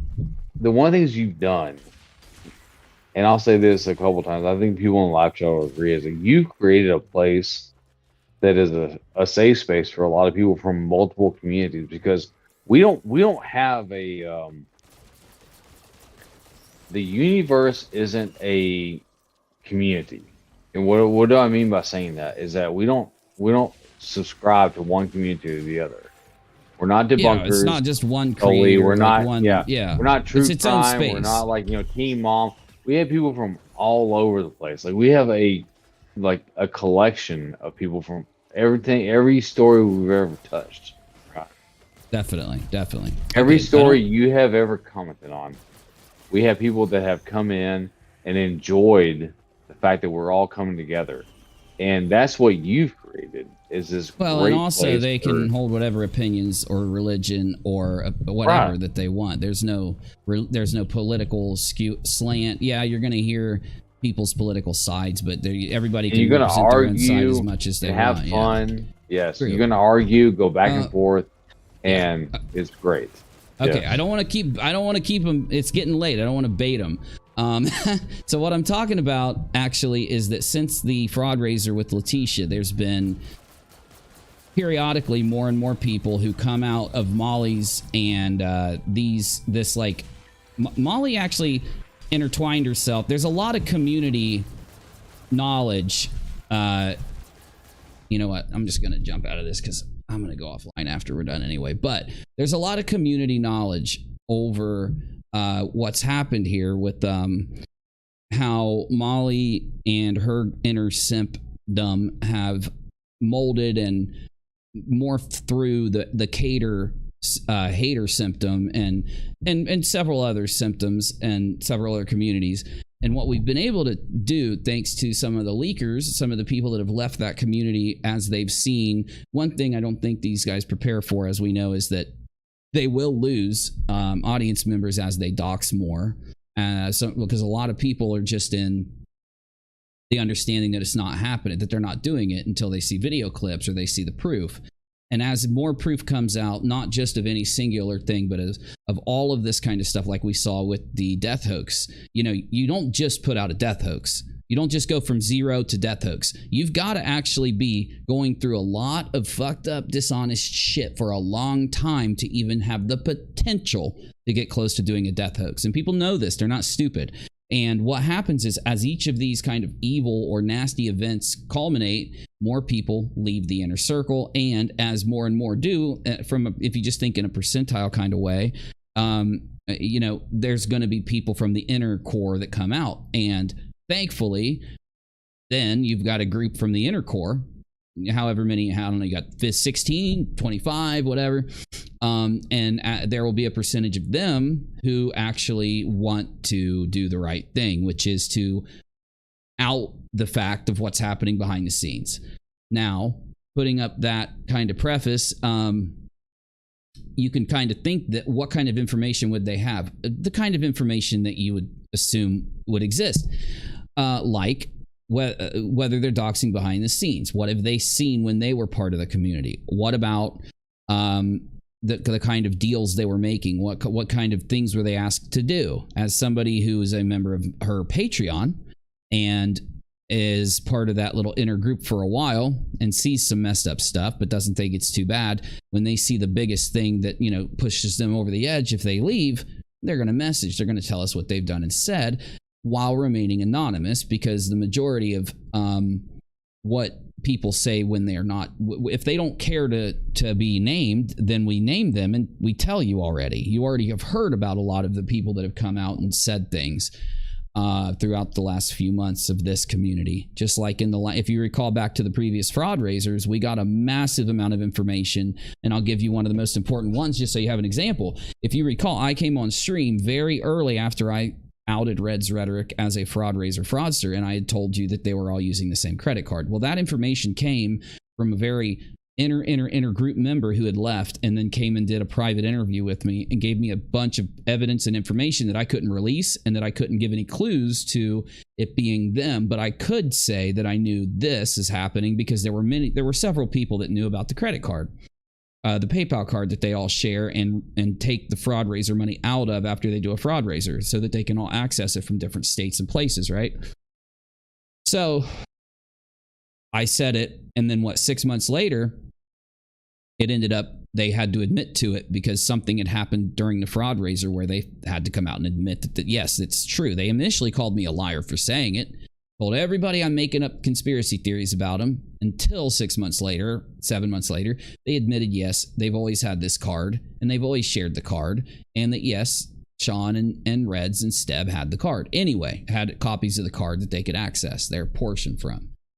Of course, they didn't say that they were doing fraud raiser money with the withdrawals, but you remember this. This is the kind of information that will be given in private with evidence when certain events happen that we just can't come out and tell you straight out. I can't leak out. I can't endanger somebody from being targeted, threatened, harassed, have their job bullied out or whatever, because they do have, with the old fraud raiser, you remember that there were some people where these guys had private information about them, and because they knew that they'd be able to get a hold of their families and their jobs and stuff, they couldn't tell me their identity, or I couldn't tell you their identity if I knew it, right? So, in giving you a more complex preface, I now will tell you what I know about Molly and her buddies. So I know that there is a Discord server, a communication server. I'm almost positive it's a Discord server where Molly and a couple of other creators, I've been told who they are. I will tell you the rumor. But I know that a server exists where they congregate some of their harassment. Makes sense, doesn't it? Explains a lot, doesn't it? But unfortunately, I don't have solid information about many of the other people there. I've been told, I've been given proof that this congregation exists. I haven't been given proof of the others that are participating and the degree they're participating too. So what is the rumor of the people that are there? All of Molly's hardcore simps are there, including Goose, according to the person that came to me and what I've seen. Again, the people that are there, I don't know. I just know that this place exists. And this person said that they do dox people from there. Now, they said that Goose is there and is a, leader, and that a few other creators are there leading a small group of people. And they did say that they knew that Leslie either was there or had been there, and that Charlotte was there. And here's the deal. I don't want to think that Charlotte would. I want to hope that if Charlotte was, let's say, rubbing elbows behind the scenes in some secret server or some secret communication place, and saw something like that happening, I still want to think, because I have no ill will towards Charlotte. I don't, hate her or anything. And I don't want to think, I want to think that if she saw something, she'd come out and tell people. I want to think that. But either way, the thing to know is that I don't know who's there. I just know that that's the claim, that it exists, that this person's been there, that a couple of their friends have been there. I've seen some things. I'm not allowed to tell you what, but either way, it makes sense. Are you really going to have a sophisticated group of people that dig on people but have no congregated place to go talk? Of course you are. I mean, it's just logical. How are you going to communicate with them? We're going to use different apps to talk to each member. No, they're all going to use the same app. It most likely is Discord. And I think it is. I just can't say it now. I'd have to go look. But anyway, the point is, and I also have been told that okay. So when Molly had started hanging with certain caters, according to this leaker, the caters had a internal group of trusted individuals and brought the majority of them, which it's a small group of trusted individuals, and brought them in, and they kind of mixed together. So, I mean, that does kind of make sense if you recall, because Katie was working with Molly and they were all talking about this, and you would think that the caters would be feeding Molly info and berating Molly and trying to convince Molly that Katie's bad. And when Katie turned on them, you know, do you not think that might have, I think it's pretty damn logical. But the thing that concerns me is if this is true, if it's as bad as it seems, of course, you can take certain things they said they saw. You can look at certain things that have happened. It kind of does line up. They seem like they're being honest. If it is, it kind of does show a more organized group, and a group that would potentially, you know, it'd be nice if one of the creators that has been there and seen it would actually come out and talk and say what they saw people do. Because if they do that, then that creator, of course, doesn't have to be looked at as a bad person for being there and participating and all that. But yeah, that's going to not happen. From what we've seen now, we're months in, and the majority of all that really bad doxing that we saw happened when the dono gals requested refunds, put their feet down, put their slippers down, you know, flip-flops. I would imagine the dono gals like to wear flip-flops. I like to wear house shoes. You know, those I have a pair of house shoes that are made by a skateboarding shoe company. So it's really, really awesome. Like, I could skateboard in those shoes if I wanted, but they're like house slippers. I imagine dono gals are kicking around in some flip-flops. Okay, it's a compliment. It's not an insult. But they put their slippers down, and they started to stand up for the fact that they had their money stolen and being ripped off. And we saw a huge doxing campaign against them.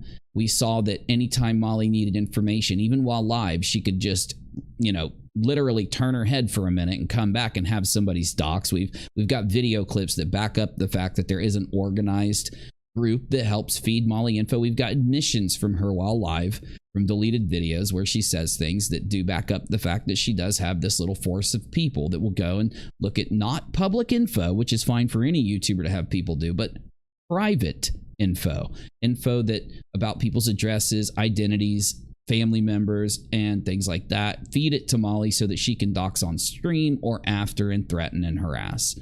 Now, problem we have is that we know that Molly doxed Dre, according to some of the Patreon speakers from Patreon, and that she was trying to use patrons of hers to go and actually record Dre's home, spy on Dre. And you know what? Damn it. We forgot to bring this up during the stream, because this is a really important part of the stream today that I wanted to talk about. We can do it tomorrow. I'll talk to you about it now, but we need to do this tomorrow, which is that Molly is literally stalking Dre McCray physically, like in real life. She has people working for her that are watching Dre's home and reporting to Molly anytime they see Dre leave, come home, go out in her yard, walk here, walk there, go by a window. That is fucked up. You know what I'm saying? That is messed up. In fact, Minions is a great way. Minions are a great... No, secret squirrels, no. Because we've got a secret squirrel. We love our secret squirrel. And so, no, we don't... A minion works. I bet they all look like minions, too. They probably all have one eye in the center of their head, and they go around going, me, me, me, me, me, me. They look like Twinkies. Anyway, though, you get what I'm saying? stalking of Dre McCray is just taking things to another level. Dre is experiencing a tragedy. If you hate her, if you love her, if you don't like her, leave her alone. Leave her alone. Now, there's a video we need to go over. We need to do this tomorrow so I can get it off of the to-do list. It's the video where Molly is complaining about how Dre needs to be giving up information about Marvon. Have you heard about this video, Navy? Have you seen anything about it? No, I haven't. That's new. Okay, so she's live, Molly's live, and she's complaining about how Dre shouldn't be keeping information about Marvon. It's after she, and Really? basically it's basically Molly telling the truth about why she baited Dre with the death hoax. So she's saying, like, Wow. I shouldn't have to be confirming or denying whether Marvon's still alive. That's what you should be doing, Dre, and you're harming these family members. By the way, Dre, never speak to Wynette, never speak to Letitia, never speak to anybody in your family, in his family, in around that family who has disrespected you, made money a dime off of Marvon McCray's tragedy, or supported people that have doxed, stalked, harassed, and come after you.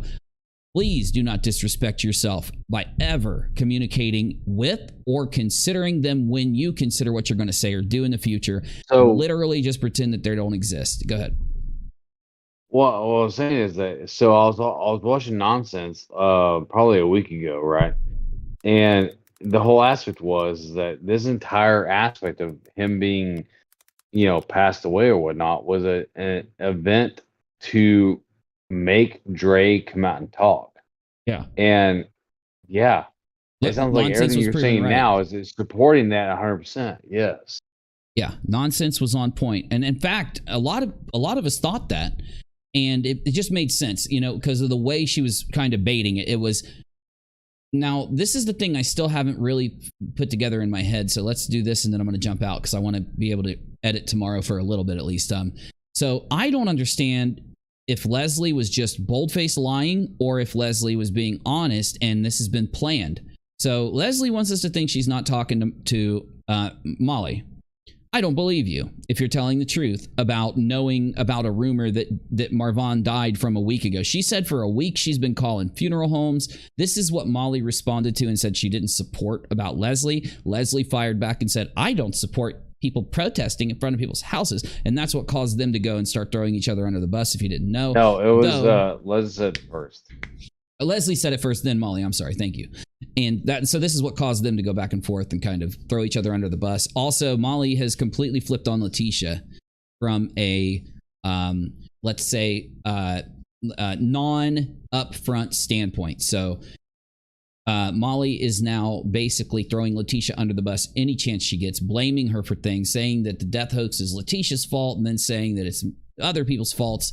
Anyway, I think that if Leslie is telling the truth about the fact that she knew about this whole Marvon might be dead from like a week and a half ago, like she said, that the Molly thing and Molly and Leslie, in my opinion, plotted the death hoax the whole time. You got Molly doing it. You got LB trying to pick it up as if, oh, Molly said this, I think it's real type thing. I don't believe it. I don't believe anything they're saying. I think either one of two things are happening. Number one, Leslie is bold-faced lying about hearing a rumor about Marvon from a week and a half ago.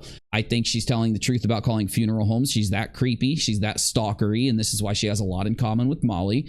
And she has a jealousy and a hatred for Dre, just like Molly does. Anyway, so if Leslie is lying that she heard this rumor a week and a half ago, I still think she did all of that. But my point is, if she's telling the truth, I believe that her and Molly plotted the death hoax. And they just got tired of sitting around circulating rumors in their own ears and heads amongst their own simps and peons, and all of that churning and all that rumor milling and all of that gossiping eventually led to a breaking point where Molly went out and stoked the fire of the death hoax. Leslie comes in and validates it, and they hoped that it would stick. And what they wanted it to do was expand through viewership through social media and YouTube and comment sections. And then it also expand towards even other YouTubers. Like they bait Wynette into responding. They morph Wynette's response into, in fact, I even think Wynette could be involved. This is my opinion. I'm allowed to have it. Sorry. They literally can cook up the fact that Dre was Murmur and Marvon. Why in the world is it bad for me to give a literal evidenced theory? The theory I'm giving you is backed by their behavior, by what they chose to do. The evidence the theories they give about Dre are backed by nothing, straight up making shit up. So I will not apologize for believing that Wynette, Molly, and Leslie were involved in plotting the death hoax, because all three of them basically worked in tandem to try to solidify it through outward appearance towards YouTube and social media so that it would pick up and morph and mold. If it picked up, if it gained momentum, then they hoped that that would cause it to pressure Dre to have to come out and give a response. Why?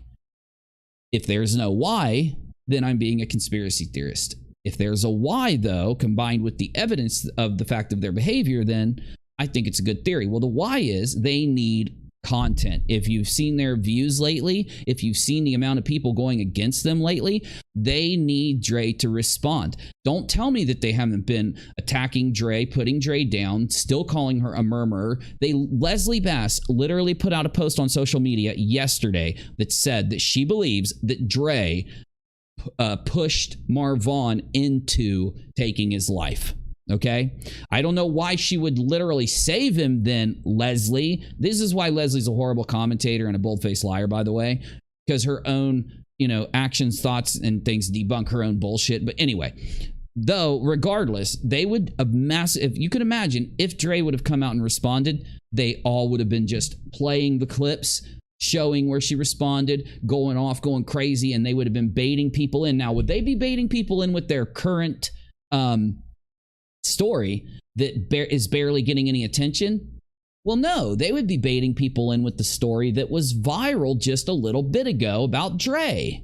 They need Dre. They can go up and just bullshit on Dre all they want and attack Dre all they want. It's not going to lead to any views, virality, or anything. But if they can get people to believe Dre responded, if they can get Dre to respond, if they can get Dre to feed them new content, then they know that people will start talking and chattering and going, and they'll be coming in. And that's why I believe, yes, Molly and Leslie and Wynette plotted and planned and perpetrated this thing. Now, why do I believe Wynette did? Because Wynette did not come out and correct Molly when she tried to use that text message as evidence that Marvon had passed. Any normal human being would have called Molly the minute Molly started going out and talking about Marvon passing and say, hey, I messaged the nurse back. She wasn't saying he passed. She was saying she was sorry for his condition, which is obvious if you just read the damn paragraph.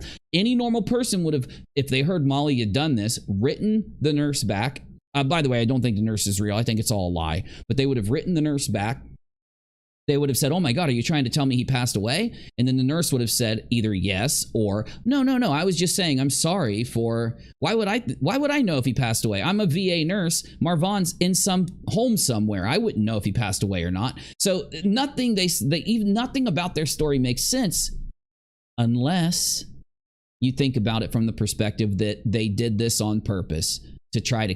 Now, if they can drum up a bunch of interest, if they can drum up a bunch of more people that are mad at Dre and that are in there, they can maybe dangle some more pay links out there. Maybe they can say that Wynette is trying to do something and dangle some pay links. Maybe Letitia's, maybe not Letitia's, maybe Molly's. The point is, they need that audience. And if that audience isn't mad at Dre, or if that audience doesn't think that Dre is harming Marvon or the grandchild, they're not going to pull out their pocketbooks and their wallets. They need Dre, and they need Dre to say something about Marvon, and that's what they were baiting, and they were doing it for money and them views. That is my opinion. Do you agree or disagree? Tell me in the chat while we get ready to roll out. What do you think about my theory, Navy? Probable, improbable? What do you think? I think it's 100% probable. That's exactly what they're doing. These people don't care about this family or anything else. All they care about is the attention they get on YouTube and whatever else platform they can get on. That's all it is. I mean, Money. we're literally looking at Molly, who is a failed reality TV star. Failed. Failed. I mean, we didn't say failed TV star. We said failed reality. Now, if you think about it, if reality TV stars can be A class, which is Snooki, or Z class, which is like Andy Dick 10 years ago, Molly is less than Andy Dick 10 years ago.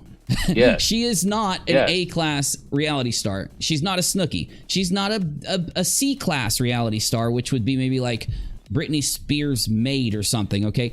Z class is Andy Dick psycho ass. She's under Andy.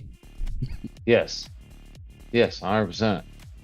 And so everything she does is to get this, to garner this like reality TV attention that she wants from the mainstream media, her fucking simps, and everything else, because all she wants is that fucking, like, she will literally do anything.